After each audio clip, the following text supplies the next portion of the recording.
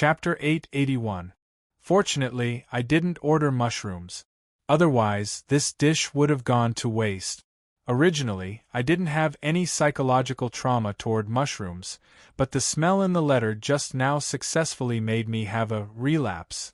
Klein's expression quickly returned to normal.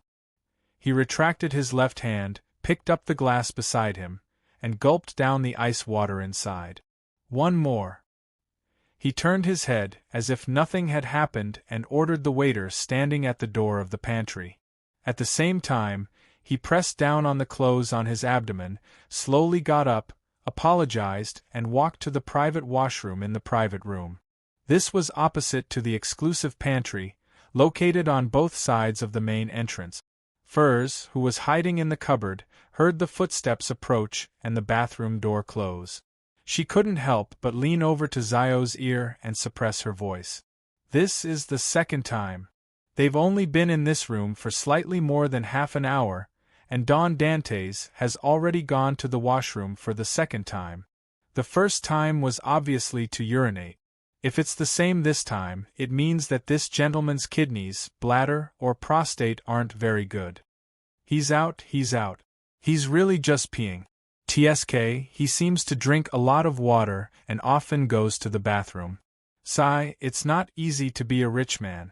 It's especially difficult for a good-looking rich man. Zio rolled her eyes at her friend. This has nothing to do with you. Be serious and focus. We're doing a mission. Also, that member of parliament named Mocht has a rather powerful bodyguard. Perhaps he's a beyonder. We have to be careful. Furs had no choice but to suppress her desire to communicate. They were all guarding outside the door. They didn't guard against anyone going through the wall. That's not professional at all. All right, we'll talk about it when we get back. At this time, Klein had already walked back to the table and sat in his seat. He drank a mouthful of ice water and sipped the white wine before smiling at Mocht. It's been almost 2 months since I came to Bakeland. I've been busy familiarizing myself with the environment here and haven't been able to start a new business. Every day when I wake up, I see the gold coins flowing out and none of them come back. It's time to do something. He jokingly pointed out that he was willing to participate in the arms trade. Mocht stroked his cup and smiled warmly. I can understand. I also went through this stage in the past. How much money do you have left? I can introduce some friends to you. Klein replied calmly, That's right. Currently, the most I can spare is £20,000. You're richer than I imagined, Mocht said wistfully. Under normal circumstances, a millionaire who could take out £20,000 in one go would definitely have a net worth of £100,000. Without waiting for Don Dantes to be humble, he casually said, Didn't you buy 3% of the coin company's shares? You can pledge it for at least £10,000, which will help you ease the financial strain. Klein smiled and sighed. I've already donated these shares to the church. I'm going to set up a bursary fund for the poor. Donated to the church? Mocht hadn't met St. Samuel Cathedral's priest and bishop today. Furthermore, he was outside and hadn't received an invitation, so he wasn't aware of this matter. Ma Amriana and Hazel, who were enjoying their delicacies, also looked up and subconsciously cast their gazes at Don Dantes. At their level, there were quite a number of friends they were familiar with who could fork out £10,000 in cash, but only a few had the ability to donate that much money. And among those few, there might not be a single person willing to donate. No, there was already one, Don Dantes. Yes. Klein nodded with his usual expression. If not for the goddess's blessings, I would have long died in the chaotic southern continent. And when I was young, if I had the chance to attend school and study, perhaps my life would have been completely different. I wish to give those children who yearn to change their fates some hope. Your character is equally impressive as your generosity. Ma Amriana put down her knife and fork as she praised sincerely. Hazel nodded indiscernibly as she looked at Dwayne Dantes with a much gentler gaze. Seeing her parents begin chatting with him about charity, she apologetically left the table and walked to the washroom. Her right hand seemed to be casually pressing down on her tummy. When she came to the door, she was just about to turn right when she suddenly turned her head and looked at the cupboard in the pantry. She frowned slightly, revealing a look of confusion. She then retracted her gaze and opened the wooden door to the washroom. After washing her hands, Hazel seemed to forget the abnormality from before. She touched the necklace by her chest and returned to the dining table. After the dishes and desserts were served, dinner was over. The quartet left the room with their servants and met up with the 2 bodyguards outside. They planned on returning home.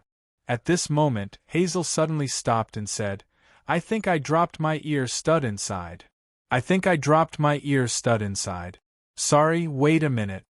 Without waiting for Ma and Mariana to instruct a maidservant to search for it, she turned around and circled around the corner, returning to the room from before. Hazel lowered her hand that was covering her left ear and directly entered the pantry. She walked in front of the cupboard and placed her hand on it.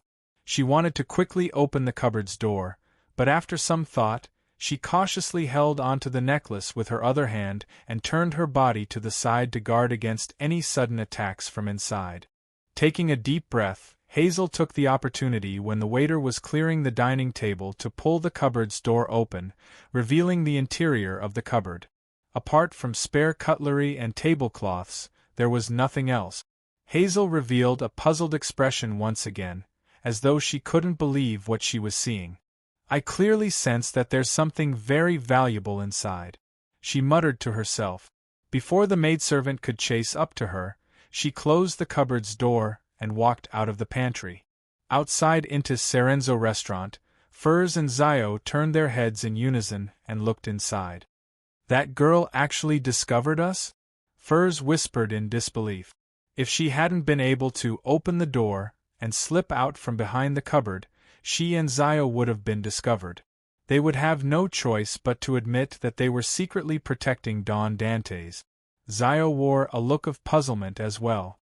"When she went to the bathroom, I remember you didn't say anything or move. Perhaps she's also a beyonder and has some sort of spiritual intuition," Furs guessed with uncertainty. "Mr. Don Dantes's life sure is difficult. On one hand, he often encounters conflict between the rich and nobles. On the other hand, not only does he have a butler who studies black magic in his house, but there's also a beyonder with mysterious powers nearby. By the way, what's her name?" "Hazel." Zio was searching for Don Dantes's carriage and hiding beneath it when her gaze suddenly froze. "Furs, look. That person's behavior is a little abnormal." Furs followed her gaze and saw a middle-aged man in a black suit. He was pacing back and forth on the edge of the street, looking anxious and impatient. "What's wrong?" Furs didn't have the time to observe carefully and asked directly. Zio gave a simple answer. "He's dressed like a respectable gentleman, but his shoes are very dirty. It's as though they haven't been polished in a while. As you know, Bakeland is very dusty. Also, he'll touch his armpit from time to time. I'm willing to bet that there's a pistol hidden there. Apart from that, his expression and posture indicate that he's abnormal." "They're coming out soon. I'll head to the carriage first. Pay attention to this person and protect Mr. Dantes." "All right." As Furs found it troublesome, she was also rather intrigued. Hence, she retreated to a spot with some cover and paid close attention to the entrance of Intis Serenzo restaurant. 20 to 30 seconds later, Don Dantes and Mock's family walked out. They bade each other farewell and prepared to head to their respective carriages. At this moment, a two-wheeled carriage charged over from the street at an extremely fast speed, as though it would topple at any moment. The horse that pulled the carriage had a crazed look in its eyes as though it had suffered a fright. In its panic, it slammed into the entrance of Intis Serenzo restaurant.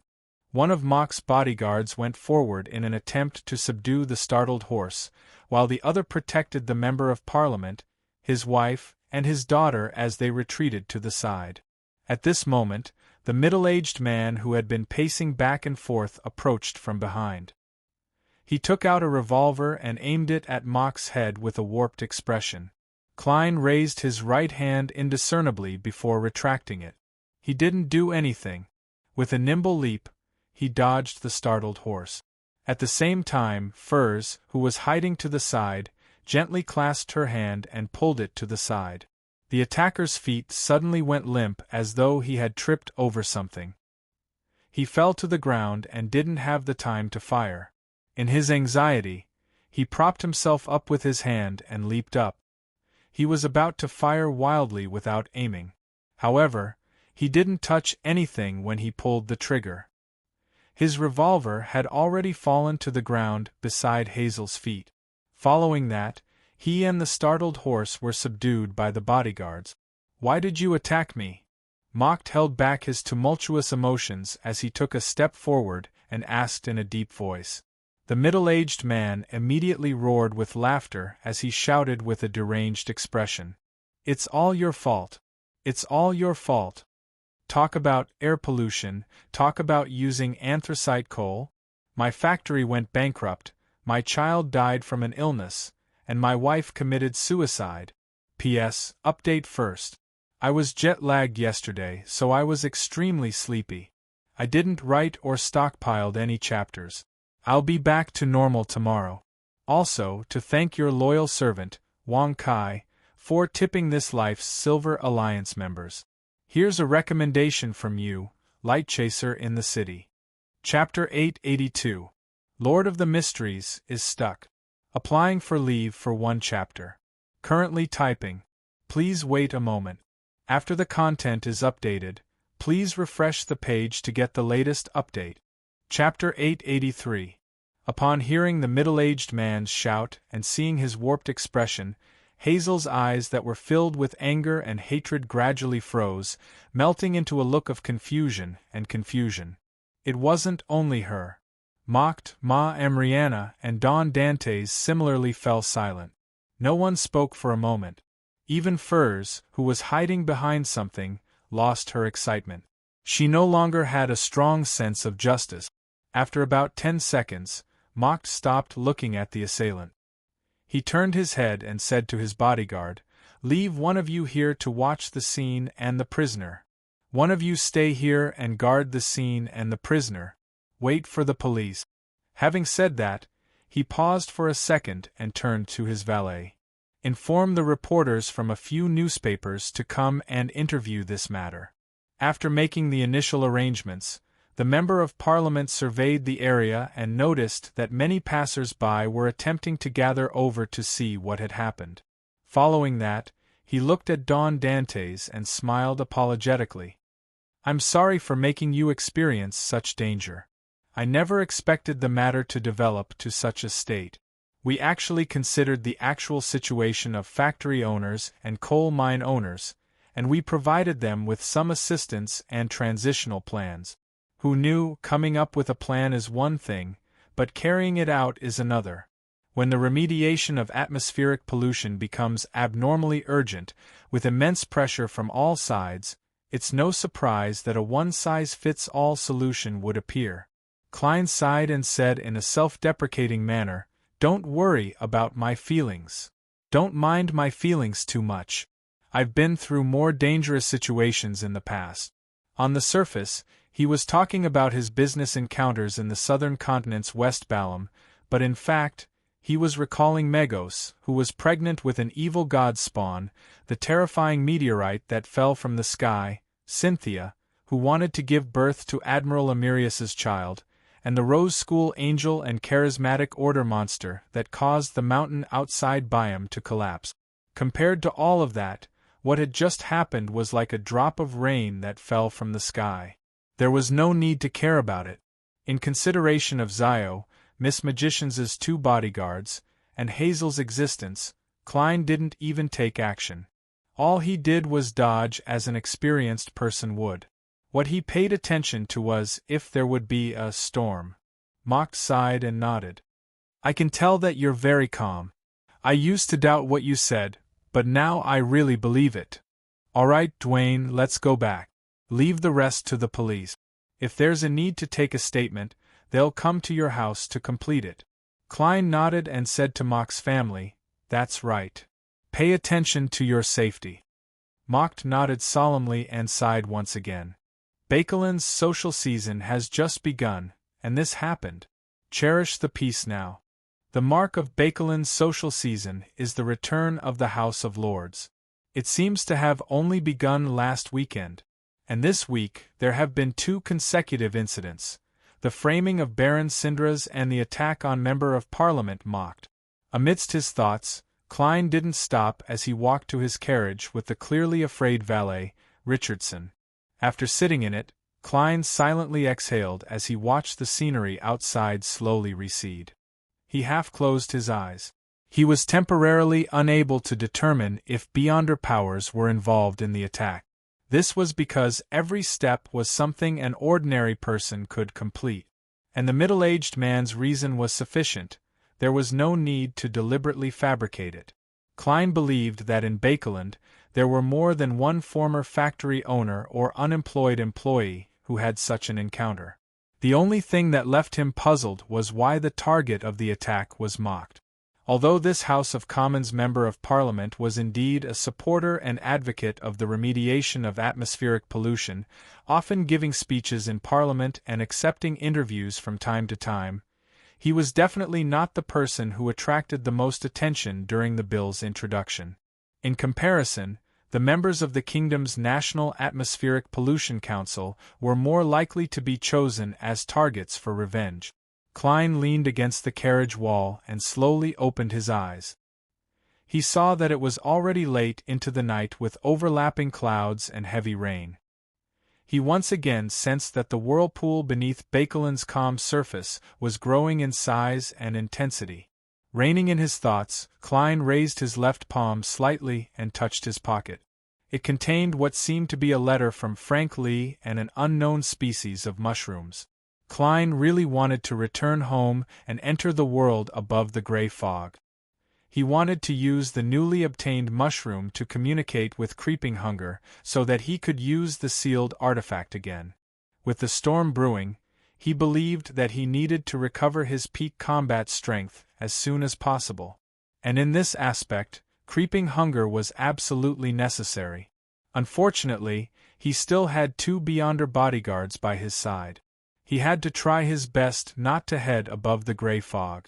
"I clearly don't need protection, but I spent a few £100 to hire 2 people to restrict my movement. How helpless of a tycoon." Klein sighed inwardly as he picked up the black tea that Richardson had just prepared. He took a light sip as his facial muscles immediately tensed up before relaxing again. Klein looked down and discovered that the black tea had twice the usual amount of lemon slices. He discreetly swept a glance at Richardson and saw that his valet looked a little dazed, as though he was still immersed in the shock from the assault. As cowardly as ever, Klein evaluated inwardly as he placed the porcelain teacup on the table. Late at night, 39 Buckland Street, Member of Parliament Mock's house. Hazel sat in front of the dressing table and looked at the grey rat squatting on the powder box. After a long silence, she said, "Did my father do something wrong? He was clearly pushing for a good thing. Nothing is beneficial to everyone. There will always be those who suffer losses. At such times, the corresponding bill or plan needs to be considered, compensated, and help. If your father did such a thing, the problem doesn't lie with him. On the contrary, it only means that he's cold and cruel," the rat said in a perfunctory manner. Hazel thought carefully for a few seconds before her expression relaxed. She then said, "During dinner, I sensed that there was an extremely valuable item hidden in a cabinet in the room. But when I opened it later, I didn't find anything." The rat was startled for a moment. That might be Don Dantes' bodyguard. He was recently involved in a suicide case, and it's said to involve Baron Sindras. It's normal for him to hire bodyguards to protect him in secret. The bodyguard in the cupboard might also possess supernatural powers and carry a mystical item, so you sensed it. Hazel nodded gently and accepted the explanation. She subconsciously muttered to herself, "I wonder what kind of supernatural powers those bodyguards have." After saying that, she cast a puzzled glance at the gray rat. How did you know that Don Dantes was involved in a troublesome case? The mouse squeaked and said, My current state is perfect for eavesdropping on other people's discussions. As it spoke, it looked in the direction of 160 Buckland Street as its eyes shimmered. Furs, who was taking turns sleeping, felt herself floating into an ancient and majestic palace. It was filled with all sorts of beyonder ingredients and mystical items, and there were even 2 blurry tarot cards.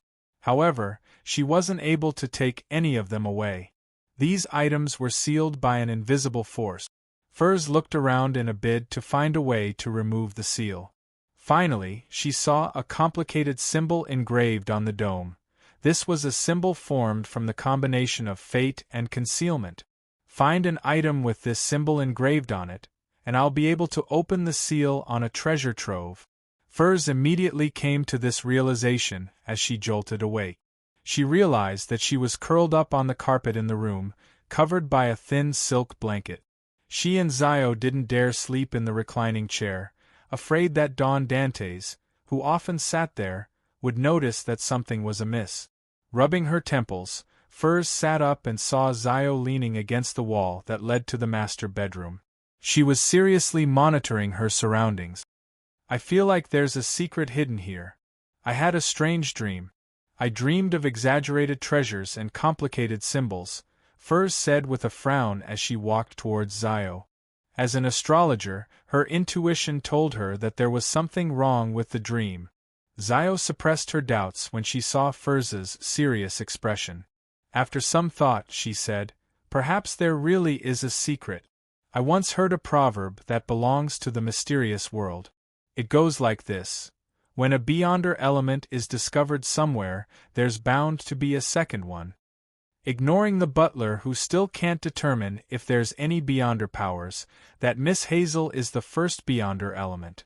Nearby her, or rather this street, there should be a second one. Furs nodded gently and said with a smile, However, this has nothing to do with us.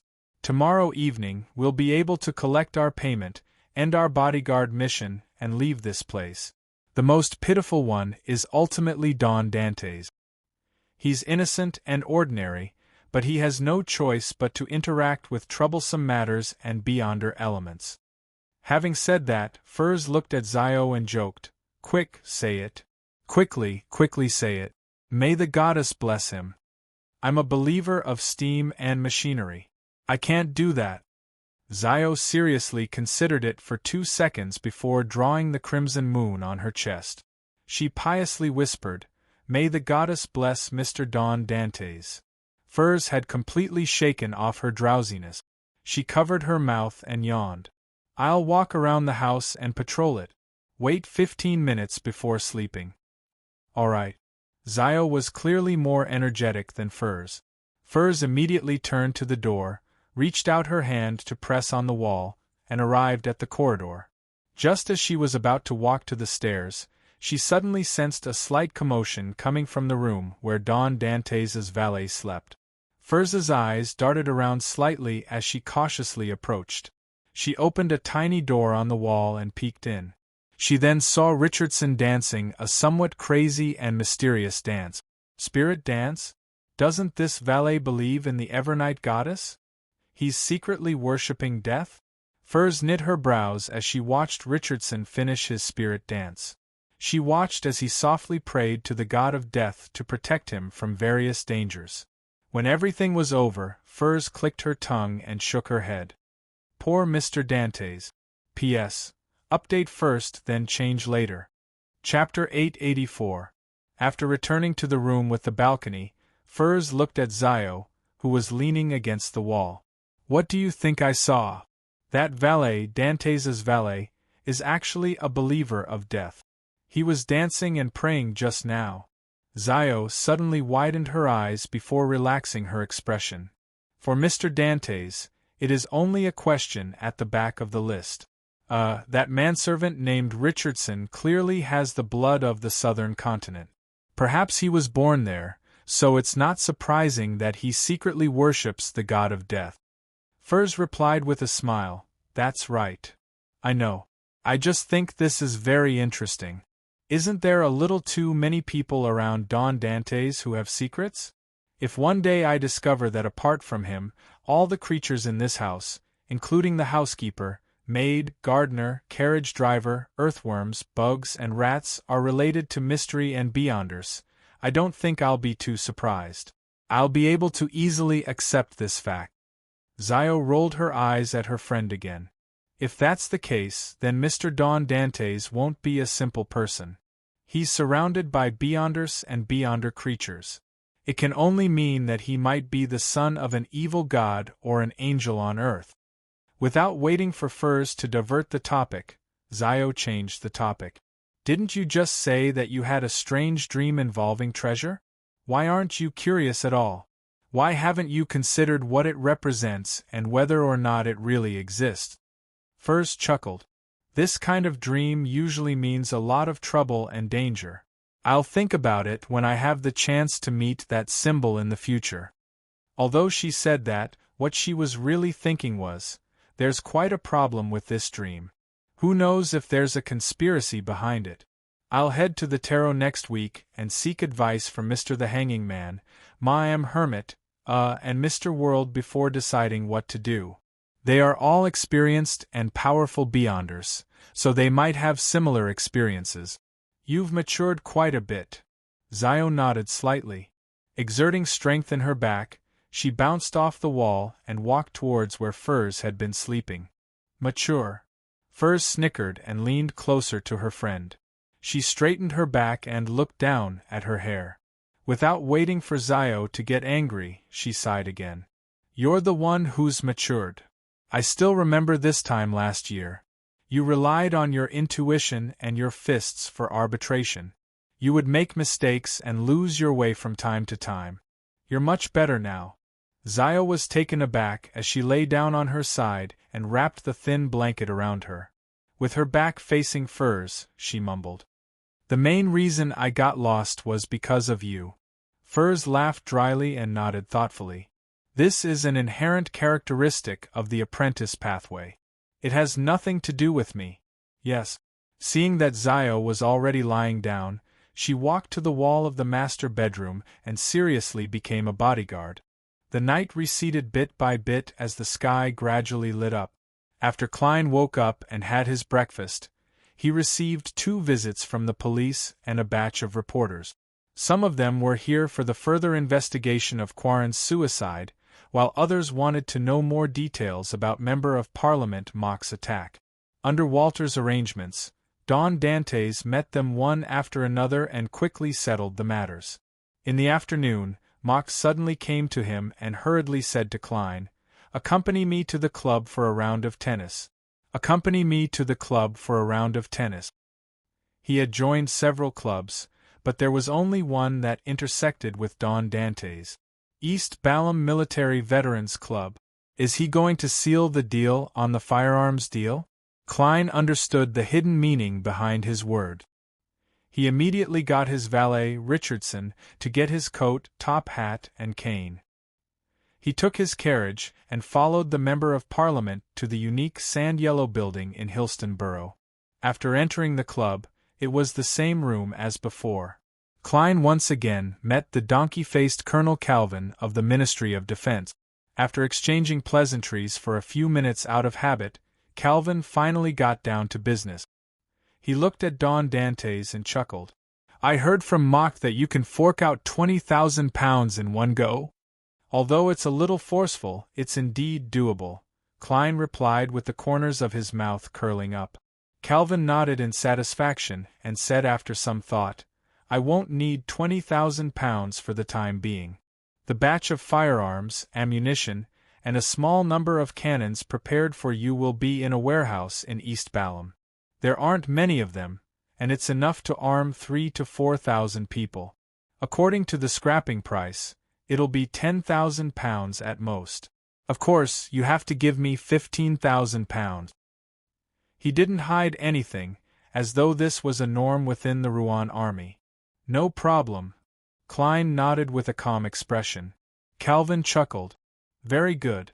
Mock has a good eye. If you want to do business in this area, you absolutely can't be stingy. That batch of firearms is worth at least £20,000 in West Balham. If you can find a suitable buyer and use your experience there, you can definitely sell it for £30,000 or more. By the way, the transportation and storage fees will be borne by you. We will only send 2 or 3 people to assist you. Indeed, there are overseers. Klein listened intently, feeling that he needed to urge Admiral of Stars and Donnas to quickly provide him with information on West Balham. He pondered for a moment and said, "Roughly when will it begin?" "There's still another 2 weeks before the batch of firearms is placed in the corresponding warehouse. It's up to you to decide when to begin. Yes, you don't have to pay in full. Pay £8,000 to £10,000 first, and you can pay the rest when the matter is over." Calvin put on a look as though he was very amicable. 2 weeks later. "It's almost the end of the month. I definitely have to attend the Snake of Fate's birth banquet before leaving. I'm still waiting for his umbilical cord blood." Klein's thoughts raced. "I need to make some preparations. I'll probably head to the southern continent in early July." After Calvin and Mocht exchanged looks, they rubbed their palms together. "No problem." Outside East Balham Military Veterans Clubhouse, Zio and Furs were hiding on the roof of a nearby building, monitoring the people around them.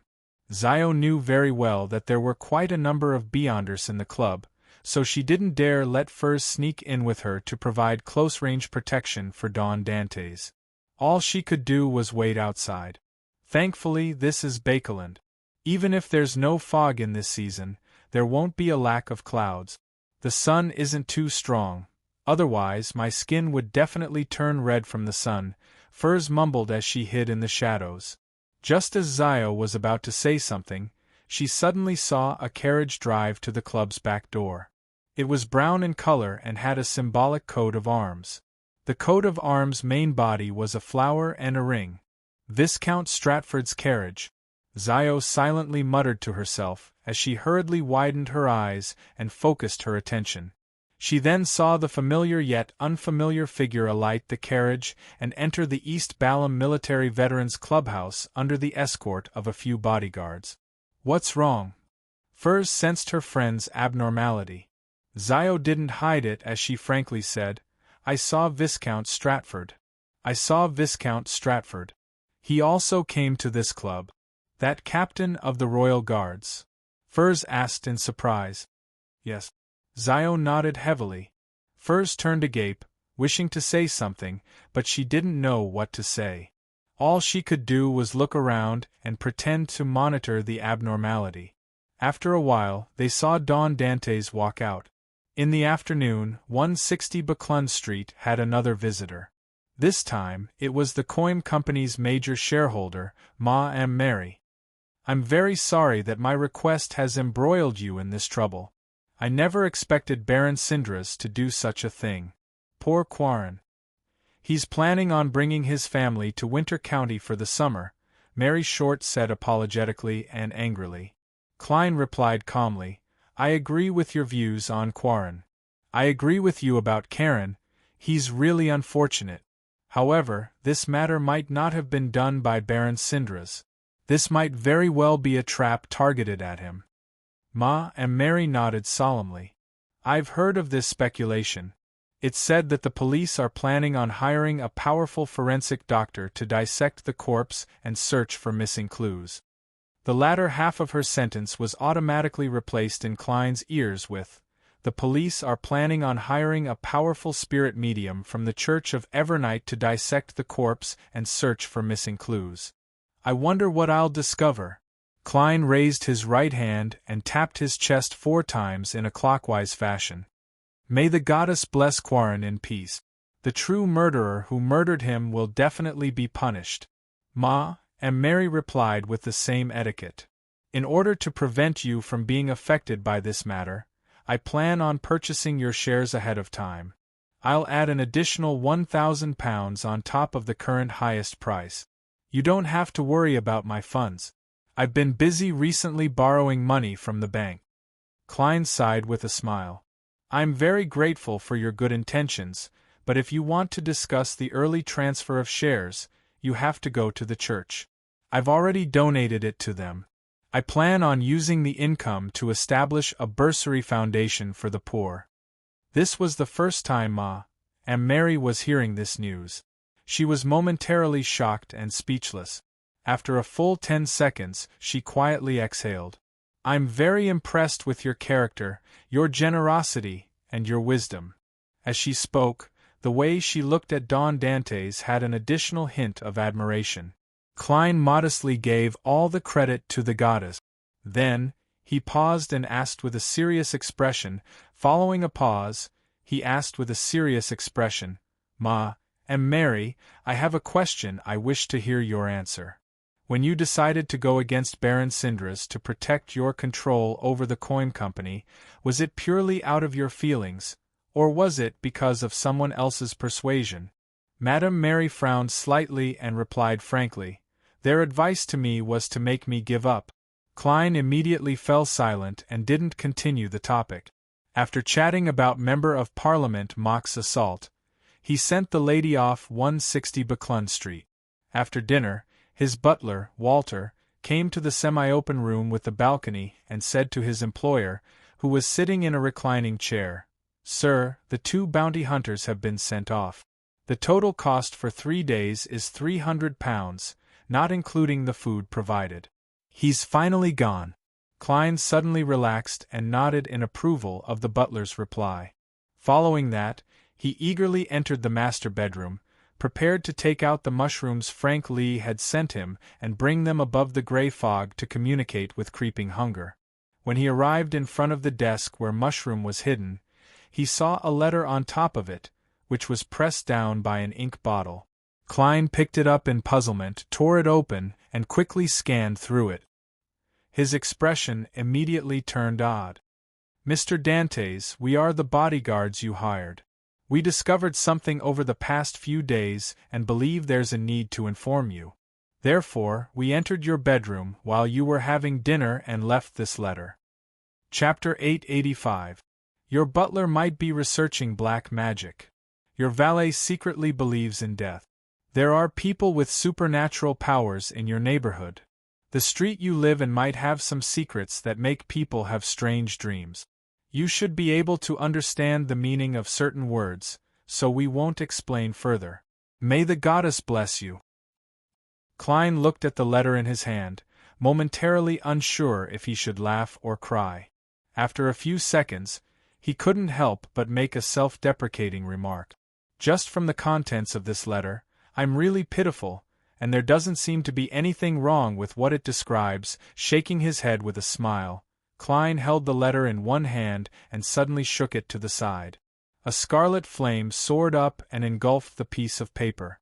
Regardless, Miss Zio and Miss Magicians are rather kind.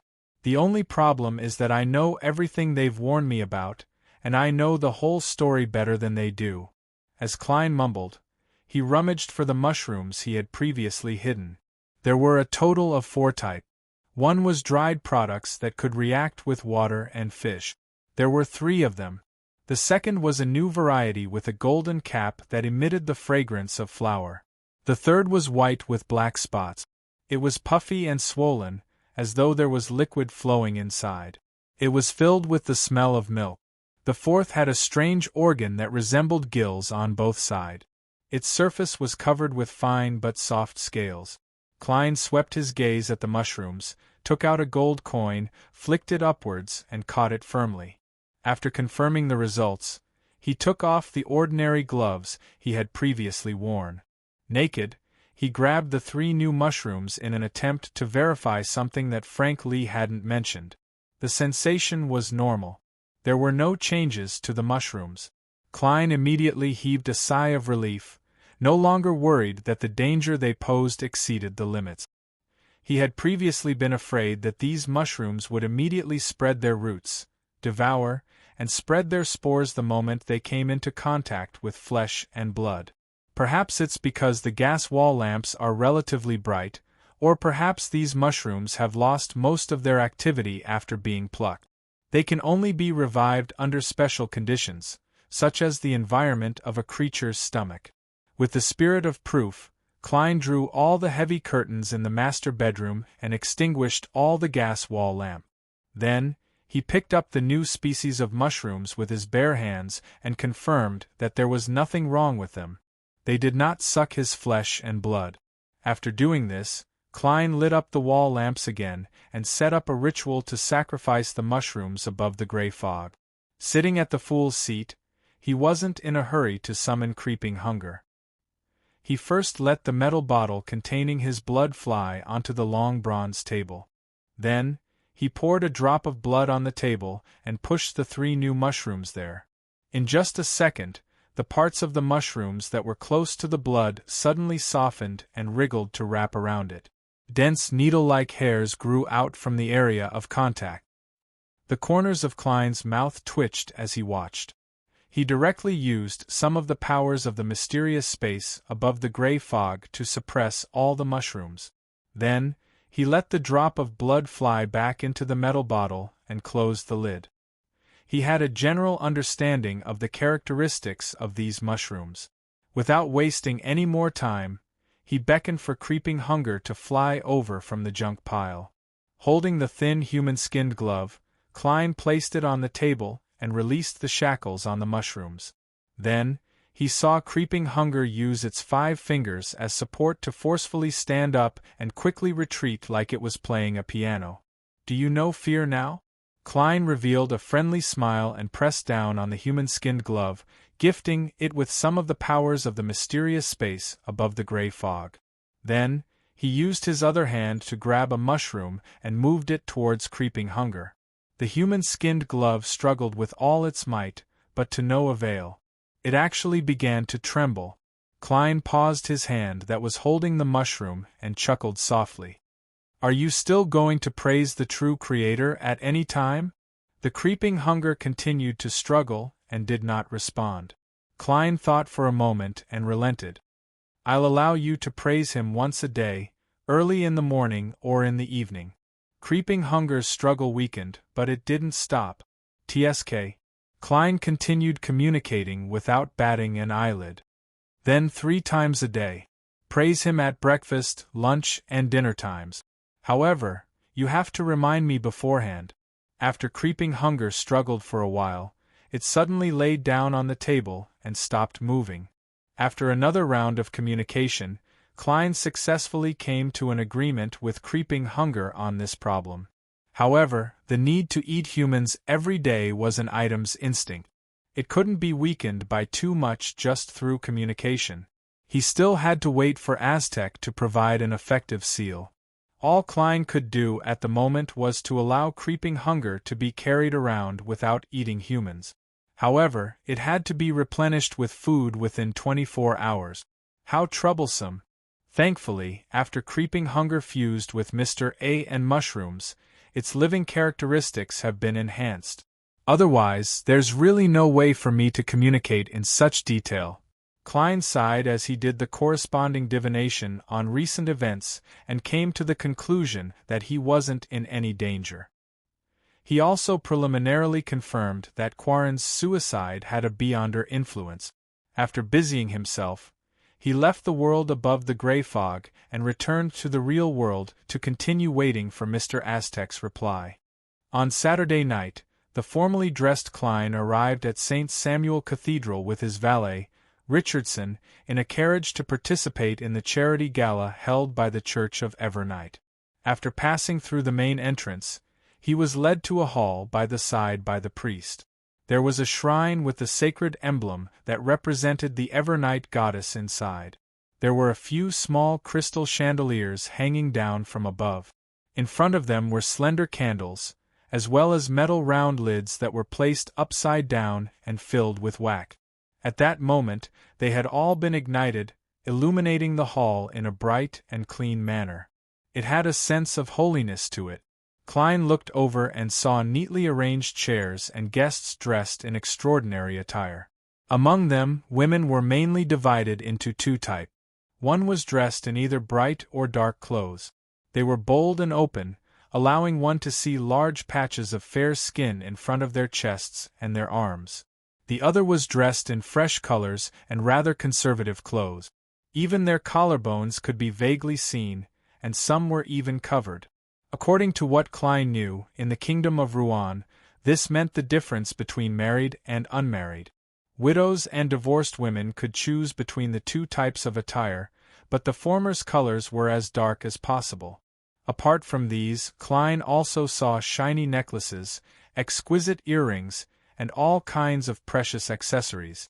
Compared to the balls and banquets held by Member of Parliament Mocht and himself, the guests here were clearly more grandiose.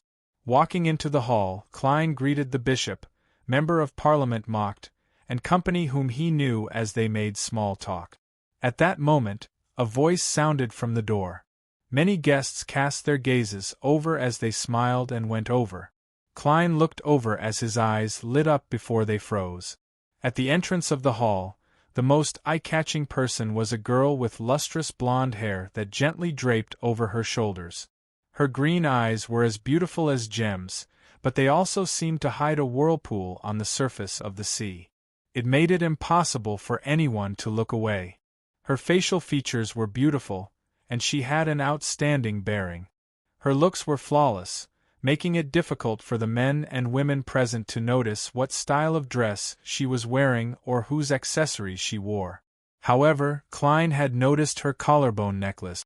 A round and flawless pearl happened to be embedded at the intersection of her two collarbones. It softened the contours of her neck, giving her a pure and charming feeling. Klein had seen her before and knew her. She was Miss Justice of Tarot. Back then, with the help of the magic mirror divination, Klein had seen her.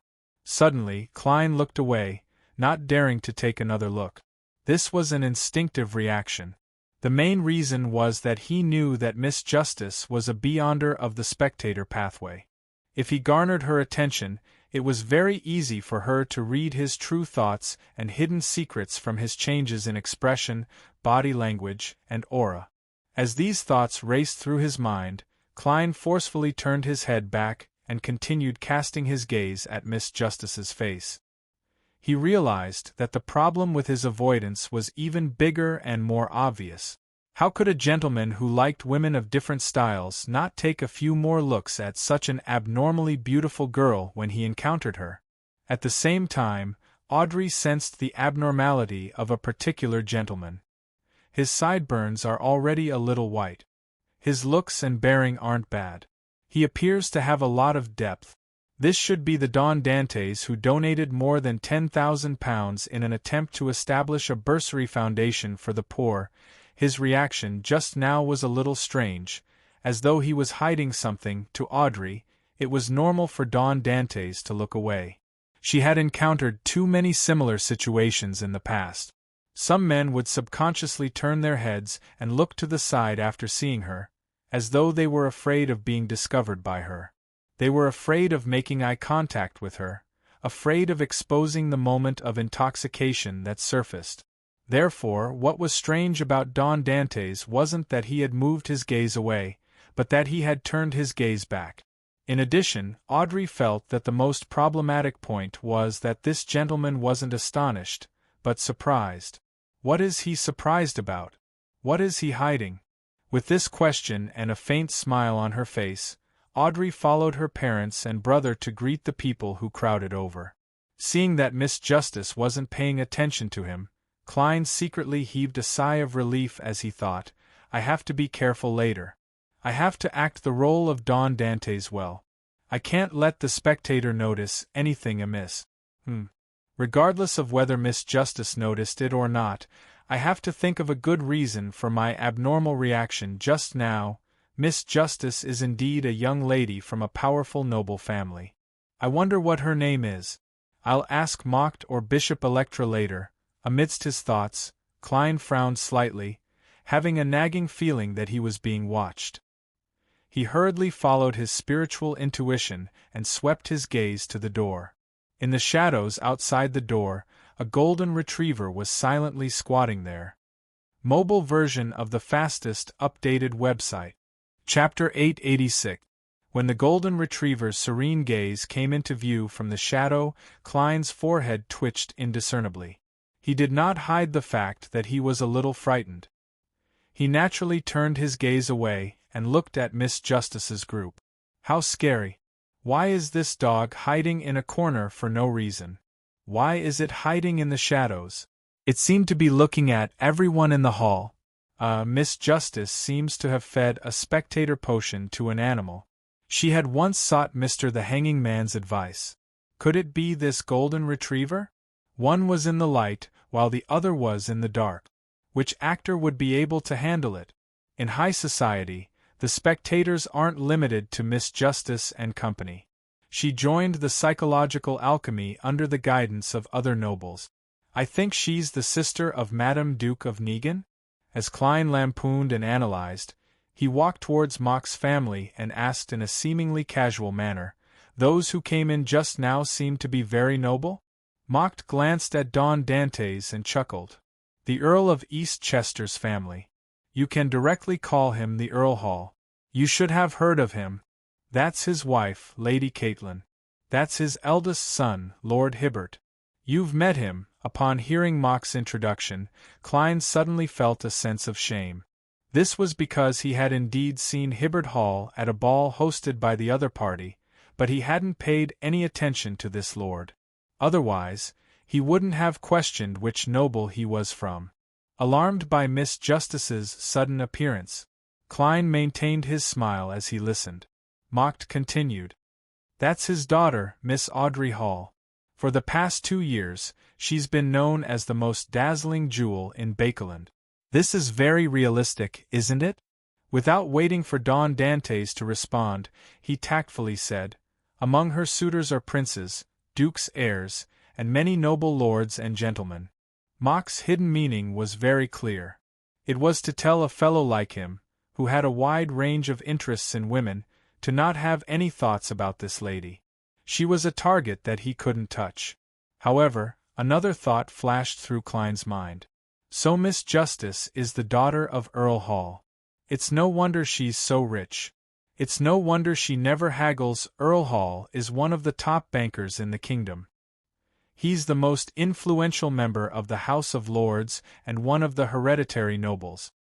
His wealth is only slightly greater than Baron Syndra's. Even if Miss Justice isn't able to inherit the title and family business, the assets she receives would still be worth at least £100,000.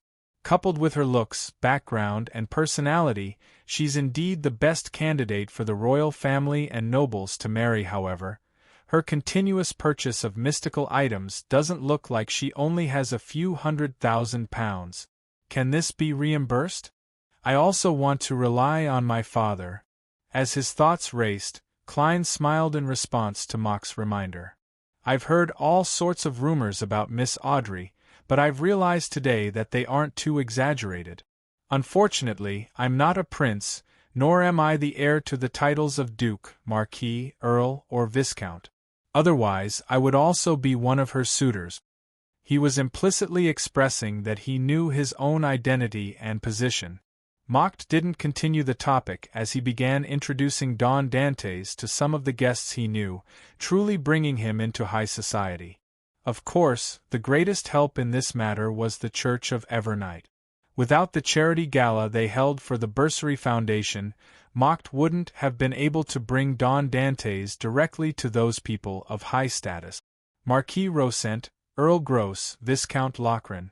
The aristocratic believers of the goddess exchanged a few pleasantries with Don Dantes, all of them in a rather cordial manner. Before Mock finished his introductions, an elder walked in. He wore a black clergyman robe with red accents. On his chest were 5 dark sacred emblems. His face was clean without a beard, and his eyes were deep, dark, and serene. Including Earl Hall, everyone turned to face the elder and bowed respectfully.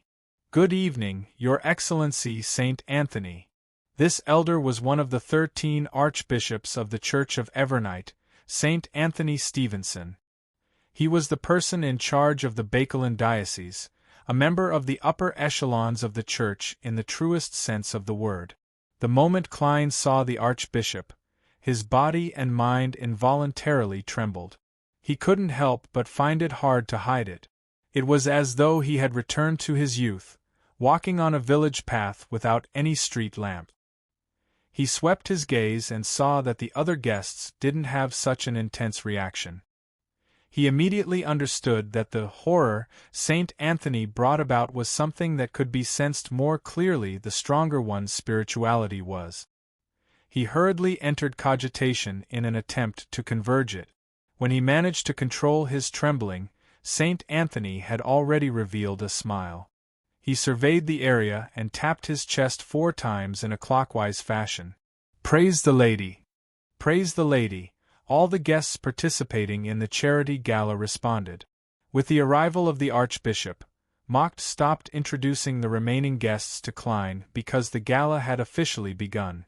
According to the usual practice, everyone first sat in their seats and piously prayed to the goddess for 3 minutes. Following that, the cathedral's choir walked to the front of the altar and used an ethereal and orderly song that could cleanse one's soul to praise the goddess. After the religious ritual ended, Bishop Electra was instructed by Saint Anthony to come to the side where the choir had been standing. There was a wooden platform with all sorts of books placed on it. "Thank you for coming. Your character is like the resplendent stars in the silent night." Bishop Electra said a few polite words before saying, "Our establishment of a bursary foundation for the poor stemmed from Mr. Don Dantes' suggestion. He is a true noble gentleman. His piety and character are impeccable, making him a role model. Let's invite Mr. Don Dantes to give us a short speech." Although Klein was already prepared, he still gasped when he heard the last sentence.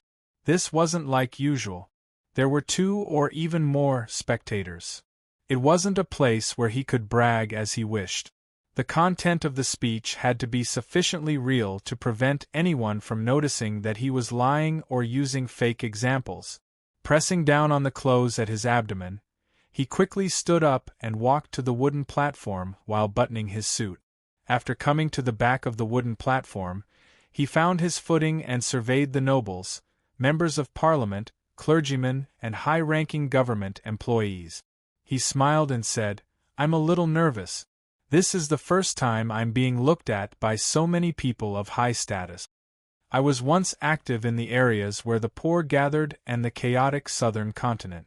Because of that, I saw many things.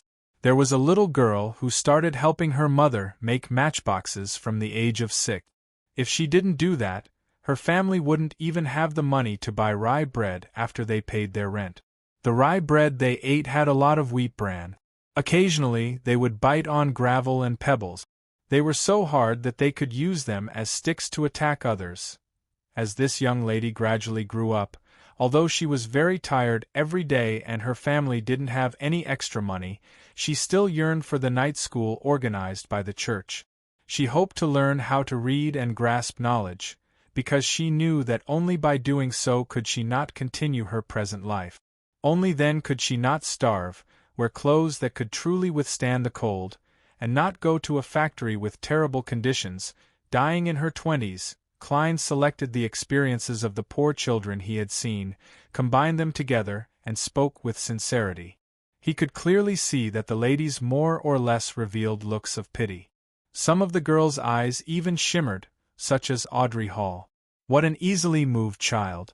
My performance comes from the bottom of my heart. I can even move myself, much less the audience." However, most of the gentlemen weren't moved much. Some likely already understand the situation of the poor, while others don't care about people of low status. Klein swept his gaze and continued, "Our industry is developing. Our industry is developing, and we'll definitely need more literate workers in the future. Our election conditions are being relaxed, and those who are eligible to vote in the future will definitely include the majority of educated people. Out of pity for these poor children and my expectations for the kingdom's future, I've decided to donate all of my coin company shares to the church to establish a scholarship fund for the poor, allowing them to have a chance to enter the true temple of knowledge after attending the free night school." Earl Hall, who had a beautiful mustache, nodded when he heard that. He was the first to raise his hands and clap gently. Amidst the warm applause, Klein returned to his seat. Bishop Electra went forward and announced, Mr. Don Dantes' donated shares are worth £15,000. The shares that Mr. Dwayne Dantes donated are worth £15,000. We will use it to establish a lone charity bursary foundation. Ladies and gentlemen, if you agree with his ideas and sympathize with children who yearn for knowledge, you can participate in this foundation. As he spoke, he pointed to the donation box beside him. Audrey retracted her gaze, pressed the corner of her eyes, and turned her head to her father. Dad, I plan on donating £1,000. What about you? As she spoke, she quickly summarized the situation she had just observed in her mind. Don Dantes likely led a life at the bottom of society. His sympathy, pity, and speech are all very real. Those poor children are really pitiful. When the bishop mentioned that the shares are worth £15,000, the corners of his mouth curled up unnaturally. It's obvious that his heart aches for the money. However, the sincerity of his donation doesn't seem fake. This can only mean that he's a gentleman who loves money, but he also loves kindness. What was the reason for his surprise and attempt to hide it when he saw me?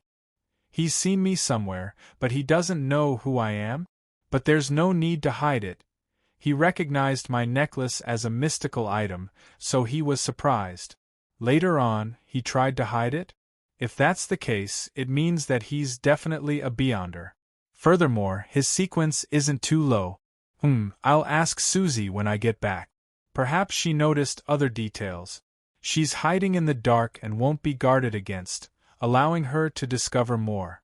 Amidst her thoughts, Audrey saw her father, Earl Hall, take out a checkbook and a fountain pen with a smile. The amount he wrote was £10,000. Mobile version of the fastest updated website. Chapter 887. £10,000. Audrey blinked as she expressed her surprise with a subtle change in expression. Without needing her to ask, Earl of Hall sensed her puzzlement and chuckled. He's a very knowledgeable person. Some of his ideas have inspired me and resonated with me. Besides, we can't ignore suffering just because it's an objective existence that can't be resolved for a long period of time. Audrey vaguely understood her father's words, but she felt that she didn't understand it clearly enough. She nodded slightly and took out her checkbook from her handbag that matched her dress. She wrote down the number £1,000. This was a charity gala, and it was held in the cathedral's side hall. Therefore, there wouldn't be dancing or overly extravagant arrangements. There wouldn't be any serving men or maidservants accompanying them. There would only be simple self-help and donations. The ladies would undoubtedly bring their own bags. After the guests placed their checks into the donation box, they went to the two long tables on the two sides to get alcohol or simple food. They walked around the hall and conversed with others without sitting down. This was closer to a buffet. Klein followed Bishop Electra to St. Anthony's side and was introduced to the upper echelon of the Church of Evernight. St. Anthony smiled in response to Don Dantes' greeting and sized him up. Very good. We are proud to have a believer like you. The goddess teaches us that character is more important than status. Therefore, you are a sufficiently noble gentleman. To be frank, when facing this saint, Klein's heart was pounding. This was because any deity or beyonder that was related to the fate domain could possibly see the gray fog aura on him. For example, all members of the monster pathway, or the Evernight goddess who wielded misfortune. And if Saint Anthony was a high-sequence beyonder of the sleepless pathway and had grasped beyonder powers related to misfortune, then it had to be said that there was a certain chance that he could tell that there was something wrong with Don Dantes. For this reason, Klein had gone above the gray fog for a divination before attending the charity gala, and he had obtained an answer that was risk-free. Since the goddess didn't say anything, her archbishop would probably pretend not to see anything even if her archbishop noticed something amiss. Klein replied with a warm smile. Recently, I've often come to the cathedral to pray and listen to Bishop Electra's sermons. I feel like my heart has been baptized, and even my soul seems to have been purified to a certain extent. That's why I can follow the teachings of the goddess and pass on beauty and hope to others." Saint Anthony nodded and said, "Yes. In front of the goddess, all believers are only distinguished by their character. Whether they are nobles or commoners, men or women, they are all the same. May those who live in a bad place be free from fear and find peace. Praise the goddess." Klein and Electra then tapped their chests 4 times in a clockwise fashion. "Praise the goddess." Seeing that Saint Anthony had turned to another believer, Klein prepared to go to the long table and get a glass of champagne to quench his thirst. At that moment he saw a gentleman approaching. This gentleman's skin was a little loose, and his tummy was clearly bulging. However, one could tell that he was rather handsome in his youth. Even now, his blue eyes that had a smile in them and his beautiful mustache didn't make him look ugly. Klein had heard Mock's introduction and knew that he was Earl Hall, a member of the House of Lords and a powerful banker. Of course, to him, this noble's most important identity was Miss Justice's father. And Audrey happened to be by his side, her bright eyes focused on Don Dantes as she waited for the interaction between gentlemen. This made Klein a little uncomfortable. I have to act in line with Don Dantes's persona. A person of ordinary birth, who has worked hard to squeeze into high society, would definitely be a little nervous and uneasy at this moment. A gentleman who loves beauties would inevitably be nervous and uneasy when faced with the most dazzling gem in Bakeland. However, he would subconsciously reveal his own knowledge, his charm, and his desire to express himself. Yes, a tycoon who has rich experiences and walked out of chaos definitely has a hidden pride, confidence, and confidence. Regardless of how he feels inside, he will try his best to remain calm on the surface. He will be respectful but not humble. Klein's thoughts raced as a smile suffused his face. He bowed to the approaching Earl of Hall. "Honorable Count, I just happened to see your check. I admire your kindness and your benevolence, but you never flaunt them or tell others how much you have donated." Earl of Hall chuckled. "No, I'm not as good as you, because the price I've paid is far inferior to yours." What he was implying was that £15,000 might be a tenth, or even a fifth of Don Dantes's total assets. £10,000 was only a thousandth or less to him. Clearly, the former had paid a higher price, and his willingness to pay was purer. "From my point of view, as long as it can help the poor who yearn to use knowledge to change their fates, all donations are sufficiently kind and benevolent. From this point of view, the difference between £10,000 and £15,000 is only £5,000. Klein tried his best to appear sincere as he deliberately glanced at the blonde girl who was listening by the side without leaving a trace. He knew that the normal, without leaving a trace, meant very obvious to a spectator. Audrey wore a faint smile as she quietly listened to her father and Don Dantes's conversation. She didn't seem to notice the gentleman's peeping. This made Klein, who didn't receive any feedback, lose his confidence in his performance. Earl of Hall smiled and said, "Then let's keep our opinions to ourselves. It's not a bad thing. At the very least, we are praising each other. I can tell that you have had difficult times in the past and have experienced the lives of the poor." Klein nodded and said, "I don't avoid these past experiences. I don't shy away from the past. It's my precious treasure. And this is also what my friends and I lack." Earl of Hall smiled and nodded. "It's precisely because of this that you possess unique wisdom and views. I hope there will be a chance to cooperate with you in the future." "That's what I'm looking forward to as well," Klein replied in an appropriate and sincere manner. Earl of Hall pointed to the side. "Some friends are waiting for me. May your good deeds and your wealth increase." Klein didn't waste his breath as he drew the crimson moon on his chest. "Praise the lady. Praise the lady." Earl of Hall and Audrey tapped their chests 4 times in a clockwise fashion. As he watched them walk past him and head elsewhere, Klein couldn't help but secretly heave a sigh of relief. Suddenly, He tensed up again as he naturally looked around the hall, taking in the shadow of the door. The golden retriever remained crouched there, silent. On the carriage back to Empress Borough, Earl of Hall, who appeared to be resting with his eyes closed, suddenly turned his head to look at his daughter.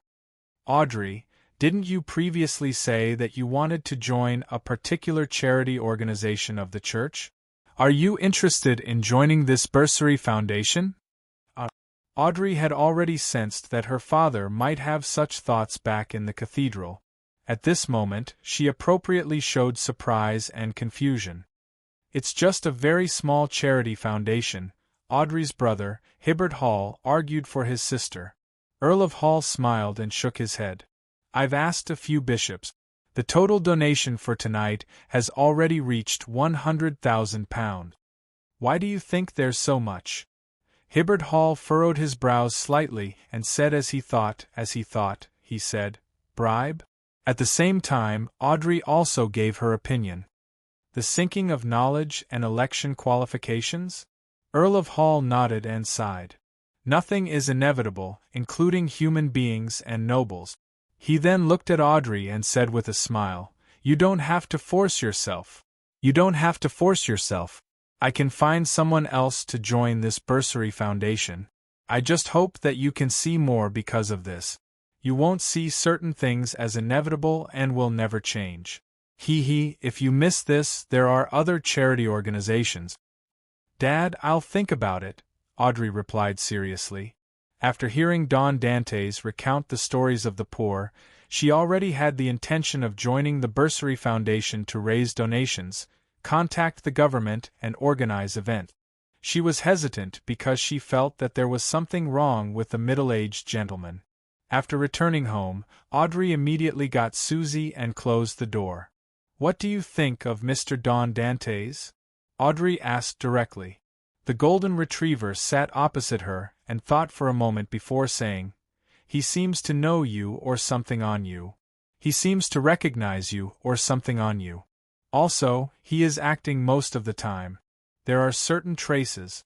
He seems to be on guard against me. He is very sharp. Yes, I also notice that he might be a beyonder. He acts very well, but it's still an act. However, that's very normal. When we socialize and face different people, we will play different roles and perform accordingly." Audrey thought and said, "The biggest problem is still why he was surprised when he saw me, to the point of being a little frightened. Also, he was actually involved in 2 cases, especially Baron Sindras's case. There seems to be some beyonder factor involved. There are signs of him being guided." Susie turned agape, but she couldn't find a definite explanation. All she could do was bark. Audrey changed her train of thought. I have to get someone to investigate Don Dantes. After confirming that there's nothing wrong with him, I'll join the bursary foundation. Alright, it's almost Monday. I can entrust Furs and Mr. Moon on the tarot. They're both in Bakeland. Monday afternoon, 3 o'clock. Dark red beams of light shot up from the magnificent palace, freezing into blurry figures. Audrey quickly surveyed the area and looked at the end of the long bronze table. She smiled and bowed. "Good afternoon, Mr. Fool." Chapter 888. Upon hearing Miss Justice's greeting, the Fool Klein suddenly felt a strong sense of emotion. After knowing her identity, status, looks, and situation, he had a deeper understanding of Justice Audrey's relaxed, cheerful, and radiant tone. He understood where their essence originated from. However, Klein didn't feel envious or jealous because of this, believing that she lacked the tempering of hardship. Instead, he felt that it was really good to have such a lady exist in a world where the underlying rules were filled with chaos, distortion, and madness. A smile suffused his face as he nodded slightly in response to Miss Justice's greeting. After the tarot members finished greeting each other, Katlia nudged her glasses, turned her body, and bowed at the blurry figure shrouded in gray fog at the end of the long bronze table. "Honorable Mr. Fool, there are 3 diary pages this time. Queen Mystic is finally online again." Klein lampooned and said with a smile, "That's right. Very good. A few seconds later, Katlia, who had obtained permission, conjured the diary pages and watched them jump into Mr. Fool's palm. Klein casually glanced at it and suddenly exclaimed in his heart. He discovered that the diary provided by Queen Mystic seemed to belong to the early days of Roselle the Great. It didn't seem like there was any important information. Normally speaking, in a situation where it's impossible to determine the importance of a diary, one would definitely prioritize the later diary entries. That way, the mystery of Roselle the Great's assassination can be maximized. I believe that Queen Mystic has the intelligence. As Klein wondered inwardly, he seriously read the first diary page. On the 21st of September, I arrived at St. Millom and officially began my first visit with the group. Faysac's weather is really a little cold. It's not even October, but it looks like it's going to snow soon. It's no wonder the specialties here are all kinds of coats and winter clothing. There's also strong alcohol. Damn, the height of the people here is really ridiculous, as expected of the country of the descendants of the giant. However, I still want to say that I hate it when people look down on me. Tonight, I'm going to a tavern to get drunk with a beauty from Faysac. Upon seeing this, Klein suddenly suspected that Queen Mystic Bernadette had provided these diary pages to ask if she had an elder or younger brother of Faysac descent. Klein held back the clicking of his tongue in his heart and looked at the second diary entry. September 22nd, I think I blacked out. What happened last night? Where's my Faysac beauty? I've never drunk from her. The people from the embassy told me that the girls here can drink more than the guys. I'll have to control myself when I go to the tavern in the future. It'll be bad if some auntie picks up my corpse. The alcohol here is really strong. I've had a headache for the whole day. Fortunately, it's not my butt. Sleep early. We'll visit the Twilight Temple tomorrow. The 23rd of September. The Great Twilight Hall was indeed magnificent, as if a legend had come to life. The building seemed to be completely prepared for the giant. As a heretic, I can only walk in circles outside. The square at the foot of the Great Dusk Temple is also filled with the fragrance of wine. There are quite a number of people here. Some are kneeling, some are sitting, and some are playing the bone flute.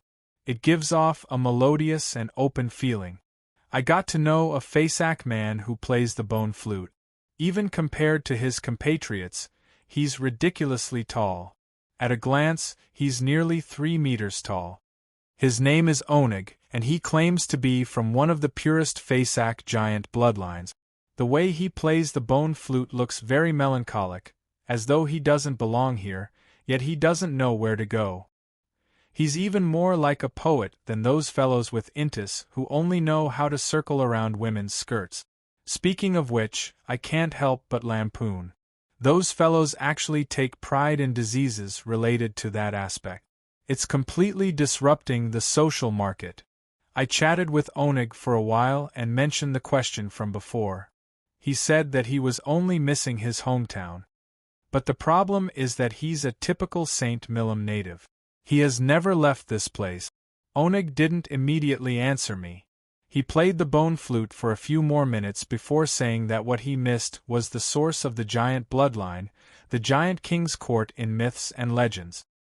He told me that he and his fellow Faysac people often dream of tall mountains, huge city walls that are built upon them, palaces, towers, and all sorts of buildings that are forever bathed in the light of dusk. This is very similar to the Great Twilight Hall, but it's even more unbelievable. It's even more epic and miraculous.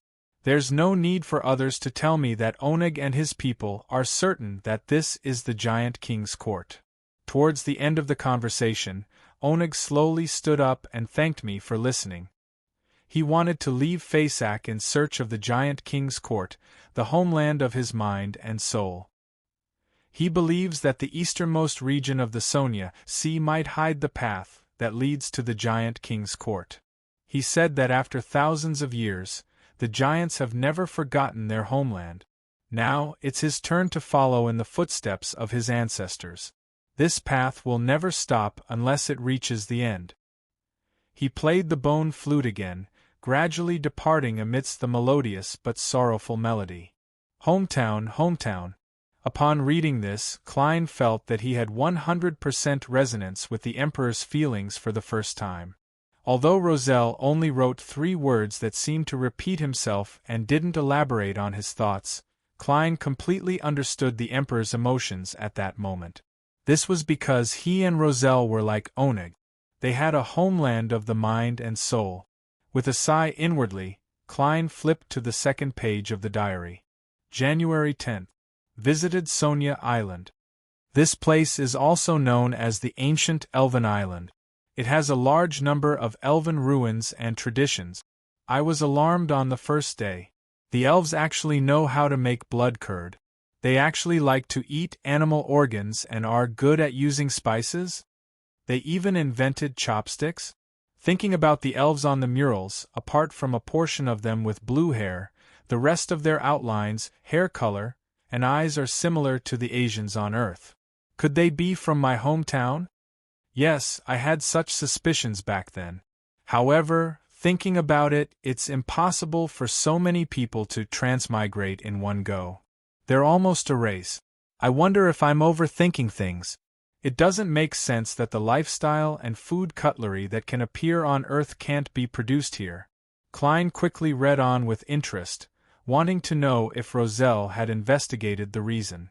January 13th. I've been busy collecting ancient relics and folklore, so I've forgotten to write a diary for a few days.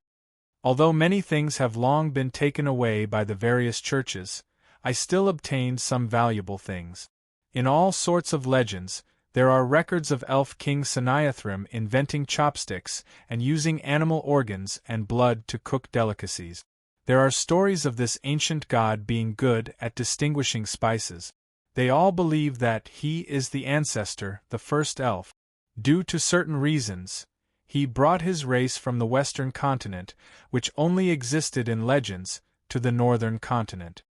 Could it be that this is my hometown, the first transmigrator? Then, he produced a race? There's nothing an ancient god can't do, including having children? He seems to have a wife who's also an elf. I'm deep in thought. January 16th. Further investigations indicate that the elves might really have nothing to do with transmigrators. At the very least, they didn't leave behind any symbols related to Chinese or English. From the beginning to the end, they should have been using Elvish. This doesn't give me any sense of familiarity. Furthermore, those commonly seen inventions didn't appear before my arrival. It's the same for many famous sayings. What exists are only proverbs and fables with similar meanings and examples. At present, all the items and legends don't support my guess. This makes me a little disappointed, but I'm also relieved. If I were to encounter another or other transmigrator, I really wouldn't know how to deal with them. January 17th. I dreamed of a hometown that I had almost forgotten. As expected, the Emperor has given up on that guess. Klein flipped the page again and looked at the last diary entry. April 2nd. My daughter is smart. She can speak before she's even a year old. Although she's only learned a few words for now, I believe that her progress in the future won't be slow. She inherited this from me.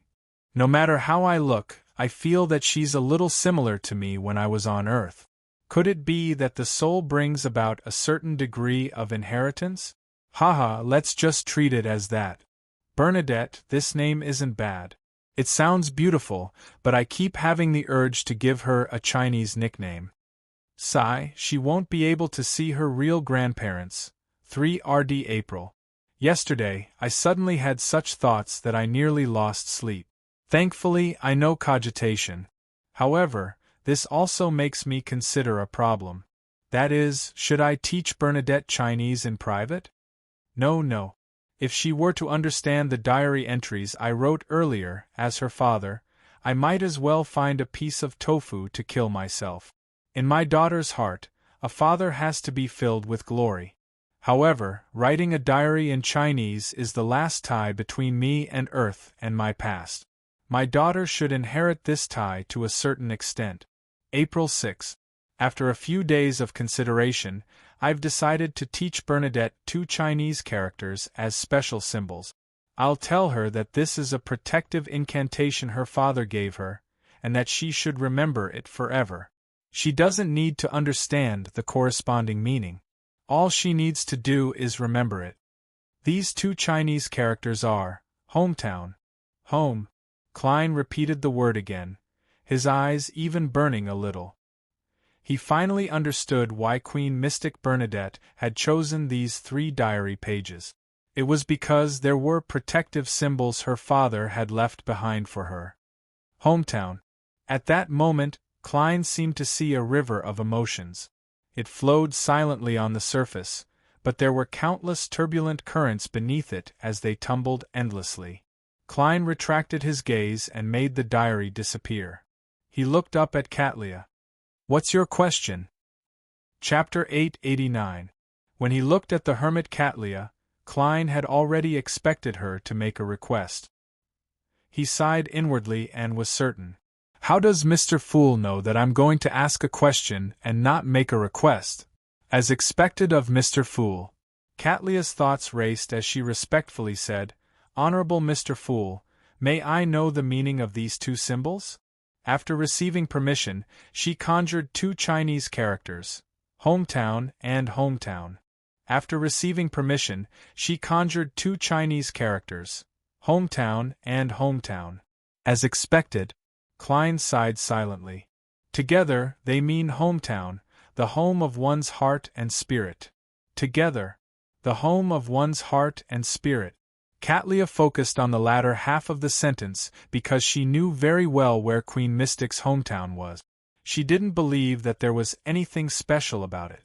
Audrey, the hanging man Alger, and the other members of the tarot took the opportunity to learn the new Roselle language, forcefully memorizing the 2 symbols' appearance and meaning, with the exception of Sunday.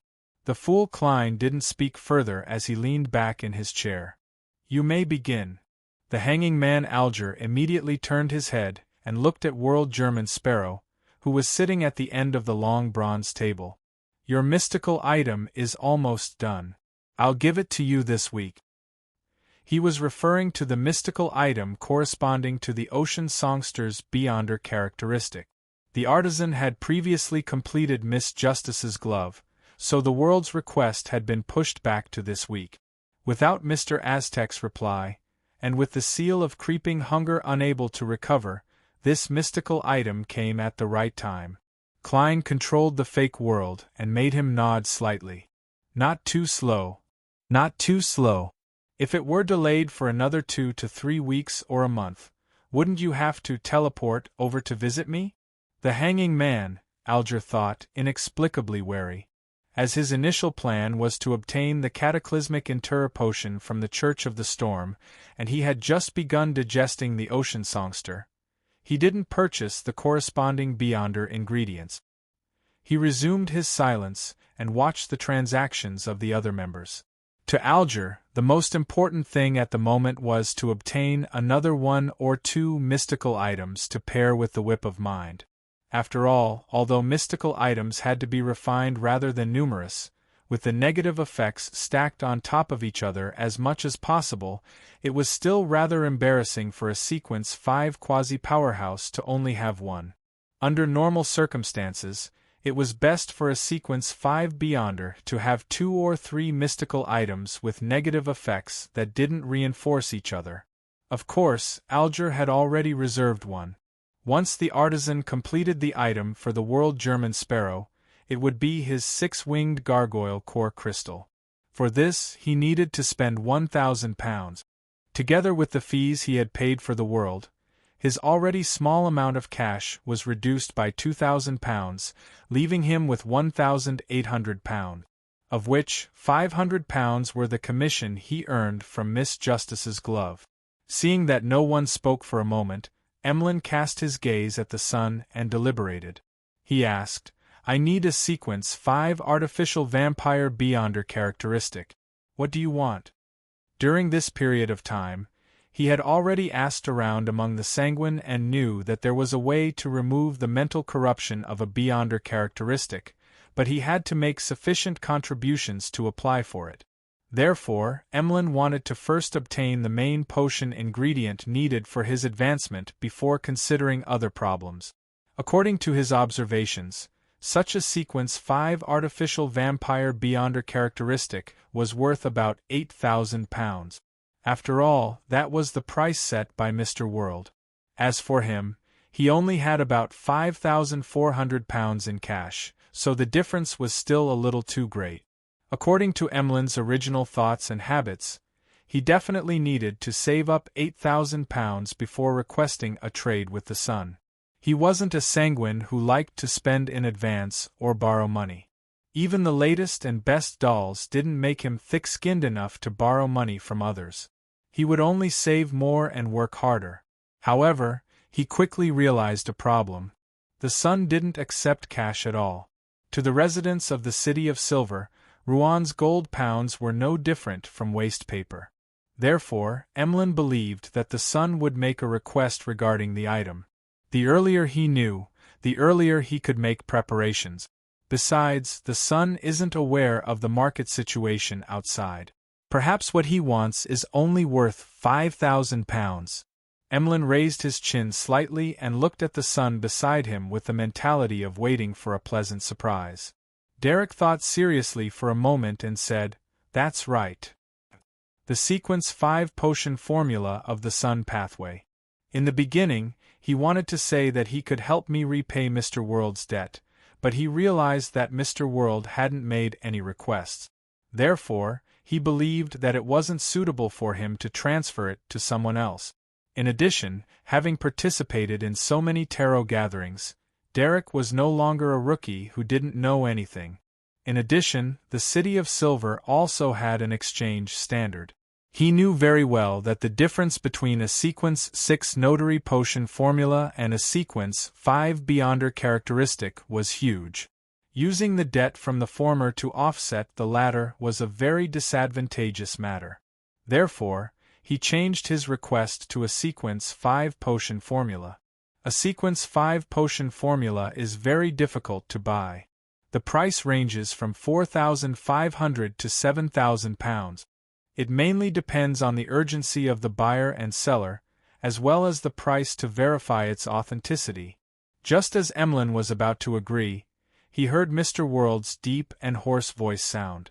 "I do." For a moment, the palace that resembled a giant's residence fell silent. The members of the tarot appeared a little numb. Is Sequence 5 that common? Emlyn felt a baffling sense of weariness when he realized that he wasn't even at Sequence 5. How much? Klein calculated Emlyn White's financial situation and made the world's German sparrow chuckle. £5,000 for the Priest of Light potion formula. £5,000? Emlyn was first taken aback before he spoke without hesitation. Deal. It was like he was facing a doll that was on sale. All right. The fake world nodded, looking as though this wasn't a big deal. Then, he saw Miss Justice survey the area and hear the girl say, "That's right. I have an investigation to entrust." Investigation mission.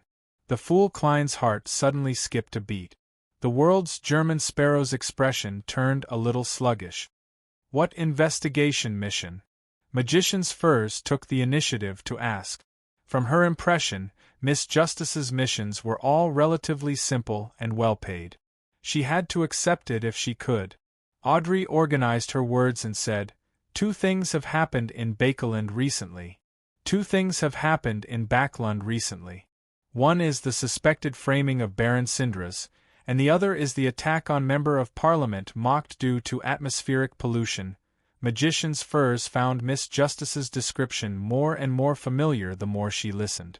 This was because she had been at the scene of both incidents. She had witnessed it from the beginning and had participated in it. Without realizing it, she sat up straight and waited for the rest of her sentence. "And in these two incidents, there's a wealthy businessman named Don Dantes involved. He has only been in Bakeland for about 2 months, and he has just donated shares worth more than £10,000 to the Church of Evernight in an attempt to establish a bursary foundation for the poor. Audrey spoke as though she hadn't directly interacted with him, but based on the information and rumors, she suspected that there was something wrong with this person. I wish to hire someone to investigate this gentleman's actual situation. I know him very well. He's rather rich and good-looking. He's experienced in handling matters and has mature means.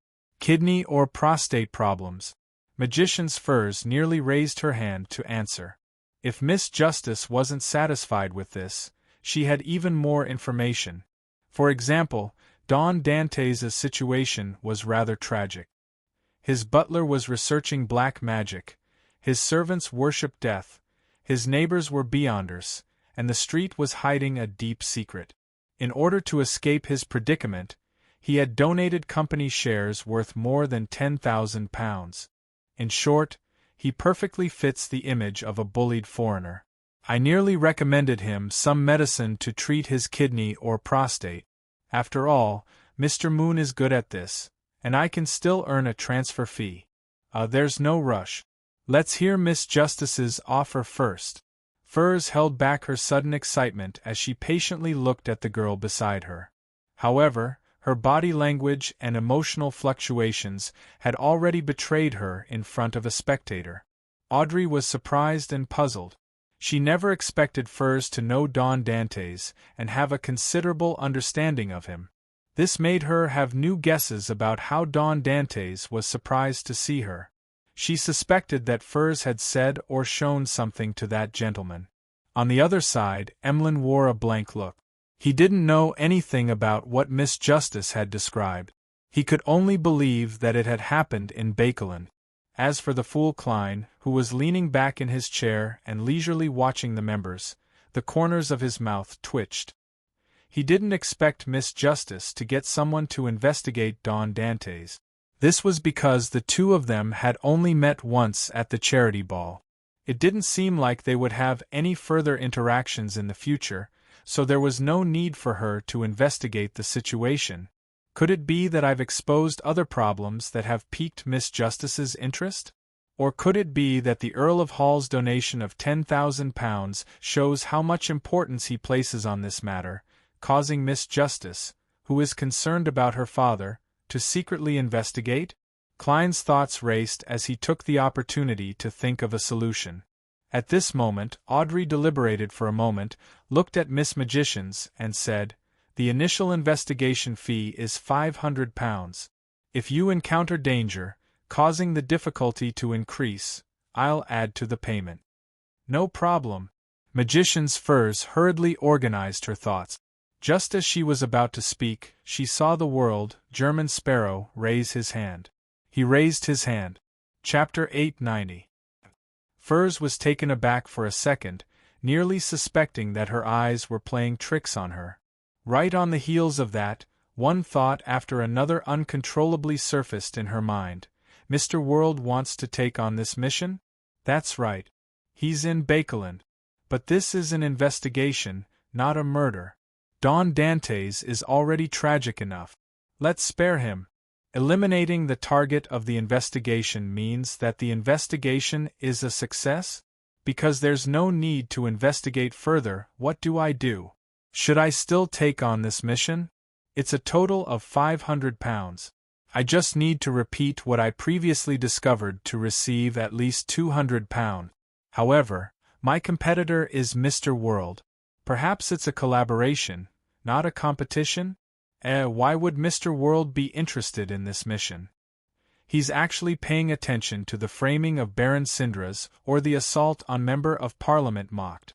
When Furs finally grasped the crux of the problem, the hanging man Alger and the hermit Catlia had already cast their gazes on the world, German Sparrow. To them, be it the framing of Baron Syndra's, the assault on Member of Parliament mocked, or the wealthy merchant Don Dantes' donation of more than £10,000, they weren't matters that needed special attention.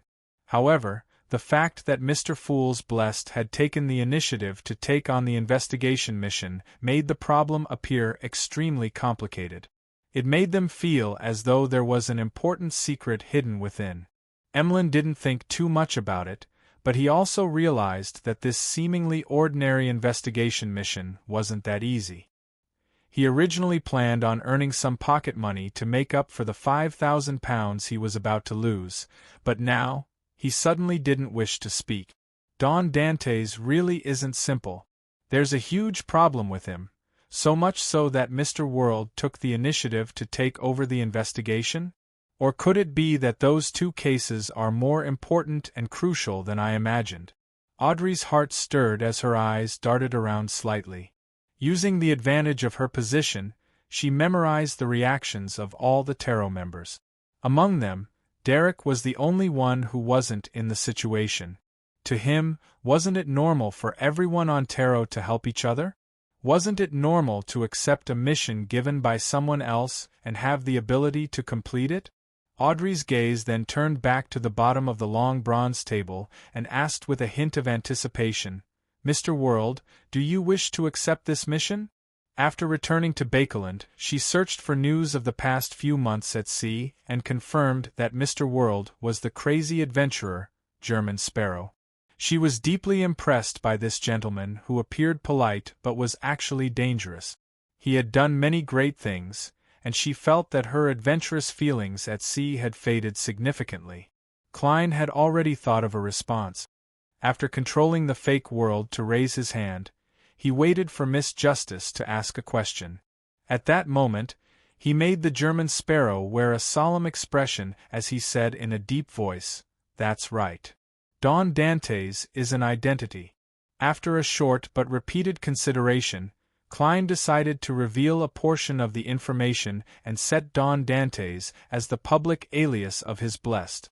He believed that if he chose to hide it this time, there would still be a risk of being exposed in the future. This was because Don Dantes was about to venture deep into Bakeland's high society. She could find clues to the great smog of Bakeland and other cases at any time. This way, it was very likely that he would need Miss Justice's help. When the time came, this spectator would likely notice something and discover that World had been deliberately hiding it, and that Mr. Fool hadn't warned him. This would lower her sense of belonging, and she might even suspect more things, triggering a crisis of trust in the Fool. Two members didn't know each other and didn't know of each other's existence, but they worked together with tacit understanding. By completing the designated missions, they pieced together the overall goal. It looked beautiful, but in fact, it was very difficult to succeed, especially when the companion was a mid-sequence beyonder of the spectator pathway. It was impossible to hide from her. Therefore, most of the time, being honest was a better, more effective, and less troublesome method than lying. As for why he didn't directly say that Don Dantes was German Sparrow, it was because Klein didn't want to give the tarot members the impression that he was the only blessed who appeared. Don Dantes is just an identity? Audrey acutely read the hidden meaning in this sentence and had a vague guess. Then, she heard the World German Sparrow simply say, "I share an identity with my companion. I occasionally disguise myself as him. I occasionally disguise myself as him." At this point, he swept his emotionless gaze at the magicians. Shared identity. Occasionally disguise myself as him. That tragic Don Dantes is the World German Sparrow? That wealthy businessman with kidney or prostate problems is the World German Sparrow? Magician's Furs felt as though she had been struck by lightning as her entire body stiffened. As her brain went numb, she felt a baffling sense of lingering fear. She subconsciously felt that Zio's unintentional words made sense. When a person's butler, valet, neighbors, and surroundings all had problems, the chances of him being normal wasn't high. No, it's not that the street where Don Dantes lives or the butler he hired happened to have a secret, but because they had a secret, they were chosen by Don Dantes and German Sparrow. The one who was pitiful and miserable wasn't Don Dantes, but the things around him that were related to the Beyonders. I was wrong. I shouldn't have asked Zio to pray for the goddess to bless him. This is more like a curse to the World German Sparrow. Furs suddenly shuddered, glad that she hadn't suggested to Don Dantes to seek treatment for kidney or prostate problems. Otherwise, she suspected that she wouldn't be able to participate in this tarot gathering, or that she would be attending in the form of a Beyonder characteristic and be sold to the other members by the world. Typically speaking, Mr. World shouldn't know that I'm a magician's, but I had Lamino's travels with me back then. He had used this spellbook and added demigod-level Beyonder powers to it. He must have secretly observed me, memorized my looks, and evaluated my value. The lingering fear in Firz's heart surged like a raging sea as her expression was filled with bitterness. At this moment, she saw Mr. World sweep his cold gaze at her. Her regret instantly intensified into extreme regret. Thankfully, I didn't rush to answer. I didn't mention my impression of Don Dantes. When Furze gradually calmed down from her horror, she couldn't help but think of another question. Were we protecting Don Dantes during the bodyguard mission, or was Don Dantes protecting us? Should I return the money to Mr. German Sparrow? At times, Don Dantes is equivalent to Mr. World. Audrey was first alarmed before she felt that all her questions had been answered. Furze did know Don Dantes, but she didn't know that he was Mr. World. Her clearly shocked reaction proved this point. The reason why Don Dantes was more surprised to see me was because he recognized Lai. Although this mystical item had changed its appearance, it originated from the Beyonder characteristic provided by Mr. World. Perhaps it has some sort of connection with this crazy adventurer. After all, German Sparrow can also disguise himself as anyone and has the ability to change his appearance. Although I've only asked Mr. the Hanging Man about what happens when an animal consumes the potion, the ingredients I've gathered are usually double. Mr. World might have guessed that there's another spectator beside me, so he's wary of Susie who's observing the hall from the shadows. Others might not suspect animals, but Mr. World is experienced. He must have come into contact with Beyonder creatures, so it's very normal for him to be wary of such matters. That is to say, Don Dantes, no, Mr. World German Sparrow already knew that I was Justice, but he didn't choose to make contact or communicate with me. Yes, there's nothing wrong with his handling of the situation. Under such circumstances, unless he directly said it, it would be very difficult for me to guess or believe him. And to say something related to tarot in St. Samuel Cathedral, that's just too crazy.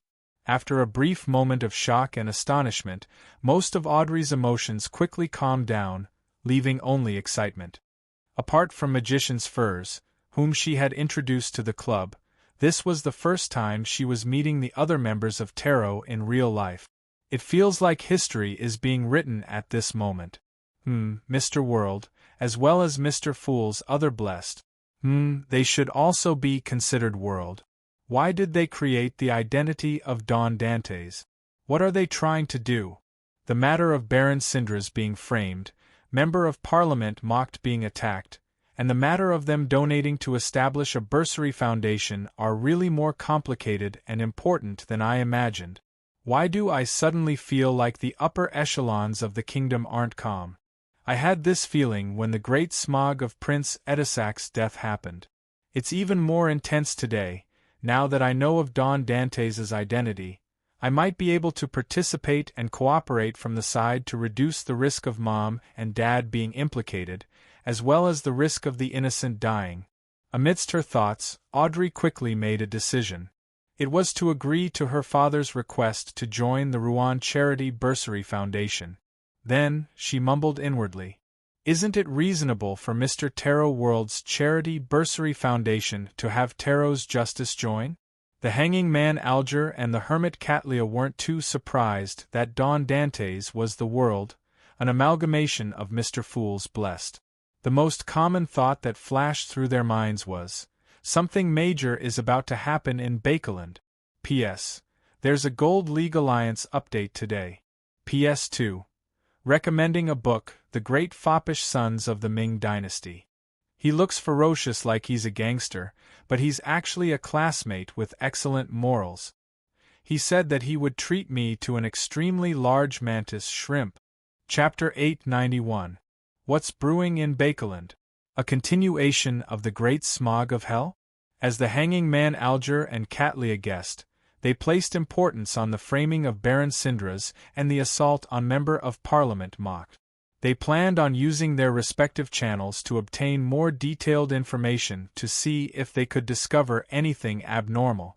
They weren't in a rush, and they didn't plan on directly asking the world what German Sparrow's intentions or what he was planning.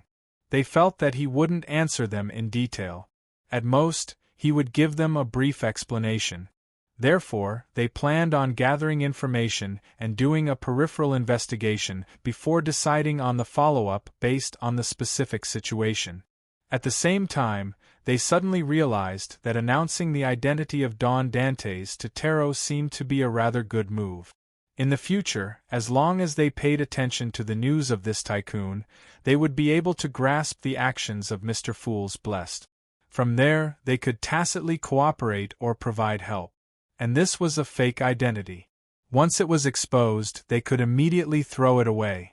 Similarly, they could also indirectly testify for this identity, making Don Dantes appear more real.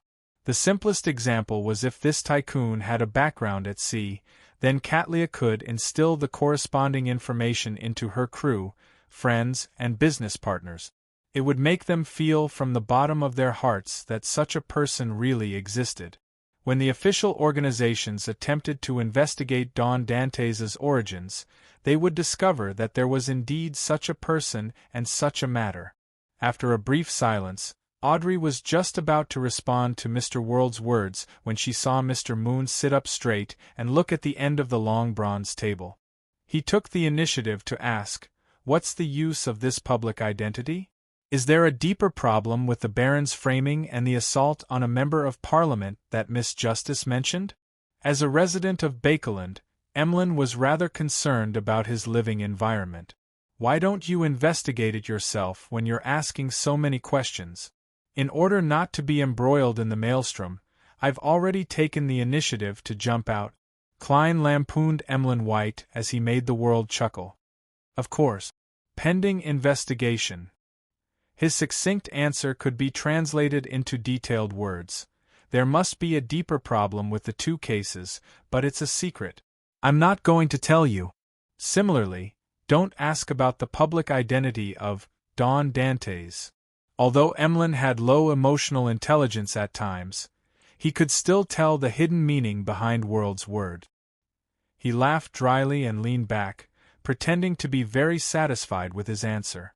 Upon seeing this, Audrey took a second to stop the corners of her mouth from curling up. Then, she said to the world German Sparrow, "All right, I understand. Thank you for the information." At this moment, the more she thought about it, the more she felt that joining the Rouen Charity Bursary Foundation was a good thing. In the future, if she were to encounter any danger or something she couldn't handle, she could inform Mr. World ahead of time. Then, she could head to the foundation as usual and busy herself next door to Don Dantes. If psychological alchemy suspects me or uses a mission to test me, I'll arrange to meet them at the foundation. Don Dantes' image is completely different from Mr. World's above the gray fog. Mr. World is an experienced impersonator. Also, Don Dantes is a public identity. It's not equivalent to German Sparrow at all times. It's no wonder there are rumors that he has a wide range of preferences when it comes to women. A crazy killer and adventurer like German Sparrow is definitely suitable for pure and innocent girls. As a spectator, Audrey couldn't help but make some connections. Upon hearing her answer, Klein couldn't help but lampoon. "What do you mean by thanking me for the information? Shouldn't I be paying £500 for the investigation? Are you treating this as a sharing between internal members?" He made the world German Sparrow nod and didn't speak further about Dantes. He turned to look at Little Sunday. He turned to look at Little Sun and said, "Do you have Bizarro Bane?" The world paused for a moment before adding, "Perhaps you use other names to call it. In short, it's good at disguising itself, and its abilities are bizarre. It's nearly at the level of a demigod, and it has a main eye that gathers characteristics." He deliberately pointed out that it was nearly at the level of a demigod, not to show off, but to remind little Sun that it was a very dangerous monster. However, the hermit Catlia and the hanging man Alger didn't pay too much attention to this.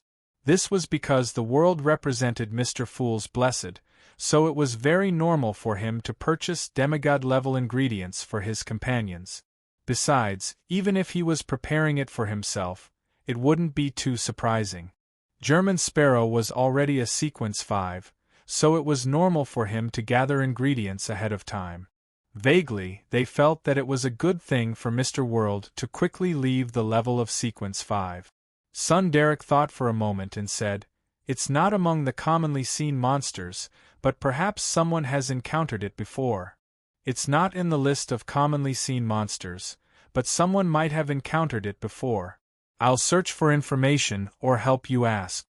The dummy, the world, hummed in acknowledgement and returned to silence. After Magician's Furs failed to purchase the ancient wraith's cursed item and remnant spirituality, the transaction came to an end. Before Mr. the Hanging Man could ask about Sun, Furs stole a glance at the world's German Sparrow and said, "I recently had a strange dream. I had a strange dream recently. In the dream, there were treasures that were almost real, including," she described the scene in the dream in detail and said, "I'm sorry. Finally," she said, "it's a complicated symbol that combines fate and concealment." Just as Furs was about to turn to the end of the long bronze table and request Mr. Fool to conjure it, the world's German Sparrow suddenly said, "Are you talking about such a symbol?" The fake world first made a request before showing a badge. This badge was only the size of an eyeball, and on its surface was a combination of the symbols of fate and concealment. It came from Lenevis and was the proof of entry to the Hermits of Fate's gathering. However, Klein had never tried it even once. "Ah, magicians," Furs took a look and stammered, Yes, that's it." After answering, she realized that Mr. World had not only restored the symbol, but he had also given her an item. Suddenly, she had an epiphany. Don Dantes' choice to stay on Buckland Street was a targeted action. Just as she had this thought, she heard the world's German Sparrow's hoarse voice. "That treasure is a trap. He really does know. Fortunately, I understand that I have to consult someone with rich experience." Magician's Furs heaved a sigh of relief and forced a smile. "Thank you for your reminder." Audrey asked curiously, "What's going on?" "Mr. World, what does this symbol represent? Why did you say it was a trap?" Klein controlled the world and answered simply, "That's right. It represents a group of thieves who call themselves the Hermits of Fate." Hermits of Fate. Thieves. The Hanging Man Alger and the Hermit Catlia memorized these two terms in thought. Based on their own knowledge, they made certain guesses. The former suspected that it was an organization established by a group of thieves, while the latter believed that an ancient family from the Fourth Epoch was involved. After careful recall, Emlyn White confirmed that he had never heard of such an organization. He planned on consulting the Sanguine's upper echelons. As for Klein, he was thinking of another problem. The Marauder Pathway demigod that was once sealed deep in the sewers hasn't left Buckland Street after all. It's very likely that he's hiding in Hazel's house. Furthermore, this demigod isn't content at all. He's actually using a dream to influence Miss Magicians. No, I can't let him continue like this. I have to eliminate this latent danger as soon as possible. I'll find my poet classmate and warn him. The grandpa in him won't be uninterested in a demigod of the same sequence. With this in mind, Mr. Fool, who was leisurely looking at his members, smiled. Audrey vaguely sensed the change in Mr. Fool's emotions as she mumbled inwardly. That group of thieves who call themselves the Hermits of Fate are related to one of Mr. Fool's old friends? The topic of the dream treasure quickly came to an end. Catlia recalled something and said to the world, "German Sparrow, the information you want will be given to you this week. I'll give you the information you want this week." At that moment, she was a little curious as to why he wanted information regarding West Balham. However, she wasn't the sun, nor was she the moon. She would immediately ask if there was anything she didn't understand. She was more used to gathering clues herself. All right. The fake world nodded. Klein sighed inwardly. With such a secret organization, many things were indeed much simpler.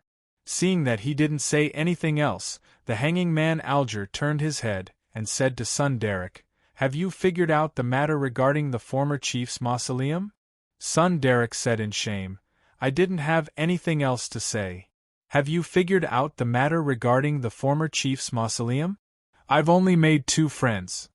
As a Beyonder of the Sun pathway, he couldn't win more than 1 out of 10 fights in the training grounds. By relying on being beaten up, he finally established contact with his former acquaintances, but there were only 2 who could be considered friends. Without waiting for the hanging man's response, he hurriedly added, "However, I heard that the 6-member council wishes to open the mausoleum. I heard that the 6-member council wants to open the mausoleum. No matter what, they have to at least retrieve the characteristics." In the City of Silver, no one felt that such behavior was wrong. This was because to them wasting was a crime. The hanging man Alger nodded slightly and changed his lecturing words. "Well done. It doesn't have to be a friend to provide help. When you establish contact with enough people, you will naturally obtain a certain amount of information. P.S. Update first before making changes. I originally had a draft, but I ended up sleeping all the way into the afternoon. I didn't hear the alarm at all. Perhaps it's because I've been writing at night during my previous travels, so I wasn't completely jet-lagged and lacked sleep. Yes, I'll keep my word. I'll update in the wee hours of the morning, and I'll make up for the draft tomorrow." Chapter 892. Sun, who had been acknowledged, was taken aback for 2 seconds. The shame in him faded as he said in embarrassment, "I'll get to the bottom of this matter. I'll try my best to make 1 friend before the next tarot gathering. I'll try my best to make 1 friend before the next tarot gathering." Derek quickly set another goal in his heart. Upon seeing this, Klein made World German Sparrow say in a low and hoarse voice, "If it involves the domain of death, you can seek my advice. If it involves the domain of death, you can seek my advice. And I can seek Mr. Aztec's advice," he silently added inwardly. As for Frank Lee's new mushrooms, he temporarily didn't plan on handing them over to Little Sunday. This was because it was only a half-finished product. The final fruit would be filled with poison and madness. "Thank you, Mr. World," Sun replied gratefully. After discussing other matters, the tarot entered the learning phase until the end. After returning to the real world, Klein immediately began to resolve the matter regarding the marauder demigod. However, he realized that his plan had just begun when he encountered a problem. He had no idea where to find Leonard Mitchell and the grandpa parasitized in his body. St. Samuel Cathedral? There's a high chance that Leonard is underground, but I have no way of entering. He only goes to the cathedral to pray once or twice a week, and the time isn't fixed. It's impossible for me to go there 3 times a day, 7 days a week, just to meet him once? What kind of plot is this? Could it be the so-called waiting by the tree stump? Even if I really do that, it might not be effective. As a Red Glove, he might very well have already left Bakeland. As Klein lampooned, he deeply regretted that he had placed too much emphasis on his word. He was too focused on hoodwinking Leonard Mitchell that he had forgotten to ask how to contact him. Back then, I should have told Leonard, "I'll inform Klein Moretti of my identity being exposed. If he has anything to say, I'll convey it on his behalf. That way, we can set up a private method of contact." Klein slowly exhaled, and could only use his last resort. That was to ask the magic mirror. After drawing the symbol that was a combination of prying and concealment on the paper, Klein turned his gaze to the full-body mirror. He saw that the aqueous light was rippling as white ruan words appeared one after another. "Great and exalted Master, your puny, humble, and terrified servant, Orodes, has come to answer your summons. Before I answer the question, let me say, I was wrong. I was wrong. Klein raised his eyebrows. Why did you suddenly admit your mistake? On the surface of the mirror, the pale Ruan text wriggled and changed into a new one. In short, I was wrong. After a series of ellipses, the pale words trembled as they took shape. Recently, many people have been asking about your situation. They know about your current identity. So, the image of Don Dantes being a flirtatious man who could accept anything as long as he was beautiful has already spread. Even Miss Justice knows about it? Thankfully, the explanation I used is a public avatar. More than one blessed is playing the role of Don Dantes, so having a wide range of hobbies is completely explainable. Hell, look, I made the mirror pale in fright. Klein came to a realization as he chuckled inwardly. It's your turn to ask. On the full-body mirror, the words were still pale, forming a new sentence. Do you forgive me? No, I mean, are you willing to see my subsequent performance? This attitude. Klein clicked his tongue in his heart, but on the surface, he said solemnly, then work hard. Yes, great master. On the surface of the mirror, the pale words glowed with silver light. Did you summon me here because you have a question to test me? Klein nodded. Yes. Where will Leonard Mitchell be staying for the next few days? The silver-white traces twisted and formed new words. 7 Pinster Street. Under the words, the aqueous light on the mirror rippled, forming an image. It was a terraced house with unit number 7. It was a black-haired, green-eyed youth who was fishing for his key. It's still the same place. It hasn't changed at all. If I were to visit Leonard directly, it would ruin his image of Dwayne Dantes in his mind and lower my standards. Let Emlyn White go? Anyway, my dear poet should have already found out that this vampire has ties with Sherlock Moriarty, who is also Klein Moretti. The problem now is that it's hard to determine that Grandpa's stance. Without being able to determine his true motives, giving him a huge gift in his present state might not be appropriate. It might bring great danger to Leonard. As it doesn't involve me, divining above the gray fog might not be effective. As it doesn't involve me, I might not receive any effective revelations. Klein's mind stirred as he thought of changing his plans. Compared to directly informing the grandpa in Leonard of the marauder demigod's existence, using Pallas Zoroast or Amon's name to warn the target and make him stay away from this street is a gentler way of dealing with problems that have lesser latent risks. Of course, the premise is that I don't expose myself. Klein pondered for a few seconds before asking again, where is the demigod beside Hazel mocked hiding? On the surface of the mirror, ripples of light spread out like waves as the scene changed. On the thick carpet embroidered with gorgeous patterns, there was a small leather sofa. On the surface of the single sofa, there was a cushion covered with pure white fur. In the middle of the cushion, there was a gray mouse. Compared to its peers, its eyes were closer to a dark red. Rat. That marauder demigod has parasitized a rat's body? Furthermore, he's openly sleeping in Hazel's room and even got himself an expensive-looking cushion. Is it because I disrupted his plans that he has no choice but to become like this? Klein was first surprised before he felt like laughing. The scene stabilized as a line of silver words appeared. Great master, do you have any other instructions? Very sharp. Klein tersely acknowledged. Use the mirror in the room to warn that demigod. Tell him that there's a marauder pathway angel who doesn't have any good intentions lingering around this street. Furthermore, blasphemer Amon might come at any time. All right, master. I'll do it immediately. The words on the mirror glowed.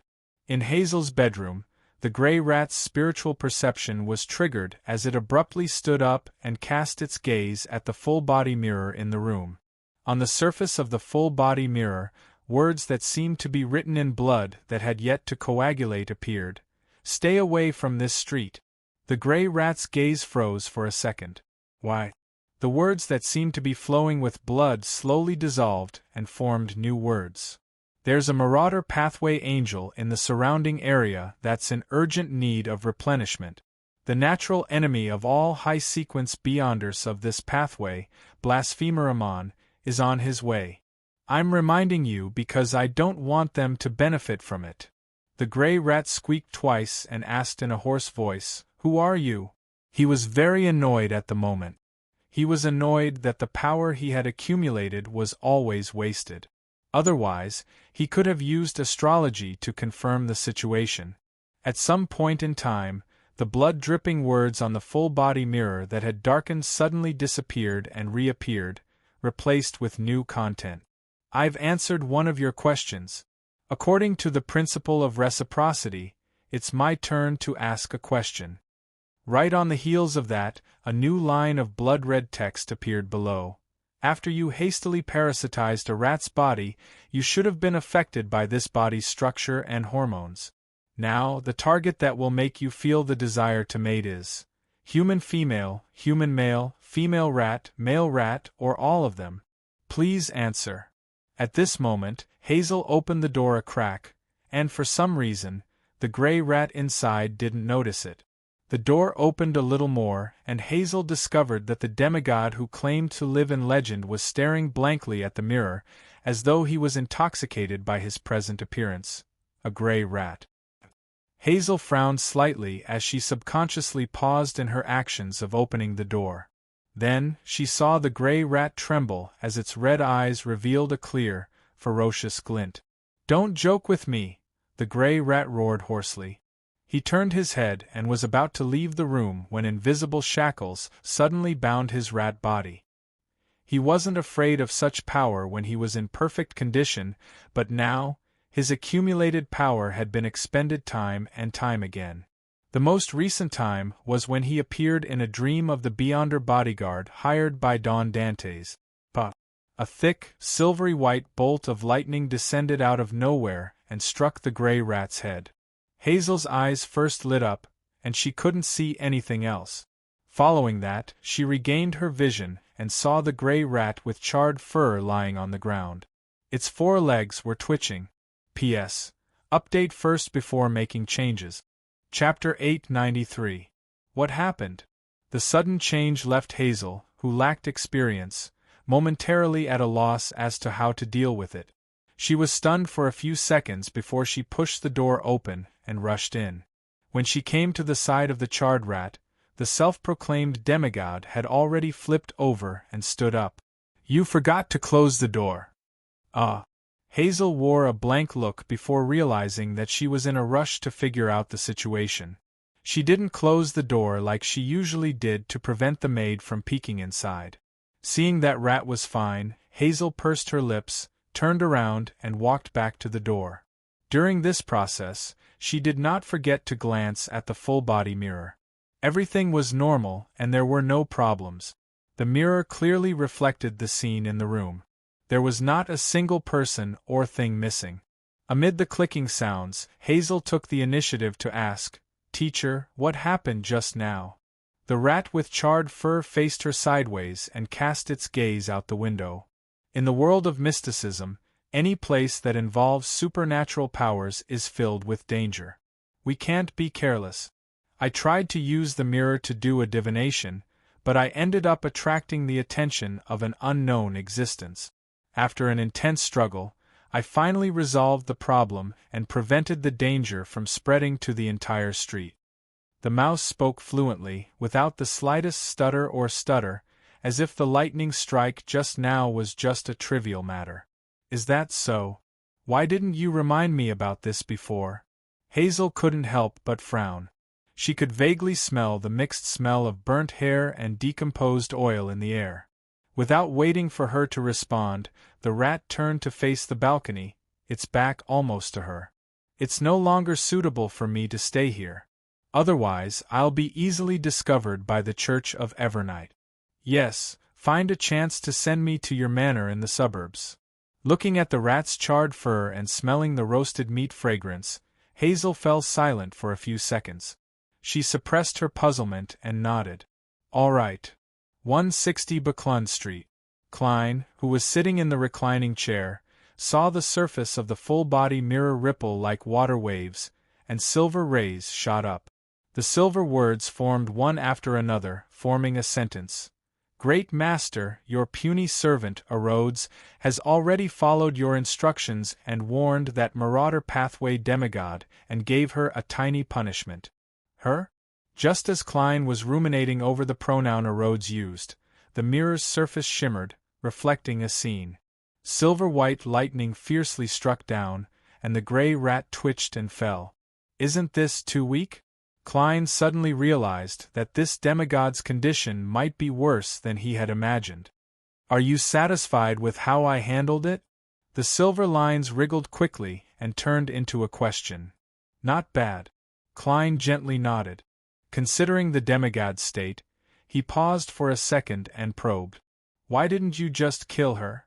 Orodes outlined silver words on the mirror's surface. If I can't guarantee that I can kill the demigod target, it's best not to force them into a corner.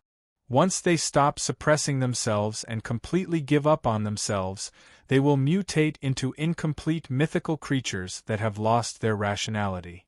Most of the time, when they aren't in the right state and can't unleash their full power, it's because they're fighting against the tendency to lose control. I am not here, so I can only give her a tiny punishment. As the last line appeared, the full-body mirror's aqueous light shimmered twice. Klein suddenly felt like a creature was looking at him. He didn't respond to it as he nodded and said, "That's all for today. If there's anything else, I'll summon you again." "All right, Master." The mirror immediately reflected a simple drawing of a hand waving. After tidying up the room, Klein ended his afternoon nap and walked out of the master bedroom. Before long, the white-gloved butler, Walter, came to the third floor and entered a half-open room with a balcony. He said to his employer, Don Dantes, "Sir, the church has sent a letter. Sir, the church has sent a letter, inviting you to become a board member of the Lone Charity Bursary Foundation's Board of Directors. You can choose to directly take up a post and receive a decent salary, or you can use it as an honorary title. You can only participate in discussions and votes when there are important matters. The church is very efficient. They've already set up the framework." Klein thought for a moment and felt that since he had already donated more than £10,000, there was no need for him to receive a salary. It was better to do things more thoroughly. He deliberated and said, "Treat it as an honorary title, but I wish to occasionally participate in the actual operations of the foundation and contribute to its promotion to help more people." "I will convey your thoughts to the church," Walter replied seriously. "If you don't have any other questions or matters, it's best you witness the official establishment of this foundation on Wednesday morning." Klein raised his porcelain cup and drank the black tea. "All right." On the Golden Dream, Donis stood in front of the deck, looking melancholically at the undulating blue sea. After being urged by German Sparrow once again, he felt that he couldn't delay it any longer. Otherwise, it might turn into a bounty at any time. "I don't want to become a pile of cash while I sleep. So what if I'm suspected?" Donis grimaced for a moment before mustering his courage and heading straight for the captain's cabin through the hatch. Since he wasn't able to find Anderson Hood in a short period of time, he could only face Vice Admiral Iceberg Edwards. After arriving at his destination, Donis took 3 deep breaths before raising his right hand to knock on the door. At this moment, Vice Admiral Iceberg's voice sounded from inside. "Please come in." Donis paused his right hand, forced a smile, and opened the door. He then saw his captain sitting behind a desk, holding a dark red fountain pen and writing something. "Captain, I have something to ask you." Donis leaned over, bowed slightly, and said with a smile. Edwina put down her fountain pen and tugged at her sleeves with a lace bow tie that resembled a flower. She glanced at Donis. "You wish to ask about West Balham?"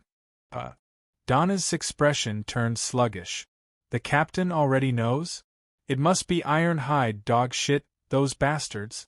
They must have told the captain. I knew it. On this ship, no secret can be kept, even more so for the captain." After cursing in his heart, Donis put on a smile again. Yes, I'm very interested in history and geography. Edwina's limpid eyes darted about as she looked out the window. This is international politics. Without waiting for the suddenly stiff Danitz to find another excuse, she continued, "Don't worry.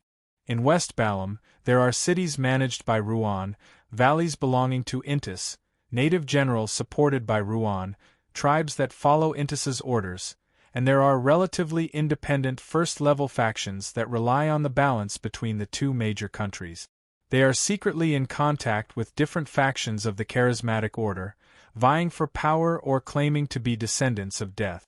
In addition, Rose School and the Fasak Empire have a very strong influence in West Balam. On the surface, no faction belongs to them, but in fact, many generals and chiefs have submitted to them." Among them, Donnas listened in a daze. He suddenly laughed dryly and raised his hand. "Captain, I need to make a note. Otherwise, he wouldn't be able to remember them." Edwina, who had been interrupted, wasn't angry. She pointed at the pen and paper on the table. "It's a good habit. I don't think German Sparrow wants to get the wrong information either." "Huh!" Donnas was stunned again. "West Balam sure is chaotic. Even if it's an average-sized warlord, it's hard to tell which faction he belongs to on the surface and who he's supported by. Rose School has a lot of influence here? That's a sudden rise in danger for me." Klein took Donna's letter from Miss Messenger Rionette Tynker and opened it on the spot, quickly reading through it. This made him feel that he shouldn't head to West Balam personally unless he went with Mr. Aztec.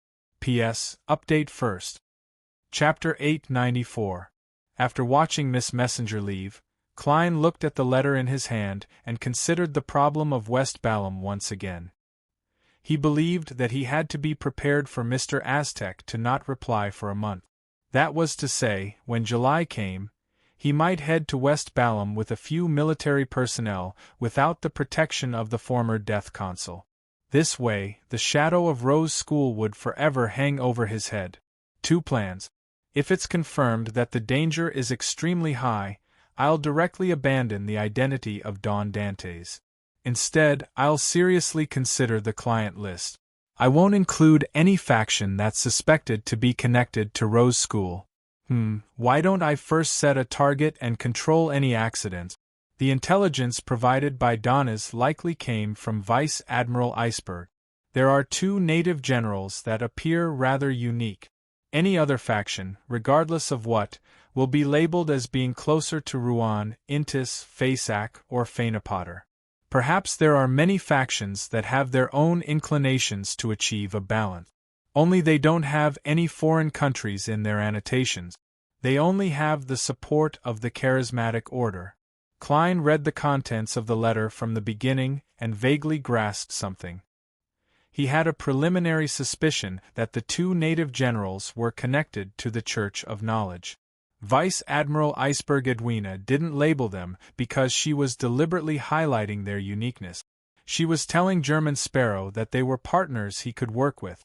This way, she didn't need to worry about the possibility of Donna's leaking information. This was because there was no information to leak. All that existed was hints. May Sanchez, Katami. The former has the support of the royal family in the charismatic order, while the latter secretly claims to be a descendant of death. Even if it's true, it's an unknown number of generations of descendants. If I were to meet Mr. Aztec, how should I address him? Klein laughed as he flicked his wrist and burned the letter.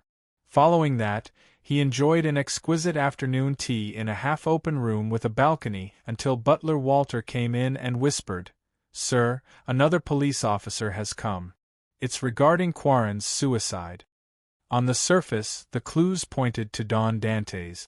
Therefore, even with Baron Syndra's handling the aftermath, the police still had to visit from time to time.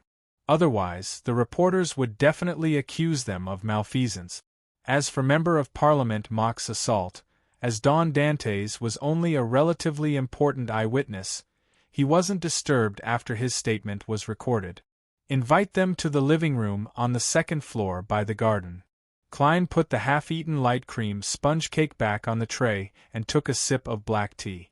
As the master, he didn't have to worry about wasting the afternoon tea because the rest belonged to the serving men and maids. If he ate it all or asked for it to be just right every time, his reputation of being stingy would spread among the servants on this block and enter the ears of the ladies and gentlemen. Walter's expression didn't change much as he replied, "They want to invite you to the police station because today is the day that Quarren's family identifies the suspect. They said that they were very sorry, but this is a necessary procedure and can't be missing." Klein slowly stood up. "I understand. Richardson, get my coat, hat, and cane." Since he had already jumped out, he was rather willing to see what Quarren and his family had encountered from a bystander's point of view. He wanted to know how the matter would turn against Baron Sindra's. North Borough Police Station. In a spacious room, through a glass wall, Klein saw Quarren's family. There was an old man, an old granny, a lady in her 40s, a 15-year-old boy, and a girl who wasn't even 10. Their gazes swept across the suspects behind the glass wall and simultaneously landed on Don Dantes' face. "It's him! It's him!" The boy shouted loudly as his eyes turned red. He clenched his fists and attempted to charge at the glass wall. "It's him, officer! It's him!" The lady in her 40s suddenly wept as she looked at Don Dantes with eyes filled with hatred and animosity. The girl she was holding cried out loudly, "Daddy! Return me Daddy!" The two elders wiped their tears. One forced himself to remain calm, while the other nearly fainted from sobbing. A sorrowful atmosphere instantly spread. However, Klein had never even seen them before. Memories were implanted into them? He frowned slightly as he sighed and guessed at what Quarren's family had encountered. At the same time, in the underground morgue of the police station, Daly Simone picked up a pencil and began sketching with her body trembling slightly. As she was here to help out at the police station, there was a possibility of encountering newspaper reporters. Therefore, she didn't wear her usual spirit medium robe. Instead, she changed into a black and white checkered female police uniform. She had a top, skirt, and knee-high leather boot. At that moment, her palm moved uncontrollably. Soon, a desk, oriel window, an ink bottle, a revolver, and other items appeared on the surface of the paper. A silhouette was reflected in the oriel window. The figure's hair was neatly combed back, a mixture of silver and black. He had a wide forehead, high cheekbones, and many wrinkles. He was none other than Baron Sindra's. But the pencil in Daly's hand dropped onto the paper. She looked up and said to Leonard Mitchell, who had taken the initiative to help, and the two inspectors in charge of communications. The second Quarren committed suicide. There was a rather strong resistance in his heart. In other words, his suicide was hinted and guided. This isn't a simple psychological problem. It definitely involves high-level beyonder powers. And this contradiction and resistance caused his emotions to break down and his spirituality to explode. To a certain extent, he was restored to his true self before his death. This is the scene that was fixed in his eyes. The high-ranking inspector by the side frowned. "Am Simone, are you implying that the final person Quarren saw was the real murderer? Baron Sindra's is really the real murderer?" Leonard Mitchell immediately scoffed. "What the eyes see might not be the truth. You might not understand the illusion I'm talking about, but if I were the murderer, I could have found someone who looked like Baron Sindra's to appear in the room before Quarren committed suicide." The two inspectors were very satisfied with this explanation as they heaved a sigh of relief. "We'll immediately arrange for Quarren's family to come over. I'll have to trouble the two of you to obtain more realistic clues without harming them." "All right." Daly rubbed the corner of her eyes and said, "I'll head to the washroom first." This time, she didn't wear the strange eyeshadow or blush. Apart from her pale skin, she didn't look bewitching at all. Furthermore, she appeared much younger.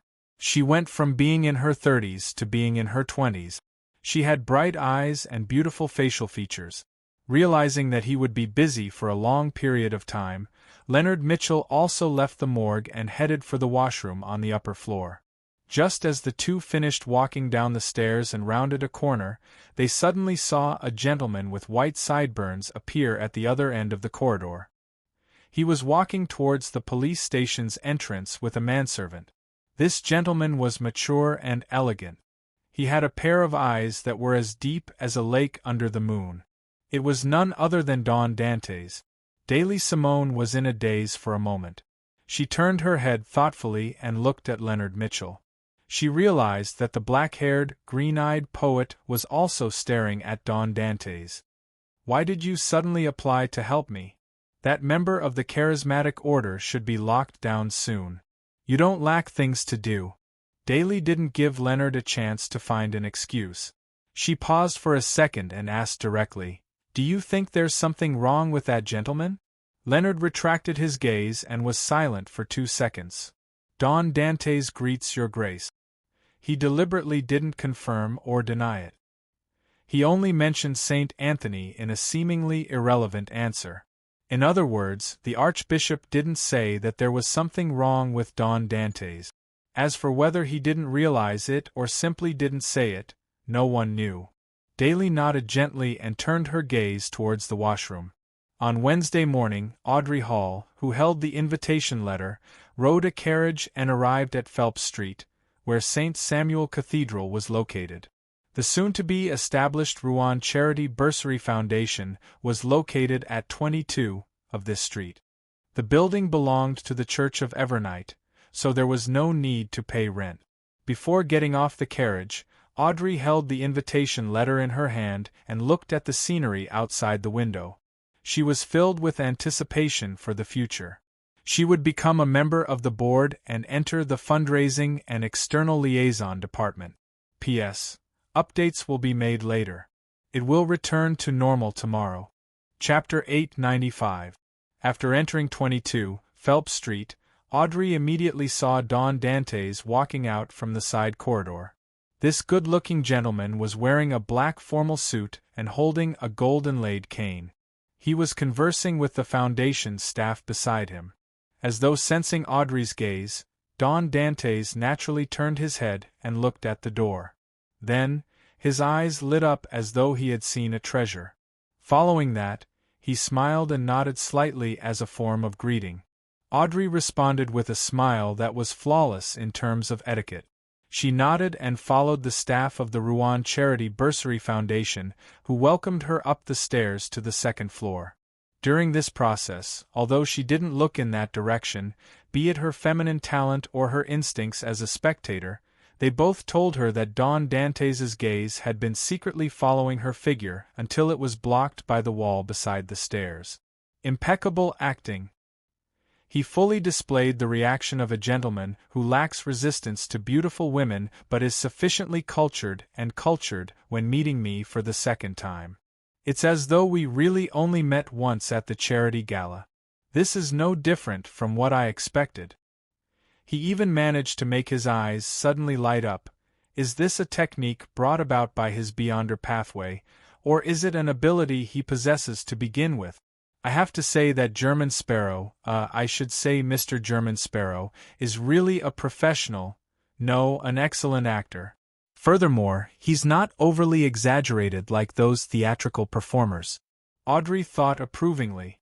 Then, she saw a few newspaper reporters waiting on the second floor to interview the establishment of the Rouen Charity Bursary Foundation.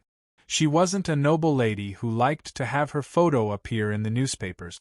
As she communicated with the manservant who had followed her and informed them that they couldn't take photos in the name of Earl of Hall, she led her personal maid, Annie, into the VIP lounge. Earl Hall was friends with the owners of several newspapers and had made corresponding investments, so he had a lot of shares. If Audrey was willing, she could totally exchange some of the assets she had received for a sizable newspaper. In the VIP lounge, Audrey, who felt that it was not appropriate to bring a dog on such an occasion, greeted the children of the nobles, the children of the rich, and the relatives of the clergy of the church. Out of habit, she found a place where she could see the whole audience and sat down, waiting for the formal beginning of the ceremony and the first meeting of the board of directors. She looked around and said to the female worker in charge of receiving her, "Love Shah, this is my first time participating in the actual operation of a charity organization. I really want to know what we should do." The lady known as Love Shah was less than 30 years old. She also had a head of blonde hair, and her skin looked rather rough with many sunburn spots. However, her smile was very sunny, and she was rather amiable. Upon hearing Audrey's question, Love Shah introduced without reservation. The current preliminary plan is to not be in a rush to expand. With Bakeland as the main focus, we will go deep into public elementary schools, Sunday schools, and night schools to promote the foundation to all students. This will allow those who need to apply to us. After we receive the application, we will immediately organize personnel to do a detailed review. Not only do we have to confirm the basic situation through the government, but we also have to understand the applicant's situation on the spot. Once the review is approved, we will distribute a bursary fund to help the poor who yearn to change their fates with knowledge. Lovisa had just said that when a magnetic male voice interrupted. That's right. I have 2 suggestions. First, organize personnel to go to the various Sunday schools, night schools, and public elementary schools today to promote the foundation. This is because June is the examination season, a critical period to enter higher level schools. If we aren't efficient enough, there will definitely be many students from poor families who give up on the examination due to financial reasons. Even if they later learn of the existence of the bursary fund, they won't be able to afford the loss of a year of neglect. As a result, they will lose the opportunity to change their fate. What we are doing may seem simple, but it affects the lives of one child after another. Therefore, we have to start as soon as possible. We can't waste time. The person who spoke was none other than Don Dantes, who had just entered the lounge upstairs. His expression was gentle but serious as he expressed his thoughts. Alright, June is the examination season. Be it entering a grammar school to prepare for university, or going to various technical schools to gain professional experience, this is a critical period. Once they give up on the corresponding entrance examinations, they will have to wait until next June. I completely forgot about this matter. Love Shah and the other members of the foundation seem to have neglected this problem as well. Mr. Don Dantes actually noticed this detail and considered the children who are on the verge of giving up on their dreams. He's actually a very gentle person at heart, right? Audrey suddenly gained a new understanding of Don Dantes and German Sparrow. This was what a spectator had just learned. A cold-looking assassin and adventurer actually has a gentle heart? Unfortunately, the information I have on German Sparrow is only the description of his madness. There's no way to verify it. Audrey blinked as she listened attentively to Don Dantes' explanation. My second suggestion is that it's best to place the scholarship funds in a corresponding bank account. When paying the tuition fees, bring the documents to us to withdraw it. There's no need to go through so much trouble if it's a small amount of food or lodging expenses. It can be withdrawn once a month or once a week, with a fixed amount. This is to prevent the applicant's parents, siblings, or siblings from spending the money. To a poor family, this is an irresistible temptation. Similarly, one account for one person. Regardless of the withdrawal method, there has to be a person present. This can effectively prevent everyone from being tested by the devil of greed. When Klein said that, he pressed his hand to his chest and said to Audrey and Love Shah, "My apologies. Forgive me for rashly joining your conversation." Audrey smiled and said, "Mr. Dantes, your suggestion is excellent. Mr. Dantes, your suggestion is very good. You made me realize that I haven't considered many aspects. The only problem is that it's meaningless for you to tell us this. I'm only listening to Love Shah's briefing." Love Shah laughed as well. Yes, you should talk about these matters at the first board meeting. Didn't I deliberately come here to convince Miss Audrey ahead of time? With Justice joining in, I can guarantee that there won't be any objections in the board meeting. Otherwise, it's very likely that someone will find an excuse to delay or change the plan, such as a lack of manpower. Klein revealed an enlightened and regretful expression as he rubbed his palms. I was too nervous about these matters. I wish to turn them into reality the moment I have the chance, so much so that I forgot the occasion. Mr. Don Dantes's acting is a little exaggerated. He should know that he can't fool me. Oh, he deliberately came here to communicate these two suggestions to me in advance without leaving any traces, so as to get my support? Audrey instantly read his thoughts as the smile on her lips became more obvious and pure. Although she would have supported Taro's companions in a while if the world hadn't informed her in advance, she was still rather happy that she had communicated with him beforehand. This was because she could sense that he was treating her as an equal. After forgiving Don Dantes's rashness, Audrey retracted her gaze and said to Loveshaw, "I'm in charge of collecting donations at different occasions, as well as communicating with the government and Parliament. Forgive Don Dantes for his rashness, and watch the gentleman walk to the long table with drinks and desserts in the lounge. To you this should be a simple matter," Loveshaw replied frankly. This was also the reason why the church's charity department wasn't opposed to, and was even eager for, Miss Audrey Hall to join them.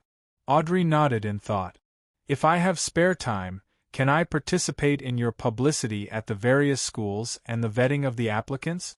Loveshaw was originally unwilling to agree to this matter, worried that the environment wasn't suitable for Miss Audrey. However, when she saw Audrey's clear green eyes and sensed the irresistible pleading, her heart softened. She felt that such kindness shouldn't be stopped or isolated from the lowest levels of reality. If Miss Audrey is still willing to help those pitiful people after witnessing true suffering and ugliness, she will definitely be of greater use. It will prevent the higher-ups from always enacting unrealistic bills. Loveshaw quickly found a sufficiently convincing reason as she sighed with a smile. "No problem. However, you can't wear such a dress or any jewelry. What about lie? Turn it into an armband and hide it under my sleeve?" Audrey thought for a moment before replying with a faint smile. "All right." With Miss Audrey Hall's support, the first board meeting after the founding ceremony of the Rouen Charity Bursary Foundation came to a successful end. Klein returned to 160 Buckland Street in a good mood. As per usual, he entered his master bedroom around 2 in preparation for his afternoon nap. In his hazy dream, Klein suddenly jolted awake as he became alert. Someone was attempting to invade his dream. Who is it? Even my afternoon nap is being disturbed now? As Klein mumbled, he changed the dream into the half-open room with the balcony. Then, he saw the black-haired, green-eyed Leonard flip in through the window. Can't this fellow use the main entrance? Why did he suddenly come here? Remember to leave me a way to contact you this time. Klein sat in a reclining chair in exasperation and amusement. He looked leisurely at his poet and said, "This isn't a polite visit." When Leonard heard that, he gave a bow that wasn't too standard. "Mr. Dantes, I have something to consult you on." "Consult? That's not a bad attitude. Furthermore, it doesn't seem to be anything serious." Klein secretly scared. "What is it?" Leonard found a chair to sit down and asked after some deliberation. He deliberated and asked, "You were embroiled in Quarren's suicide. Who do you think the real murderer is?" "If I knew, I would have long thrown Frank's mushroom at him. However, I can't say that I'm not clear at all. It'll damage my image." Klein was very accustomed to such situations. Without answering, he asked, "What did you find out?" Chapter 896. Leonard Mitchell clasped his hands and leaned forward slightly. "We restored the scene Quarren saw before his death. This didn't directly show the murderer's appearance, but the oriel window's glass happened to reflect Baron Sindras's figure." After pausing for a second, Leonard added, This is too simple. It's not convincing. For a noble and powerful banker like Baron Sindras, even if he wanted to kill someone, it's impossible for him to do it himself or be a bystander, unless he has a special hobby. And as you know, there are too many ways to create such a scene. Be it illusions or disguises, they can all be done. When he mentioned disguises, he looked up slightly and glanced at Don Dantes, as though he was saying, "What you look like now is likely not your true image, just like German Sparrow and Sherlock Moriarty." What a simple and crude framing. It makes me suspect if the mastermind really wants to frame Baron Sindras. I'll comb through everything from the beginning. Let's first assume that I, Don Dantes, would react like a normal person. Anyway, I won't say a conclusion. I'm only using questions to guide your train of thought. If the final answer isn't right, it must be because my dear poet has misunderstood me and failed to correctly understand my hints. Klein smiled as he raised his porcelain cup and took a sip of black tea. Let's not consider this problem for now. If I wasn't the one who was implicated, what would have happened? Leonard raised his crossed hands slightly as he tapped his index finger gently. As a suspect, Don Dantes was locked up in the police station. However, his butler, servants, neighbors, and friends could confirm that he had never come into contact with Quarren's family. Hence, there was a huge contradiction between the two accounts. The police were unable to resolve the matter, and had no choice but to request the Nighthawk's intervention. Through mediumship, we obtained the scene Quarren saw before his suicide. From it, we extracted Baron Sindras's figure. As he spoke, Leonard suddenly fell silent. After a few seconds, under Dwayne Dantes's smiling gaze, he continued, "I'm not sure. Regardless of whether Baron Sindras's appearance is too strange, too simple, or not convincing, we will still follow procedure and make contact with him to carry out the corresponding investigations. And this will cause us to notice certain problems with him?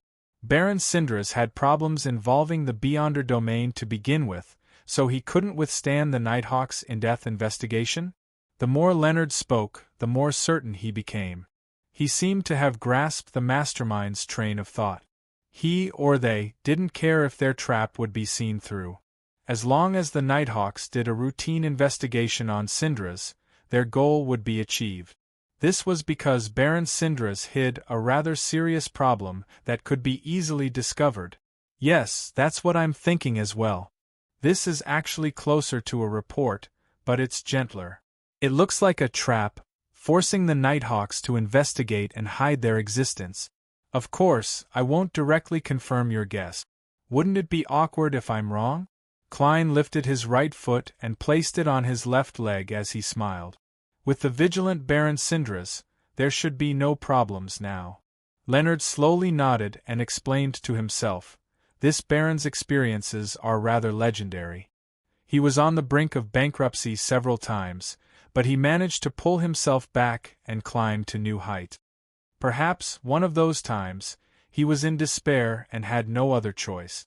Therefore, he sold his soul to an evil god, devil, or other hidden existence. That's quite a reasonable story. Klein didn't say if Leonard's guess was right or wrong. Instead, he asked, on the other hand, how would you view the real murderer that caused Quarren to commit suicide? Leonard temporarily cast aside his previous judgment and said, based on the premise of normal development, the trap setup was too crude. The cues, guidance, and memory implantation weren't subtle or gentle enough, making it easy for others to discover the problem.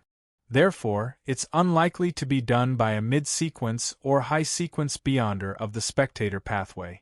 It's more likely that Beyonders of other pathways used the corresponding mystical items to disguise their actions. Before he finished his sentence, Leonard fell into silence once again. It was unknown what he had in mind. Klein maintained a faint smile as he calmly looked at him, as though everything was under his control. However, I won't say it. It all depends on how much you understand it. This matches what Old Man said previously. Was it really done by a mid-sequence or high-sequence Beyonder of the spectator? His seemingly rash and crude setup that was filled with loopholes had actually accurately considered everyone's reactions. He had considered the human nature of following procedures, but he had miscalculated Don Dantes' experience and wisdom. Leonard felt that he had figured out the situation. He straightened his body and coughed lightly. "Thank you for your guidance." Klein immediately chuckled. "I didn't say anything."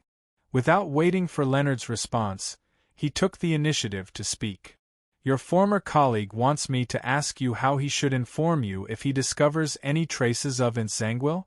Leonard, who was about to stand up to bid farewell, raised his buttocks and sat back down. With a complicated expression, he remained silent for more than 10 seconds. "Send the message in the form of a letter to 7 Pinster Street. Does that mean you won't be leaving Bakeland for a long time? Or could it be that even if you went somewhere else to carry out your mission, you still have a way to monitor 7 Pinster Street and read the contents of the letter remotely? It's more likely to be the latter guess. An angel of the Marauder pathway definitely has many strange mystic techniques, and there's no lack of them that Leonard can use. I can't ask. Once I do, it will lower Don Dantes' level and ruin my persona." Klein put on an unperturbed look as he smiled. "I'll tell him." Leonard didn't leave immediately. "If I want to contact him, what should I do?" When he asked this question, his green eyes were deep and reserved. Klein was prepared.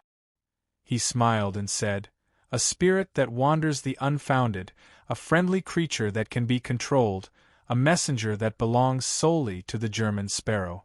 If you aren't sure about the exact ritual, you can consult Pallas." Leonard knew that the German sparrow was Sherlock Moriarty, who was also Klein Moretti. He nodded indiscernibly and stood up. "Thank you for informing me. Please forgive me for my sudden visit." With that said, he retreated to the door, opened it, and left the dream. "Hey, you're leaving just like that? As a nightmare, or rather, a former nightmare, aren't you going to consider the flaws in your memories?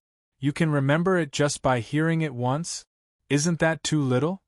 As Klein watched Leonard's back disappear, he couldn't help but lampoon. He shook his head in exasperation, ended his afternoon nap, and busied himself with West Balham's matters. On the Golden Dream, Donis, who had finally completed his mission, was drinking iced beer due to the recent hot weather. If it wasn't for the fact that producing ice required beyonder powers and there wasn't much of it, he felt that he could finish half a bucket in one go. This is enjoyment. Donis gulped down the remaining liquid in the cup. At that moment, a grayish-white fog emanated in front of him as German Sparrow's voice echoed in his ears. "Please inform Donis to immediately rush to West Balham and figure out the situation in the territories of the 2 native generals, May Sanchez and Katami. He needs to pay special attention to any signs of Rose School activity."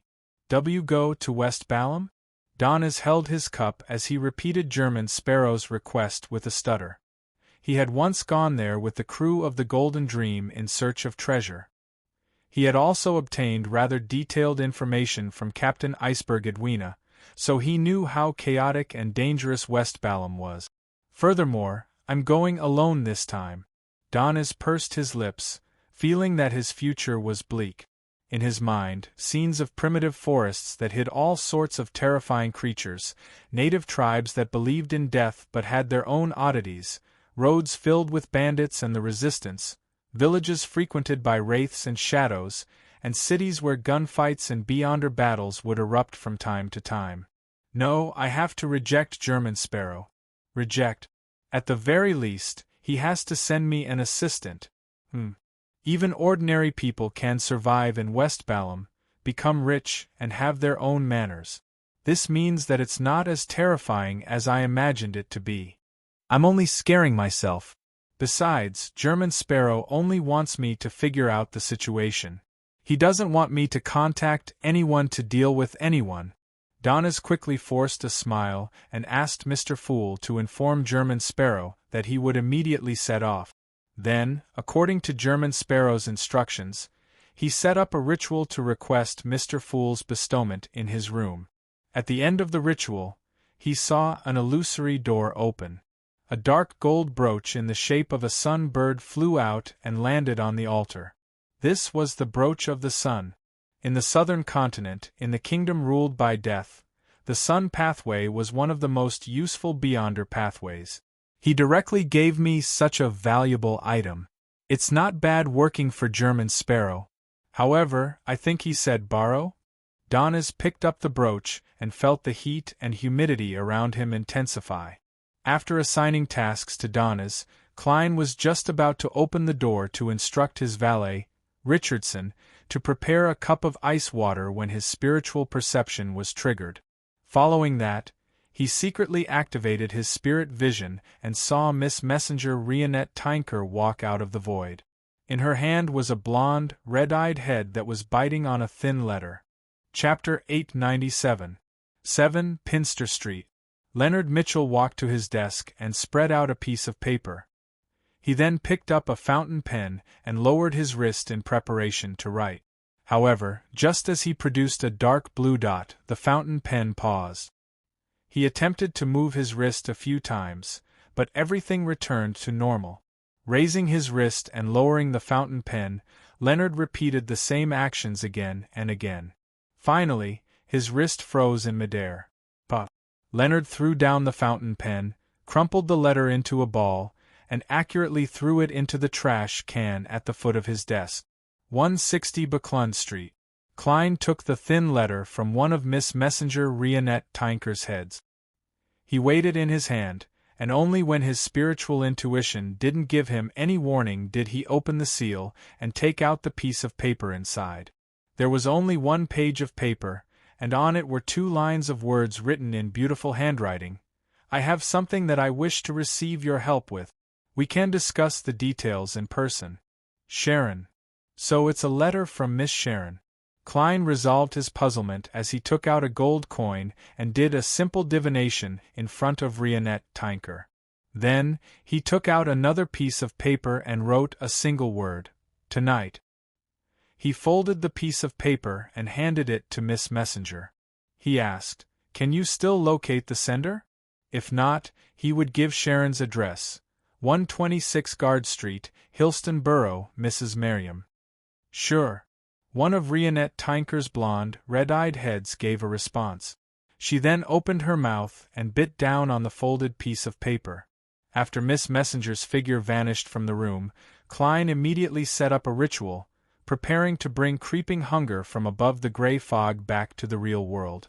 Then, he would travel to the various archipelagos in search of lucky pirates. Creeping hunger had yet to be sealed, so it still needed to eat one person a day. Klein could only barely use it. He would bring it out every time he needed to feed it, and when the time was right, he would throw it back into the gray fog. After all, it wouldn't make up for the difference. If creeping hunger dares to cause trouble, feed it mushrooms.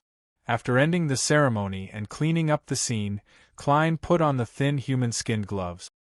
His figure quickly faded and disappeared. After dinner, after creeping hunger finished its dry howl above the gray fog, Klein used the excuse of having an upset stomach to enter the bathroom.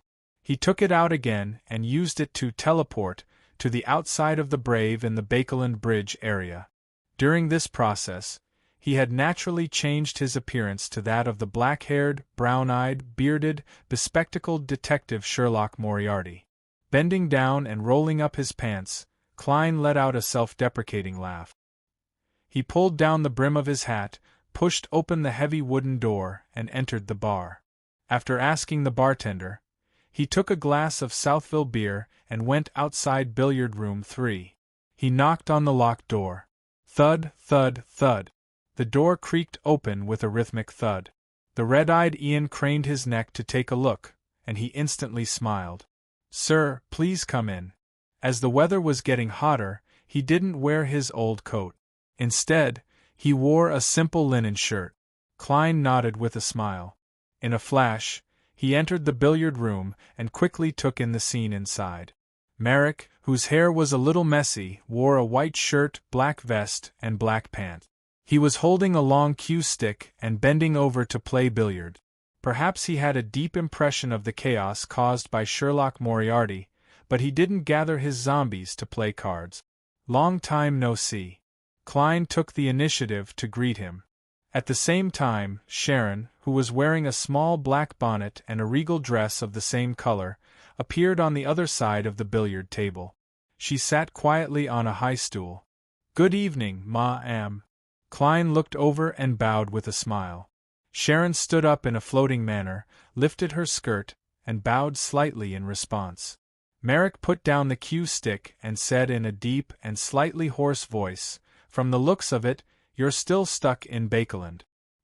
His face was still pale, but the malice hidden in his brown eyes had faded significantly. It was as though his restraint during this period of time had been rather effective. It could be seen that obtaining the scarlet lunar corona had prevented him from being on the brink of a breakdown at every full moon. Even his sedatives had to be changed frequently. Klein didn't respond to Merrick's words directly. He walked to the billiard table, put down his beer cup, and smiled. "I'm very sorry. I could have sold you a Wraith Beyonder characteristic, but unfortunately, I lost it." Sharon's blue eyes didn't move. She didn't probe for the reason. All she did was simply ask, "Are you all right?" She knew that the Wraith Beyonder characteristic Sherlock Moriarty mentioned belonged to Admiral of Blood Senior, and Admiral of Blood was Sherlock Moriarty's marionette. The disappearance of the Wraith Beyonder characteristic also meant that the marionette had been destroyed and lost. This was no trivial matter for the corresponding Beyonder.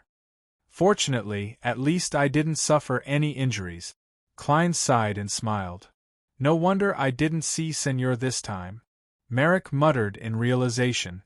Merrick and Miss Sharon don't care too much about the Wraith Beyonder characteristic. They have other channels or means.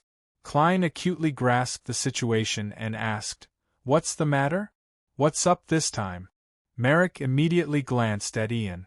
The calm young man, who could still be called a big boy, did not ask any more questions. He quickly left the billiard room and closed the door. Sharon's doll-like face remained expressionless as she allowed Merrick to speak. "The day after tomorrow, a ship from the southern continent will arrive at Pritz Harbor. It has close ties with the Rouen military. This ship is loaded with treasures and relics plundered from the Star Highlands, Paz Valley, and Hagati Plains. Among them, there's a mummy. It's the 19th king of the ancient Highlands Kingdom, Tutmosis II. The original language of the southern continent doesn't originate from ancient Fasak. It has its own structure. In the ancient Highlands language, the king is also known as Kadev. This is an exclusive term, and it was translated by Roselle the Great as Pharaoh. It's a mystery what he was thinking. Also, the mummy was named by him. In short, Pharaoh means the son of a god, the king of humans. Tutmosis II was once a high-sequence Beyonder, but after his death, the corresponding characteristic was recycled. Only his body was left behind and made into a mummy. To other Beyonders, this is a material filled with spirituality. It's an excellent material to make a zombie, but to us it has an additional meaning, a very important meaning. Our goal this time is to obtain this Tutmosis II mummy. Additional meaning? Apart from being used as an ingredient, what other meaning does a high-sequence Beyonder's corpse have? Klein's heart stirred as he suddenly thought of Hermit's request to purchase a drop of mythical creature blood. Could it be a ritual requirement for Sequence 5 Wraith to advance to Sequence 4 Puppet? Miss Sharon already has the formula, and she has already digested the Wraith potion? From her usual lifestyle, she's basically acting as a Wraith all the time. She might have long digested it. However, the words of the evil spirit in the underground ruins seemed to indicate that Miss Sharon didn't have the puppet potion formula back then. Yes, everyone has their own circles. It's not too strange for Miss Sharon to have the means to obtain it. Klein swept a glance at Sharon in thought, but he didn't discover any obvious changes from before. She still resembled a puppet more than a living person, but there weren't any signs of her becoming more sinister. Sharon sat there silently, focused on Sherlock Moriarty and Merrick, listening to their conversation. If it's just a high-sequence Beyonder mummy without any Beyonder characteristics, the level of protection wouldn't be too high. Even if it's just the two of you, it shouldn't be too difficult to steal it, Klein pondered and raised a question. From his point of view, a Sequence 5 Beyonder was already considered a quasi-powerhouse. Unless the ship had a demigod watching over it, it would be very difficult for someone at the same level to effectively stop Miss Sharon when her target was only a mummy. After all, the Beyonders in charge had too many important items to protect. Furthermore, they could be scattered in different cabins due to the different ways they were stored. This time, it was Sharon who gave the explanation. She was as succinct as ever. She said simply, "I'm worried that it's a trap set up by Rose School. If there isn't, £1,000. If there is, we'll be in charge of attracting attention. You take the mummy away. Depending on the danger, £5,000 to £10,000 will be paid." "Is that so?" Klein didn't immediately respond. After some thought, he asked, "Do you know of spirit world plunderers?" Wraith were also a type of Beyonder that could effectively move about in the spirit world. Sharon nodded slightly. "I can use gold pounds and information related to the spirit world plunderer as payment," Klein tersely acknowledged. "I'll consider it. I'll write to you before midnight." As an outstanding seer, he had to head above the gray fog to confirm the level of danger regardless. However, he was now certain that this was definitely not a trap targeted at him. This was because he had no need for the mummy. "All right," Sharon said without a change in expression. Klein didn't directly bid farewell. He walked to the door and beckoned Ian in. He casually asked, "Is there any news worth noting recently?"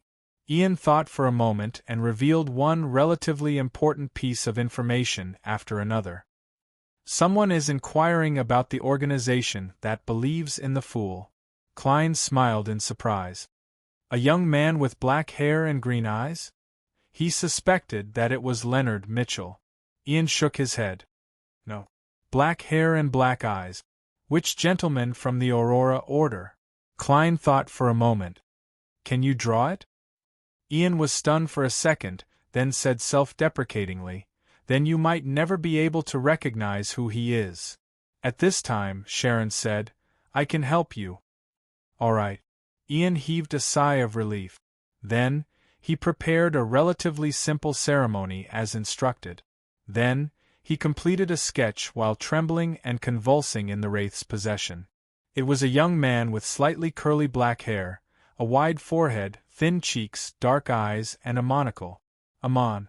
Blasphemer Amon. P.S. Thanks to the loyal servant Wang Kai for tipping the Silver Alliance Master. Chapter 898. Amon. Klein's pupils constricted. He looked normal on the surface, but he was tense on the inside as a storm stirred in his heart. Although he had always used Amon to scare the grandpa in Leonard's body and the Marauder Pathway demigod beside Hazel, it was only a pretext. He never expected that this blasphemer, a king of angels, would come to Bakeland so quickly. Furthermore, he was searching for an organization that believed in the Fool. In fact, this is unexpected, but it's reasonable. When there are angels and demigods of the Marauder Pathway in Bakeland, according to the law of Beyonder characteristic convergence, Amon will come sooner or later. The only problem is that he has been searching for something in the forsaken land of the gods all these years, so it's unlikely that he would suddenly give up. Furthermore, his mausoleum in the outskirts of Bakeland has been destroyed by the machinery hive mind, making it impossible for him to return like before. Therefore, this isn't his true body but an avatar? An avatar that originally existed in the northern continent? Angels of the Marauder Pathway should be good at using worms of time to create avatars, and Amon is definitely stronger than them. Klein's thoughts flashed through his mind as he gradually came up with a theory. At times, He even suspected that the mythical creature form of the Marauder pathway was a bunch of worms of time that had been assembled in a certain way. As a king of angels of the Marauder pathway before the cataclysm, Amon definitely knows what the title of the Fool represents. He can also sense the corresponding aura. He even wants to steal control of the gray fog. He is here for the Fool. This is really a headache. After the initial shock, Klein gradually calmed down. What he was most afraid of now was that due to the law of Beyonder characteristic convergence, he would encounter blasphemer Amon when he was out. Furthermore, Amon was clearly able to sense his uniqueness. When the time came, there might not be any commotion, and the so-called Fool would have to consider if there was a chance of resurrection. After all, he was a king of angels, an existence second only to a true god. Furthermore, the Marauder pathway was always known for its deceit and concealment abilities. Even in Bakeland, it wasn't necessarily true that he wouldn't dare to take action. Secretly stealing the lives of others might be Amon's forte. From the looks of it, temporarily leaving Bakeland and heading to West Balam isn't necessarily a bad thing. In short, the biggest problem lies with me. If I had advanced and become a bizarro sorcerer, I would be able to hide the gray fog's aura. Even if I were to encounter Amon, I wouldn't have to worry about exposing myself. Klein silently drew a breath as he once again felt a sense of urgency. He had to push open the door to Sequence 4 as soon as possible, change his life form, and become a demigod. For this, be it getting marionettes, deepening his acting, speeding up his digestion, or gathering the corresponding Beyonder ingredients, he had to work harder. Phew. Bakeland is truly a terrifying place. If Ouroboros hasn't left or has already returned, then just from what I know, there are 5 angels here, including 2 kings of angels. This doesn't include the royal family and military that have Bakeland as their base. I also don't include the underground evil spirit that has gone somewhere. The amalgamation of the former king of angels and the will of 2 angels. If Rose School's abomination Sua also comes here because he's pursuing German Sparrow, that would really be a commotion. Compared to this, the demigod battle outside Embark then can only be considered a child's play. Klein looked at the sketch drawn by Ian as he shook his head in confusion. Yes, I got it. To Ian and Merrick, his shake of the head was because he didn't know the man wearing the monocle, but in fact, he was expressing his helplessness. Gentlemen, I have to leave. I'll reply to you before midnight.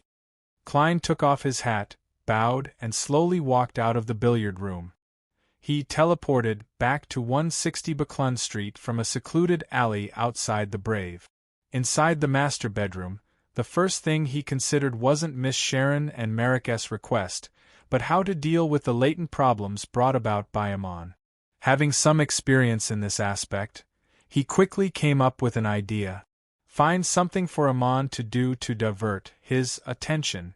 As for what it was obviously something he couldn't resist or be uninterested in. For example, the angel of the Marauder pathway, Palez Zoroast. This might be the key to whether or not Amon could become a Sequence 0 true god.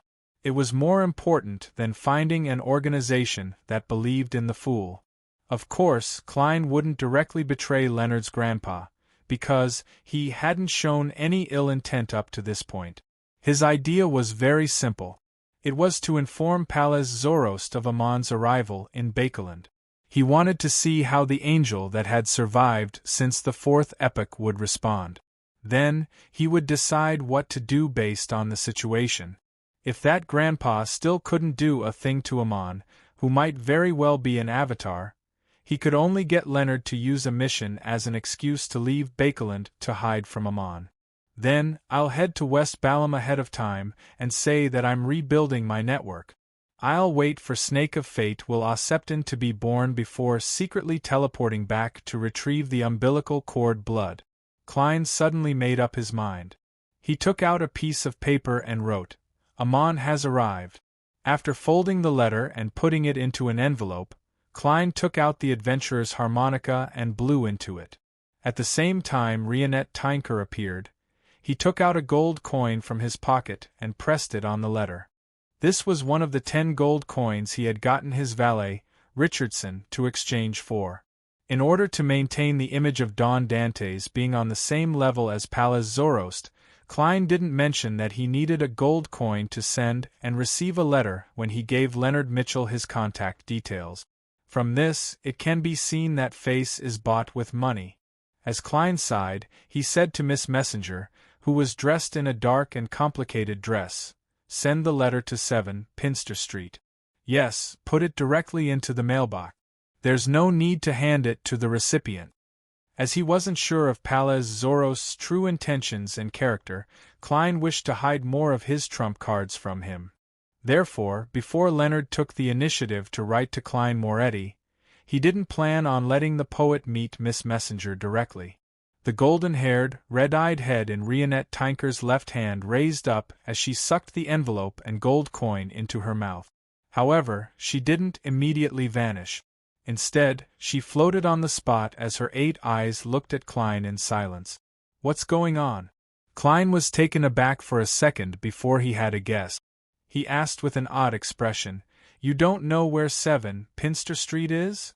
Only then did he recall that a messenger relied on a location in the sense of mysticism. It was the location of the contractor and the sender's aura. Therefore, once the latter moved beyond the range of her senses, the messenger wouldn't be able to find him. Upon hearing Klein's question, the 4 heads in Rionette Tinker's hands nodded at the same time, indicating that she indeed didn't know. Klein coughed lightly, pulled open a drawer, and took out a map of Bakeland. He used a fountain pen to draw a huge circle and marked Northborough before circling Pinster Street. "You can look at the house number when you get there." Klein folded the map and handed it over. The head in Rionette Tinker's right hand immediately opened its mouth and bit the map. Then, her figure faded as she entered the spirit world.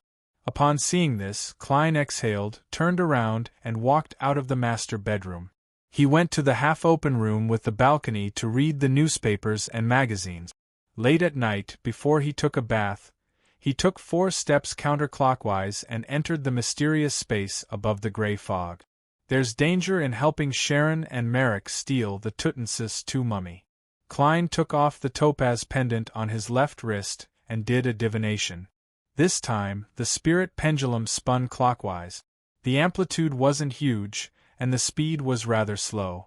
This means that the danger isn't high. Besides, even if there's a trap targeting Miss Sharon and Merrick, I'm not too afraid now. Klein beckoned with his hand, making a small translucent black crystal card fly over. It was a fate siphon charm. Klein had used a worm of time to create a high-level charm at the demigod level. Right on the heels of that, he summoned creeping hunger and the sea god scepter. He wore the former and picked up the latter to record lightning storm and tornado. The mutated and upgraded creeping hunger could record 2 demigod-level Beyonder powers that weren't higher than sequence 3 through Mr. X's soul and characteristic. With this, Klein didn't need to borrow Lamino's travels every time. Furthermore, it was more convenient. After all, flipping through the spellbook would affect Death Knell and the Fate Siphon charm unless he grew another 2 hands. After making the preparations, Klein returned to the real world. He took out another piece of paper and simply wrote, exact time, location, and plan. At 1 in the morning, Leonard, who had slept for 2 hours, woke up in high spirits. He prepared to leave 7, Pinster Street and head for the basement of St. Samuel Cathedral. Just as he walked out the door, he suddenly had a spiritual intuition as he subconsciously cast his gaze to the side. Puzzlement flashed in his eyes as Leonard walked over and opened the letterbox. During dinner, he had already emptied it of newspapers, bills, and letters. Normally, there wouldn't be anything in the letterbox before daybreak because the postman would have returned home. However, at this moment, a thin letter was lying silently at the bottom. "Old man, you didn't warn me that there was a new letter," Leonard whispered as he picked up the letter. In his mind, the slightly aged voice replied, "No one came in. No one came in." Leonard knew that old man's perception was limited to his body. Without another word, he tore open the seal, took out the letter, and shook it open. The letter was mostly blank except for a short sentence. "Amon has arrived. Amon has arrived." Leonard's pupils dilated. At the same time, he heard the parasite's breath for the first time. Chapter 899. Leonard actually didn't have a direct impression of Amon. He only knew that he was the enemy the parasite feared the most, the murderer who had injured the mysterious and powerful old man to such an extent. Therefore, his emotions quickly calmed down as he suppressed his voice and asked, "What should I do now?" In his mind, the slightly aged voice echoed 2 to 3 seconds later. "It's likely not Amon's true body, but his avatar. Indeed, blasphemer Amon is an angel. He might even be a Sequence 1 angel. After all, Old Man is suspected to be a grounded angel." As Leonard absorbed the information and confirmed his theory, he listened to Palaz Zoroast continue. "If Amon's true body dares to appear in Bakeland, it might very well trigger a divine descent." A divine descent? How many years has it been since something like this happened? Since the 5th epoch, this was a legend recorded in the book. It had never appeared in public. Does this mean that even among Sequence 1s, Amon is one of the top existences? It's no wonder he's called blasphemer. In just a few sentences, Leonard gained a deeper understanding of how terrifying the angel named Amon was. As he stood in front of the letterbox, his thoughts drifted. Suddenly, he had an idea. He hurriedly whispered, "Since Amon is so highly regarded by the deities, can we think of a way to inform the Church of his appearance in Bakeland?" From Leonard's point of view, the churches of Evernight and Storm, which were born in an earlier epoch and spanned the entire 4th epoch, likely had rich experience in dealing with angels. They were the best candidates to deal with Amon. In his mind, Palaz Zoroast chuckled and said, "It's useless. It's useless. This might even be Amon's goal. To him, losing an avatar is only a waste of some strength. He won't suffer any actual damage, and he can use the death of his avatar to see the corresponding changes in fate. From there, he can find the source of the disturbance or wave. Although this can't directly lock onto you and me, it can greatly reduce the range and create the conditions for his true body to deliver a fatal blow. Besides, don't tell me you think that Amon only has one avatar in Bakeland? Based on his habits and style, there might only be one who doesn't hide his existence, but in fact there are a dozen, or even 100 avatars surrounding this lighthouse. When we try to get rid of that conspicuous guy, it's very likely that we'll be watched by a dozen, or even hundreds of Amons from different angles. He can be a passerby, a bird on the roof, an ant on the ground, an insect in the wood, or a tiny creature in the air. If you're not a demigod, even if his clone invades your body, you won't notice it at all." Listening to the old man's detailed description, Leonard felt a chill down his spine. He suddenly felt as if there were countless Amons lurking in the air around him. Scared, Palaz Zoroast chuckled. "If you knew that Amon could steal your fate without any abnormalities, you would be even more afraid." "What do you mean by stealing destiny?" Leonard asked cautiously and suspiciously. Palaz's aged voice sighed and said, "He will follow you home. Then you will realize that your parents will treat him as a son, your wife will treat him as a husband, and your children will treat him as a father. Your friends, everyone you know, will think that him is you. As for you, you will become the unluckiest. You will lose all connection with the real world and slowly die." "Will this kind of theft last forever?" Leonard couldn't help but draw a gasp. Palaz Zoroast chuckled. "Before a thief is caught, will he take the initiative to return the stolen items?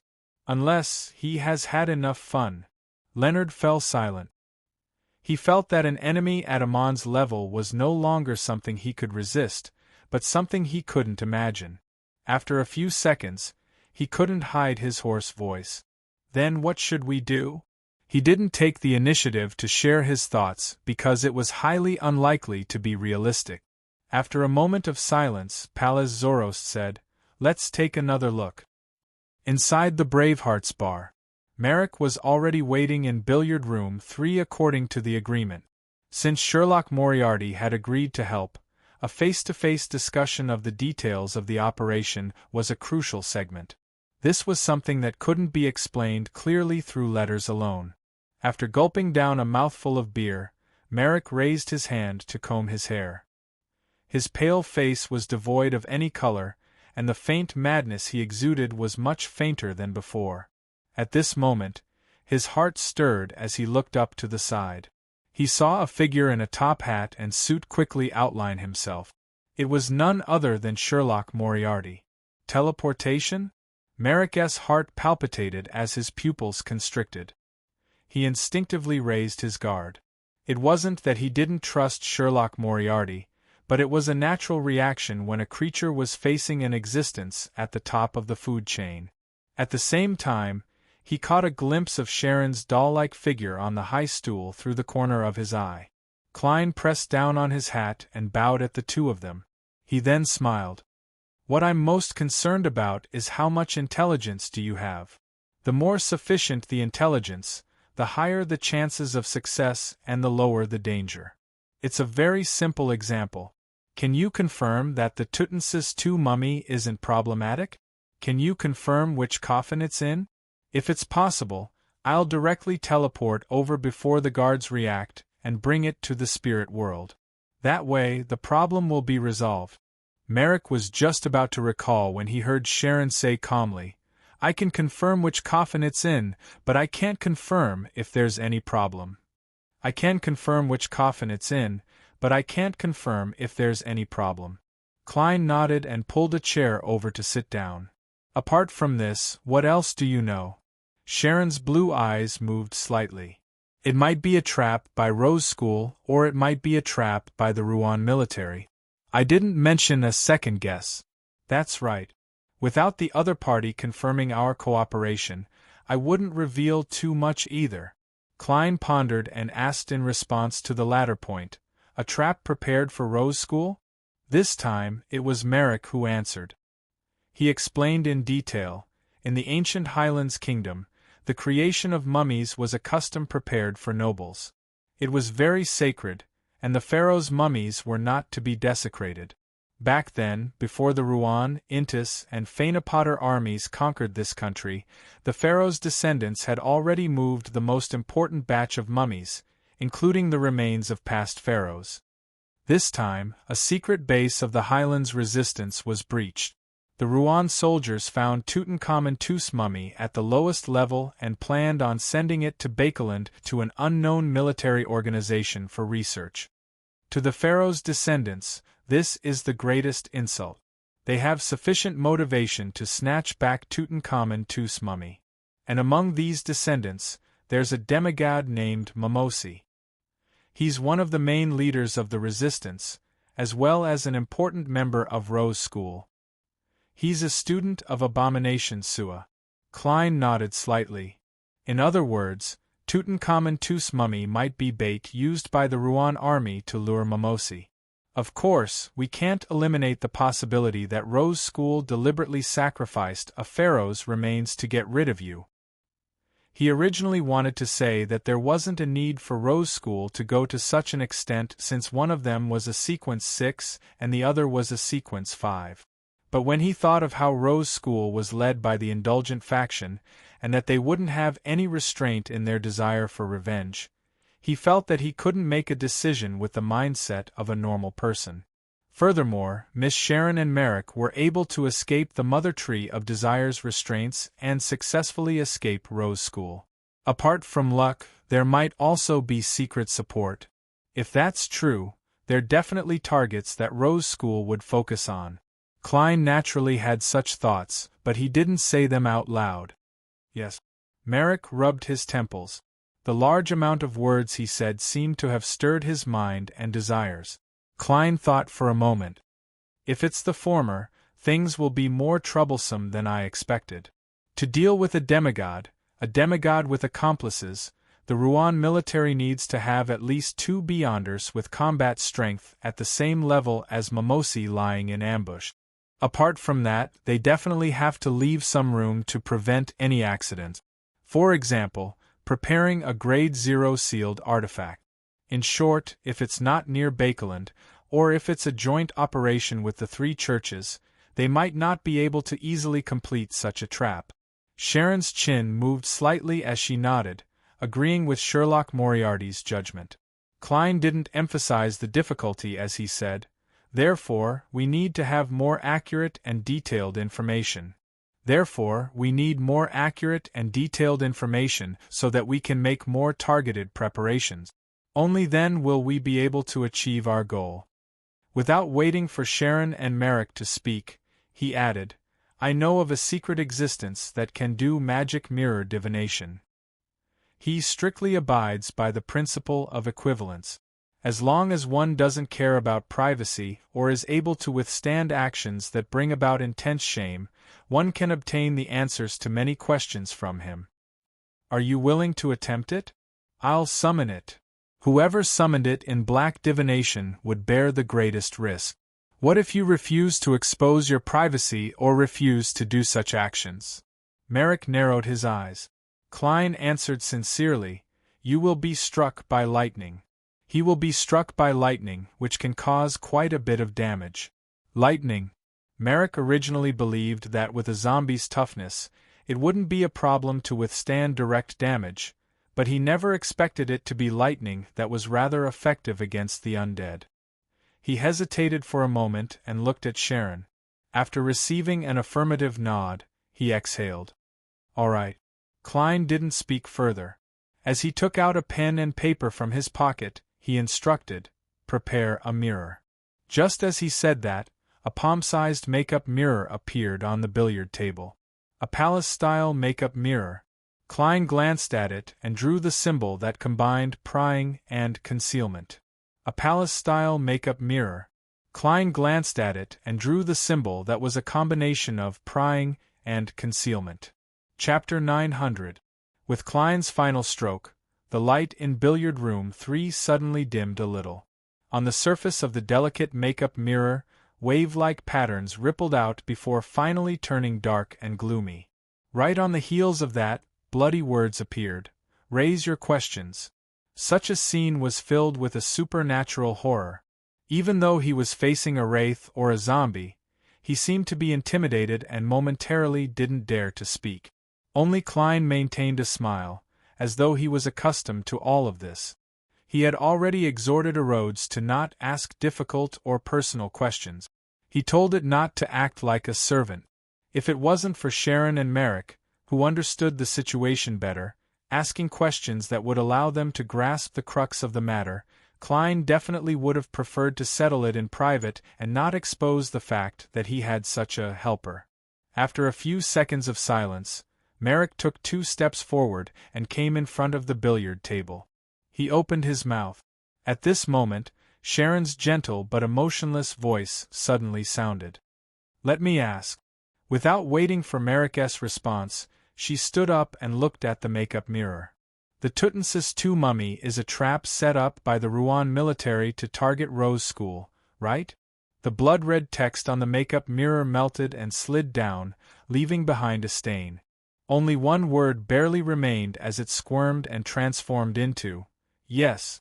Indeed, it's a trap set up by the Rouen military to target Rose School. This can eliminate the possibility of Rose School having a plot against Miss Sharon and Merrick. After all, the risk involved far exceeds the value of a sequence 5 and a sequence 6. Even if the people from Rose School don't restrain their desire for revenge, they wouldn't be crazy to that extent. Unless they originally wanted to deal with the Rouen military and implicate a traitor. But if that's the case, the best place to start the battle should be in the southern continent or at sea, and not near Bakeland. Who knows how many terrifying fellows are hiding here? As his thoughts raced, Klein saw the surface of the mirror return to its tranquil state as new blood-colored text appeared. According to the principle of reciprocity, it's my turn to ask a question. If you answer incorrectly or lie, you will be punished. He's quite obedient and didn't make any performance art requests. Klein, who was looking at the billiard table, nodded indiscernibly.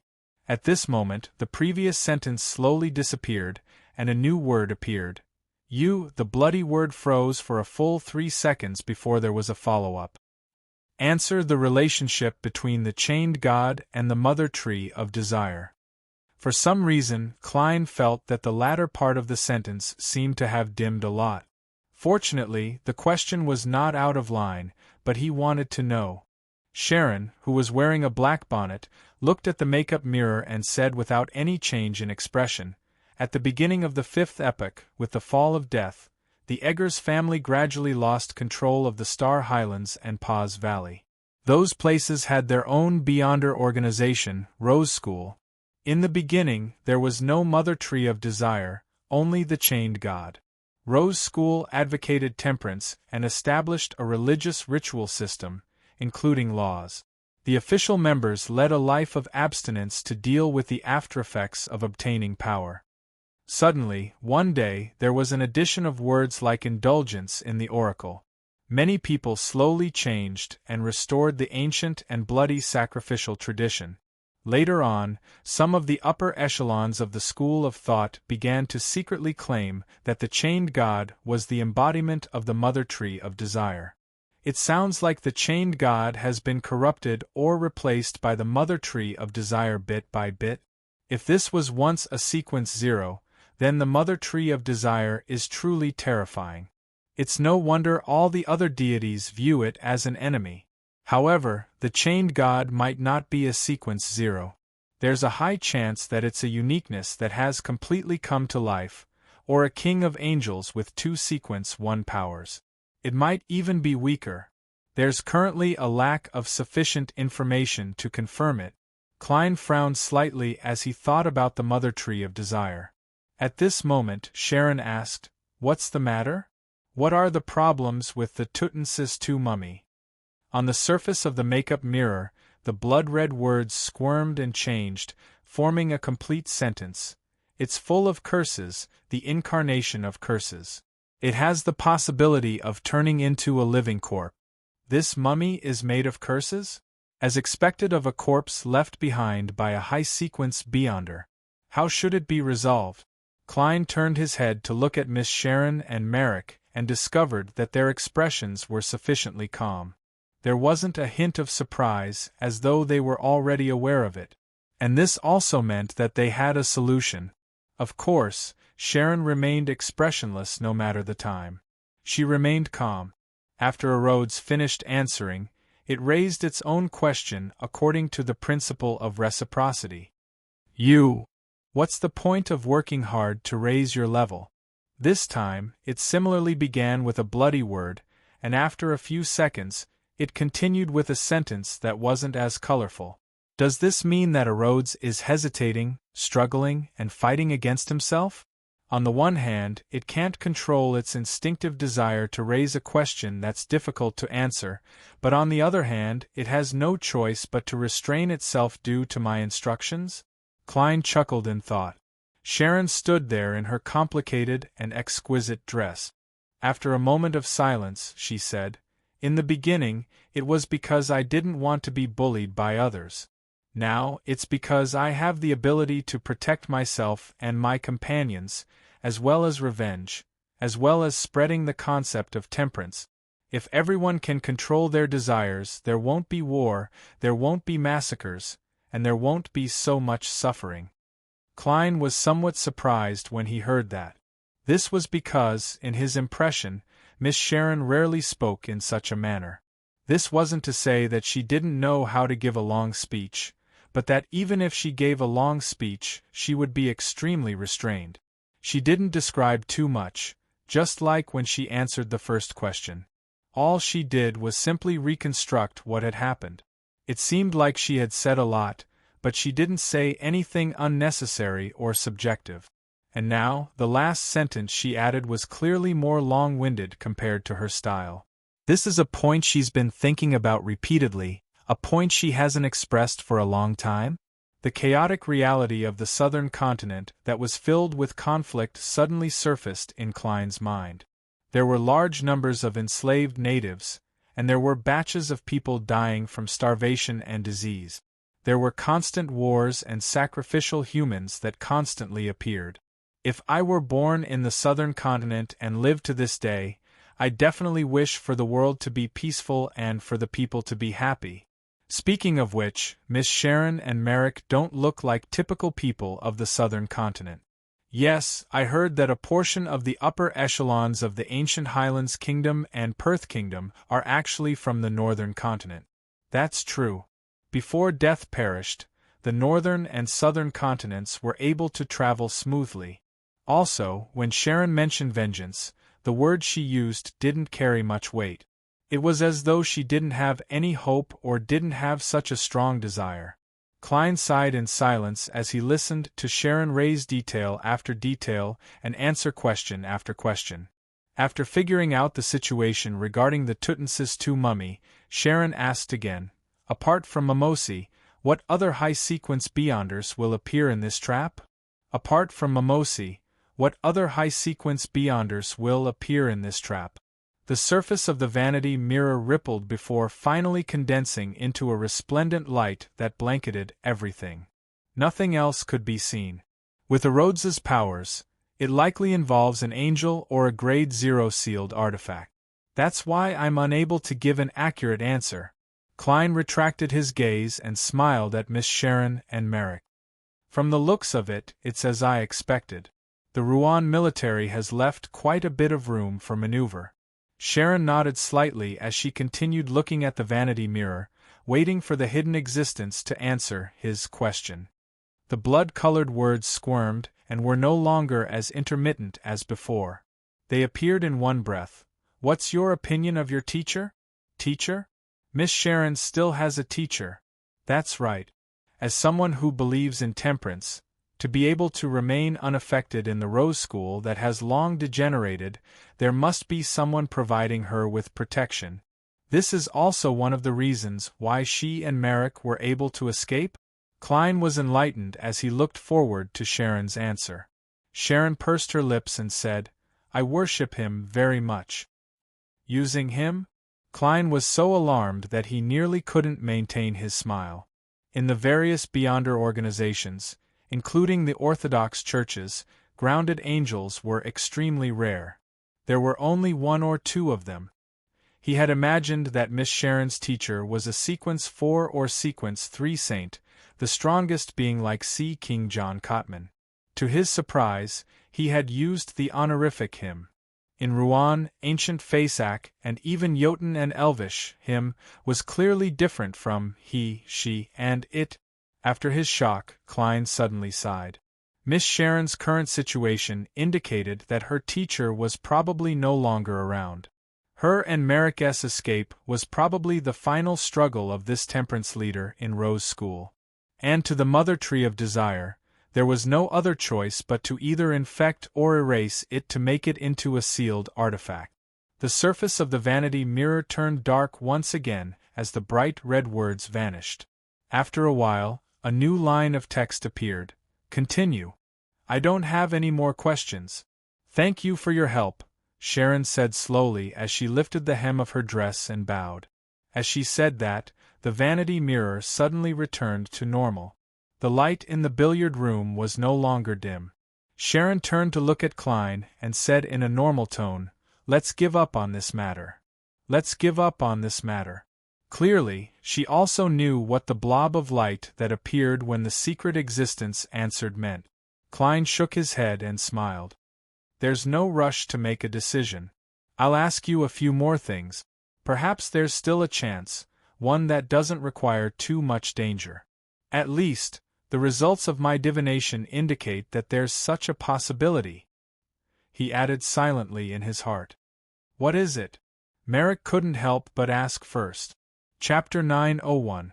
Upon hearing Merrick's words, Klein picked up the piece of paper with the incantation to summon a Rhodes and casually shook it. He held back his smile and said in a rather serious manner, "Tell me the detailed process of the ancient Highland kingdom's mummification." As he spoke, the paper made a cracking sound. It was dyed with scarlet flames and turned into specks of ashes that drifted down. Merrick glanced at Sharon and thought for a moment before replying, "The first step is to leave it for 3 to 5 days. Use certain supplementary means to allow the Beyonder characteristic to naturally seep out and not fuse with any part of the pharaoh's body to form a sealed artifact. The second step is to perform a cleansing ritual and place the corpse on the altar. Pray to the chained god, hoping that half of the deceased's spiritual power will remain in the body. This will not affect the return of the Son of God, and it will also allow the mummy to maintain its spirituality for a long time.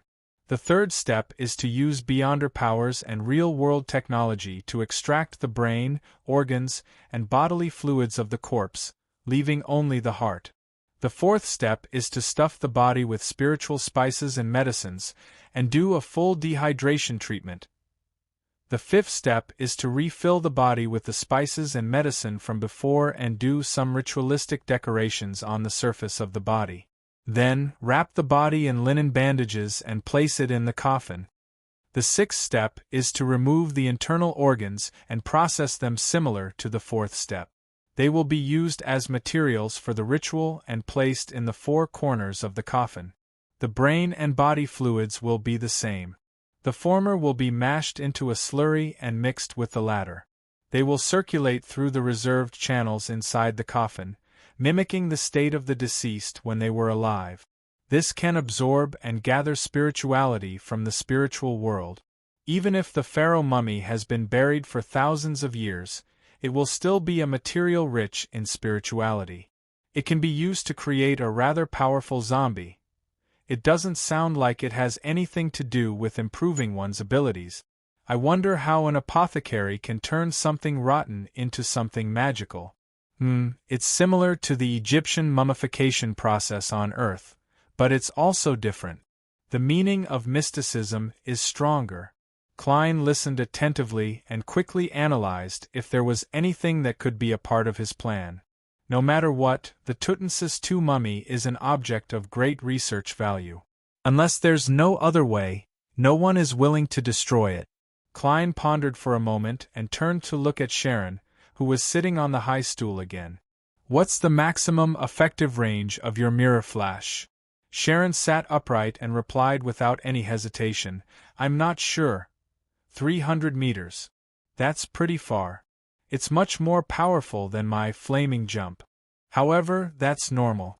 After all, a wraith's main characteristic is that it can come and go without a trace, while flaming jump is just a method to perform magic. That's not bad. I can use it." Klein couldn't help but sigh in his heart. Although he had once had a wraith marionette, he didn't know the limits of mirror blink. This was because even if it didn't reach its limits, it would escape his control. And once it did, the marionette would be a dead object, and the blink would fail midway. Klein asked a few more questions and gradually came up with a plan in his mind. He looked at Sharon and Merrick respectively and said in a calm tone, "We still have a chance of taking away the Tutmosis II mummy. There's a certain level of risk, but it won't be huge. Yes, the prerequisite is that you have to listen to my arrangements and let me lead this operation. Of course, if you find it inappropriate, you can choose to stop and return at any time. That's your freedom.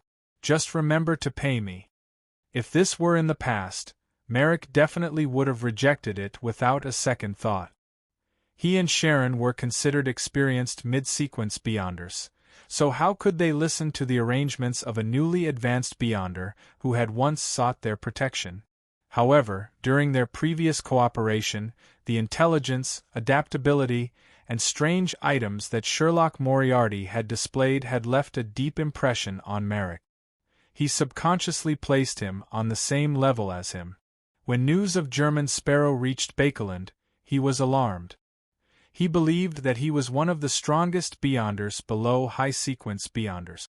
In mysticism and beyonder combat, he was an authority. Since it was an authority, he had to obey. He can even teleport. Merrick recalled Sherlock Moriarty's appearance and had a baffling feeling that he had immense confidence. Perhaps he could really find a chance of success. He turned his head and exchanged looks with Sharon. The two nodded in unison. "Okay," Sharon replied. There was no hesitation in her blue eyes. Klein immediately smiled. "As for the exact details, I'll tell you based on the scene." He had deliberately appeared in the form of traveling to provide a secret presence to obtain intelligence. Apart from explaining the problem and gaining a more accurate understanding of the situation, it was also to establish his image and elevate his standing so that he could be in control. As a marionettist, even if he didn't have a marionette, he had to control others to complete a predetermined performance. To Klein, on the one hand, this operation was to help Sharon and Merrick, and on the other hand, he hoped to use the grand scene and the puppet show he was in charge of to quickly digest the potion. It had to be said that the oppressive experience brought about by Amon's appearance in Bakeland, as well as his recent interactions with the spectators, made Klein, who didn't have a marionette, gain a deeper understanding of a marionettist rule that he had previously concluded, to use his marionette as a guide to control the enemy and stage a puppet show in reality. His present thoughts were, even without a marionette, he could use his aura, language, the design of the scene, or a certain level of cooperation to control a target and stage a puppet show in reality. What a marionettist controlled wasn't just spirit-body threads. And what happened just now was just a tiny attempt by Klein. Just like Amon, just a simple appearance seems to lead many things. It makes me and Pallas Zoroast seem to be waiting for his baton. Amidst Klein's silent sigh, he heard Sharon and Merrick reply in unison. "All right." At night in Pritz Harbor, there were elegant gas lamps made of black metal. They emitted light that illuminated the various roads. At this moment, most of the ships had already entered the harbor. Silence was the main theme here. On the top floor of a warehouse, in an area surrounded by wooden crates, 3 figures suddenly appeared out of the void. They were none other than Sherlock Moriarty in his formal suit and top hat, Merrick in his white shirt and black vest, and Sharon in her black bonnet and regal dress. With the help of teleportation, they had directly arrived here from Bakeland. It was quite a distance from the harbor where the ship carrying the Tutmosis II mummy was scheduled to dock. Klein propped himself up with his right hand as he stepped on the wooden pillar and nimbly leaped up the horizontal beam. As though he was walking on flat ground, he quickly arrived at the wall. There was a rather sizable air vent here. He then took out the binoculars that Miss Sharon had provided and looked at the harbor described in the intelligence. The roofs of the various buildings there were already occupied by soldiers with steam-powered backpacks and thick-barreled rifles in hand. They patrolled the area and were on high alert, prepared to shoot at anyone who dared approach without permission. All they did was give a single warning. Apart from these, there were a few exaggerated robotic monsters parked around the harbor. They were completely made of metal and were taller than giant. At the top was a rotating top, a water-cooled machine gun, and a vertical chimney. The bottom was grayish-white in color, and there were many exposed rivets, nuts, and gears. It looked very crude. In addition, there was a thick cannon barrel in front of the machine. At the bottom were 2 rows of metal wheels wrapped in rubber track. There were clearly people among them, but Klein couldn't see who they were. He couldn't confirm if there were any beyonders. Near these steel monsters, on the harbor, a black metal tower that was more than 10 meters tall had been erected. It had a complicated but seemingly unrefined pulley system, with steel cables and hooks hanging down. On the surface, it doesn't seem like a low-level military operation, but it's not too high-level either. Klein retracted his gaze and threw the binoculars to the approaching Merrick, allowing him to observe the situation once again. Before the official operation, they had come to a consensus. It was to try their best not to use their beyonder powers. They were to rely on non-mysticism creations to spy on the target to prevent themselves from being alarmed. After all, there might be a demigod lurking in the harbor. Of course, Klein had also adjusted the powers recorded in Creeping Hunger, using Paper Angel to match Tornado instead of Lightning Storm. After Sharon understood the situation, Klein, who had retreated to a wooden rack to the side, revealed a seemingly relaxed smile. "We only have one goal today. That is to attempt it when there's a chance. If there's none, we'd rather watch by the side or even leave ahead of time." "Is there any problem?" "No," Sharon replied calmly. Merrick shook his head to express the same idea. Klein nodded and looked at Merrick. "How many mirrors did you bring?" 9. Merrick displayed his preparations one by one, then pointed at his eye and said, "This counts as well." "All right." Klein pointed in a direction. "When I tell you to leave later, run out of Pritz Harbor and throw down these mirrors along the way." Merrick opened his mouth as though he wanted to ask why, but he quickly understood Sherlock Moriarty's intentions. He nodded seriously and said, "I'll do as you say." Klein smiled as he extended his hand and held it in midair. "It's a pleasure working with you." Merrick hesitated for a second before extending his right hand and striking his palm. After doing this, the tension in his heart inexplicably eased. Klein turned to look at Miss Sharon, took out an iron cigar case, and handed it to her. "Take it and fly towards the lighthouse after you get my signal. Then, count to 3 and remove the wall of spirituality on it. During this process and after it's done, don't stop flying. Try to be as irregular as possible, regardless of the method. When you see the special firework I shot out, immediately use the wall of the spirit world to isolate the cigar case. Then, use mirror blink in Merrick's direction. Do your best. After you meet up, flee. There's no need to wait for me. I'll teleport over." One of the core elements of his operation tonight was the Aztec copper whistle. Stealing the Tutmosis II mummy is very difficult, but I can make it run over by itself. Chapter 902. After hearing Sherlock Moriarty's arrangements, Sharon didn't say a word. All she did was nod her head gently in agreement. Klein then took out a grayish iron metal mask and wore it on his face. Only his eyes and nostrils were exposed. Similarly, Sharon and Merrick also wore similar masks. However, they had different reasons for concealing themselves. The Wraith and the Zombie simply didn't want to expose their true appearances.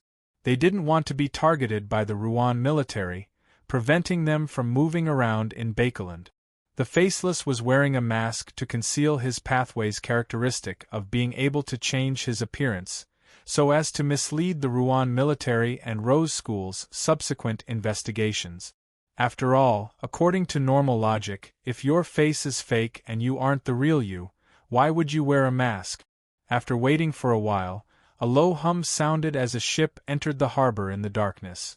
Klein returned to the vent, raised the monocular, and cast his gaze back at the harbor that was under martial law.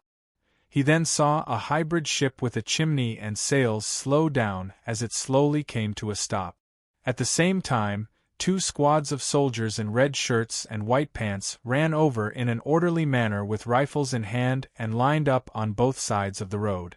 Before long, a ladder was lowered, and people began to disembark from the ship. First were sailors carrying wooden crates, followed by a young man in a major's uniform.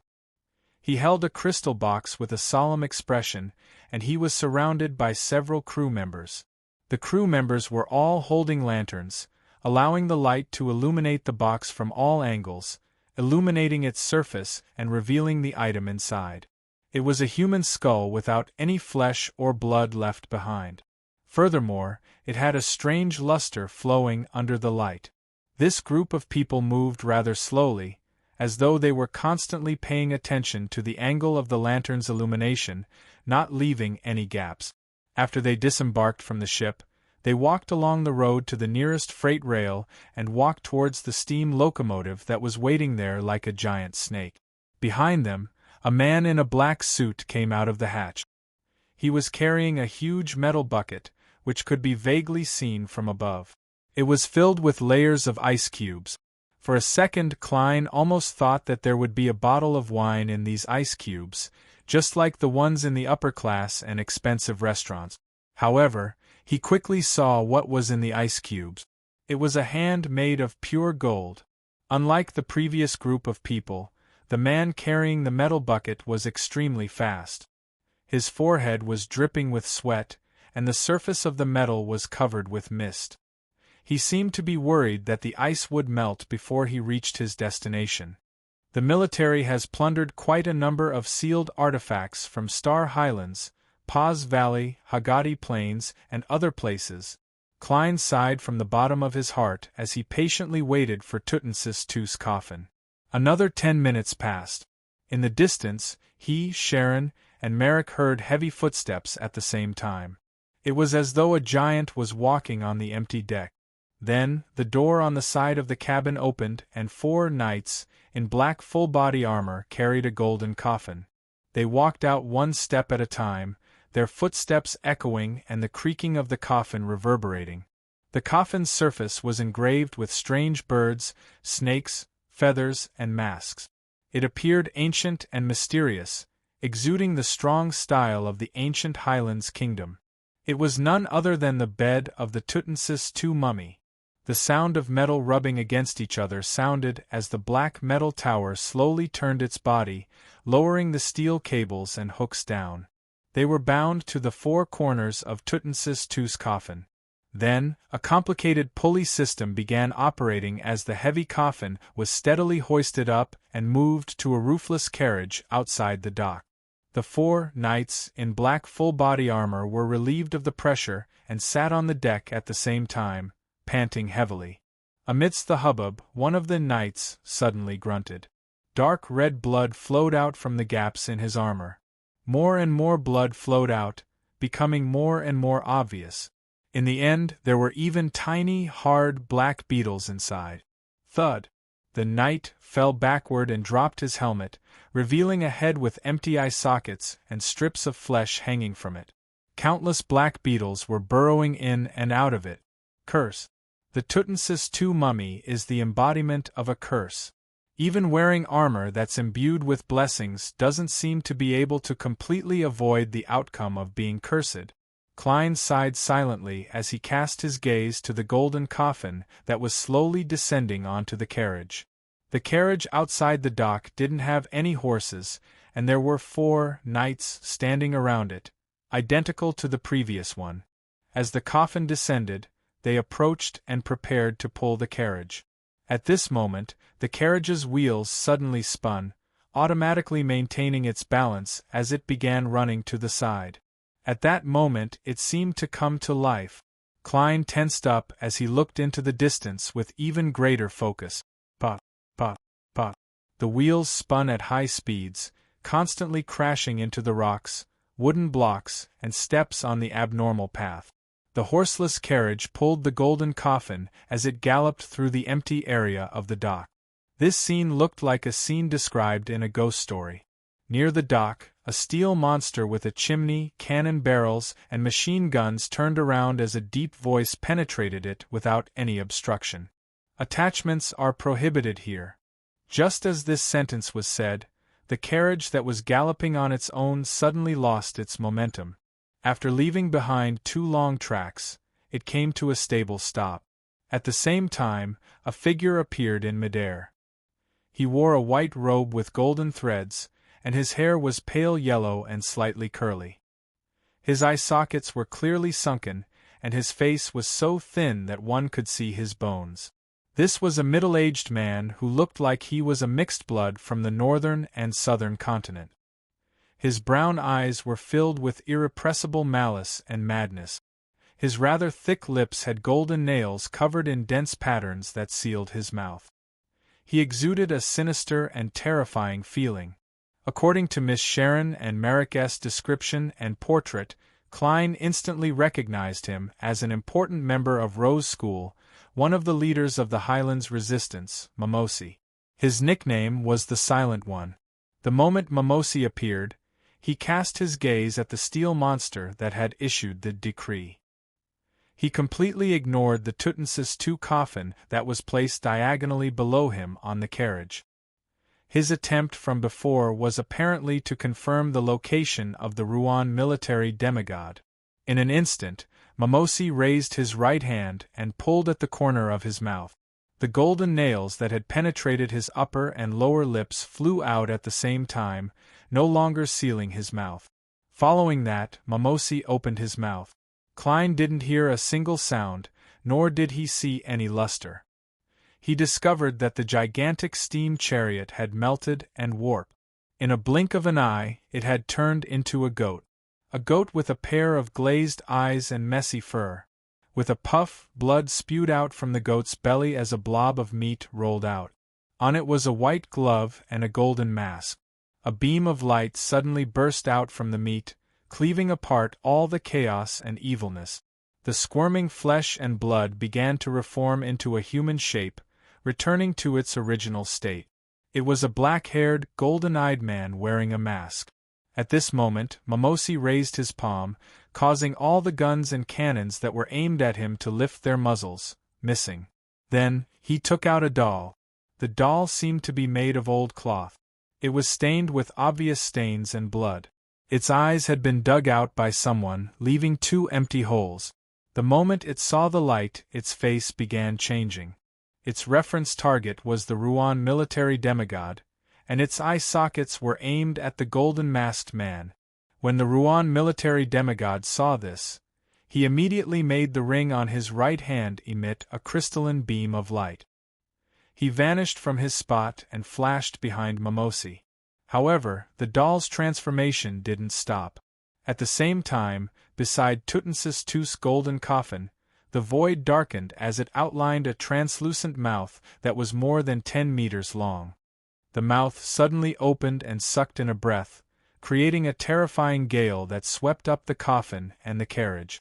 This was suspected to be a spirit world creature. It wanted to devour the Tutmosis II mummy's coffin. Suddenly, the bullets and cannons that had missed their mark were dyed with resplendent light. They gathered together, transforming into a magnificent sea of light that drowned everything around it. Klein felt a stabbing pain in his eyes.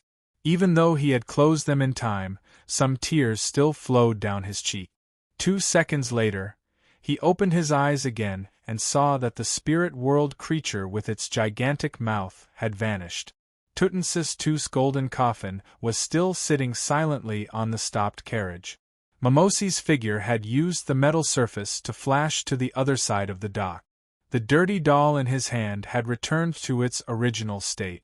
The golden-masked man had used short-distance teleportation to pursue him relentlessly, and where the duo originally stood, a female figure dressed in a black evening gown was outlined. She also wore a golden mask, and on her head was a crown woven from thorns. Above the crown, pure light rapidly flowed as it constantly gathered into a sea. However, at that moment, it appeared to be in a dim state. At that moment, Klein saw a hand wearing a black glove. It hid in the shadows and grabbed at the coffin where the Tutmosis II mummy was. The coffin instantly disappeared and appeared in front of the palm. Rose School didn't send 1 demigod, but 2. Furthermore, they seemed to have brought a sealed artifact of the Marauder pathway. Seeing this, Klein immediately turned his head and said to Marek, "Run." Marek had been waiting for the order, and when he heard it, he sprang up and rushed out of the warehouse, sprinting out of the dock. Klein immediately turned around and said to Sharon on the other side, "Begin." Sharon didn't hesitate either. She took the iron cigar case and flew towards the lighthouse. As a wraith, the walls and obstacles along the way didn't seem to exist. Her and Marek's movements might have been noticed, but because they were far away from the pier and the battlefield, no one paid attention to them. Klein quickly retracted his gaze and extended his left palm, aiming it at the air vent and the location of Tutmosis II's golden coffin. Less than a second later, a transparent and blurry book condensed in front of him. He heard a distant and ethereal chant. "I came, I saw, I recorded." The pages of the book flipped and stopped at one of the pages. "Tornado." This was a demigod level beyonder power with a huge range. Chapter 903. Hiding in a dark corner, the Rose School demigod wore a hooded black robe. His face was covered with a golden mask with red and black stripe. He didn't look fat or thin, but he definitely wasn't short. He was at least 1.8 meters tall. With the help of the Marauder Pathways sealed artifact, he had stolen Tutmosis II's coffin in front of him. His body immediately turned transparent and elongated, as though he had transformed into a thick, long, and soft rope.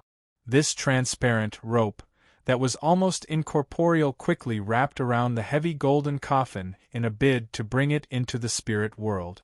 At this moment, the Rose School demigod suddenly heard the intense sound of wind. It clashed with the air, producing an explosive boom. Boom! Tutmosis II's golden coffin was sent flying as the transparent rope around it collapsed, shrinking back into a human form. The Rose School demigod couldn't help but float diagonally upwards before transforming into a wraith, no, an evil spirit.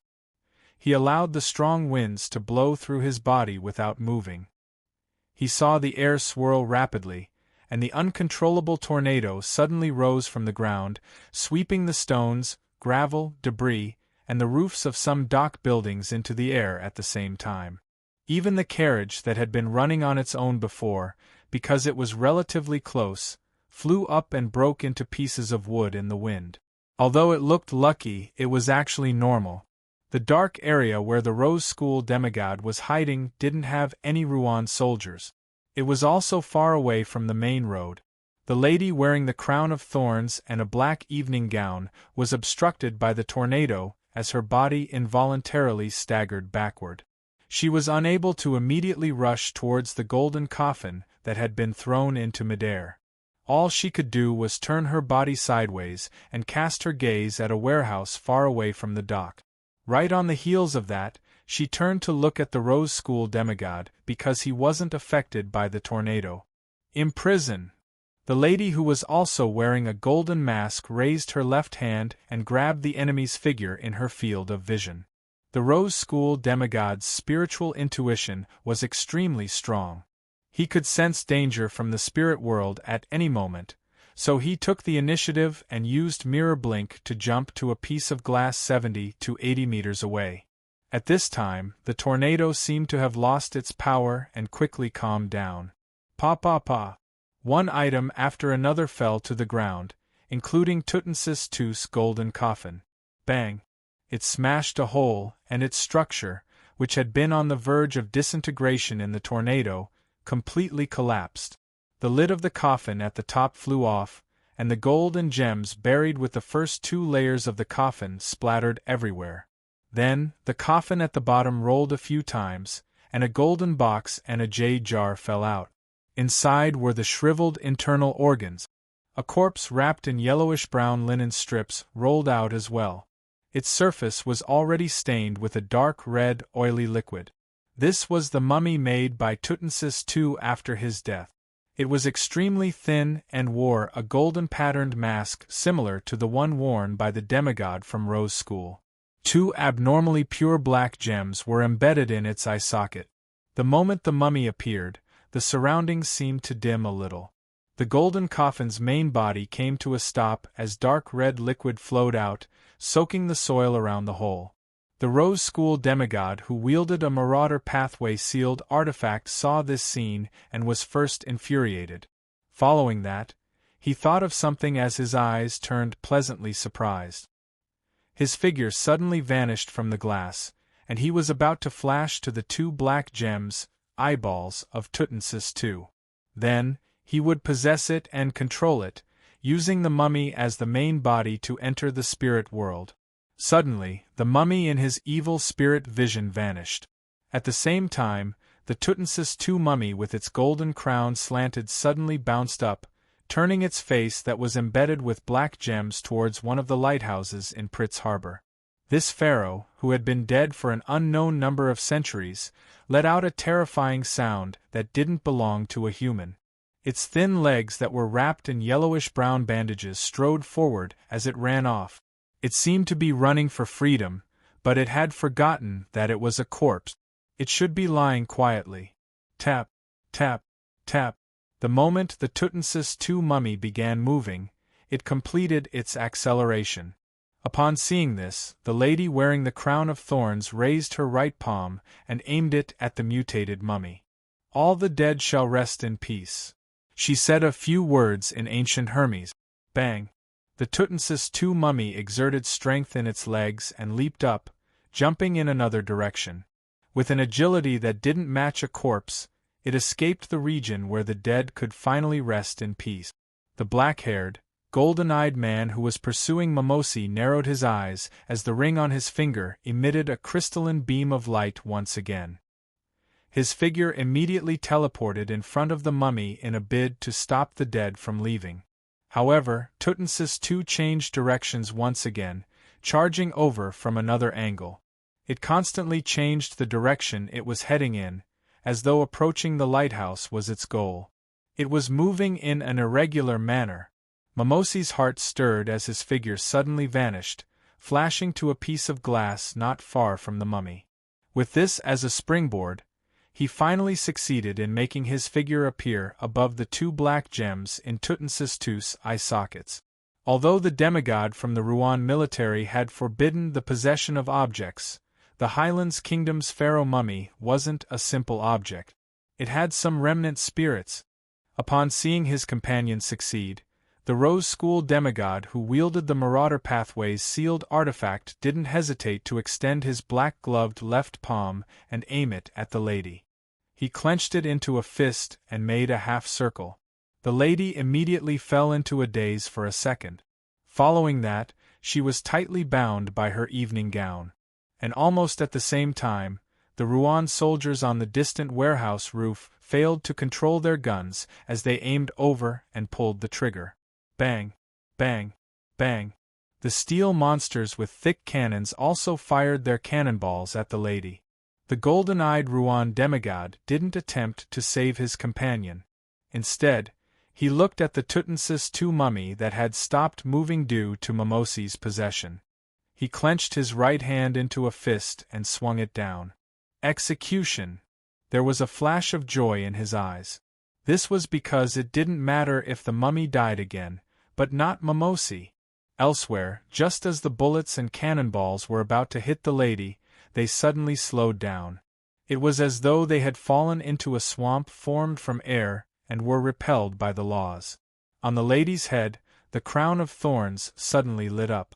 More than half of the sea of light she had previously accumulated had been expended. The hooded Rose School demigod immediately realized that the distance between him and the lady had vanished. He had been fundamentally wiped out. This also meant that he had arrived in front of the lady and saw her raise her right hand. In her right hand, pure light condensed into a blazing spear. At the front of the spear, two pure white wings spread out as they clustered around the tip like an angel. The Rose School demigod's eyes widened as he heard the footsteps of death. He attempted to use mirror blink to leap away, but he realized that his surroundings had been sealed by the pure white wings. An intense sense of horror surged out as it inundated his rationality. It made him abandon his resistance towards his roots and strength. At this moment, a shrill cry sounded. The lady's pupils momentarily turned glazed over. The blazing spear in her right hand deviated and was unable to maintain its stability. It disintegrated into resplendent beams of light that swept into the air like a hurricane. And near the Tutmosis II mummy, Mimosi had been ejected. A dirty rag doll had fallen beside him. The rag doll's chest had a crack that nearly penetrated it. It stood up as its eyeless face seemed to come alive. It turned abnormally warped and hideous as it constantly emitted shrill cries. It made the nearby Rouen Kingdom's golden-eyed demigod feel as though an invisible hand was gripping his neck. He struggled in midair as he kicked his legs. It was because of this rag doll's existence that Mimosi wasn't executed. The other Rose School demigod wasn't struck by the blazing spear. Upon seeing this, the latter immediately used mirror blink and approached the Tutmosis II mummy that was still focused on the lighthouse. He planned on seizing the opportunity to join forces with Mimosi to achieve the goal of this operation. At this moment, the lady erased the distance once again and appeared directly above the area. The crown of thorns on her head emitted the purest light. She pressed down with her right hand. This place's mysteries are weakened, but reality is strengthened. Just as she said that, the blood-stained rag doll immediately lost its expression. It no longer cried out shrilly. The golden-eyed Ruan Kingdom demigod finally had a breather as he forcefully pulled away the cursed hand that was gripping his throat. From this moment forth, the strength of demigods like them would rapidly weaken, while their attacks that stemmed from reality would rapidly increase. This also meant that the Ruan Kingdom soldiers on top of the surrounding warehouses and the steam-powered war chariots that were slowly approaching with their tracks would be the deciding factors of this battle. To the Ruan Kingdom's military, this was actually magnifying their advantage to the extreme. Mimosi and the other Rose School demigod immediately reacted. One wanted to possess the mummy, while the other attempted to pick up the eyeless rag doll and escape before its strength weakened to a certain extent. Of course, the lady and the golden-eyed demigod wouldn't allow their enemies to do as they wished. But just as they were about to take action, a stream of light soared into the sky from afar, exploding into dreamy, colorful fireworks. Right on the heels of that, the two demigods' spiritual perception was triggered as they turned their heads to look in the opposite direction. A hand wearing a transparent glove reached out from the void near Tutmosis II's golden coffin, grabbing a clump of soil that was soaked in a dark red liquid. The liquid was a mixture of Tutmosis II's brain and bodily fluid. It was a ritualistic ingredient to maintain spirituality, and the latter included blood. Mimosi and the Rose School demigod, who wielded a Marauder pathway-sealed artifact, looked over as well and happened to see a figure dressed in a formal suit and top hat appear. This figure was bending down to pick up the clump of soil that was soaked in the dark red liquid. During this process, his right hand was constantly pressing down on the left side of his chest, as though he was bowing to the demigod. Then, he maintained his posture and looked up to reveal a grayish iron-masked face before rapidly turning transparent and vanishing.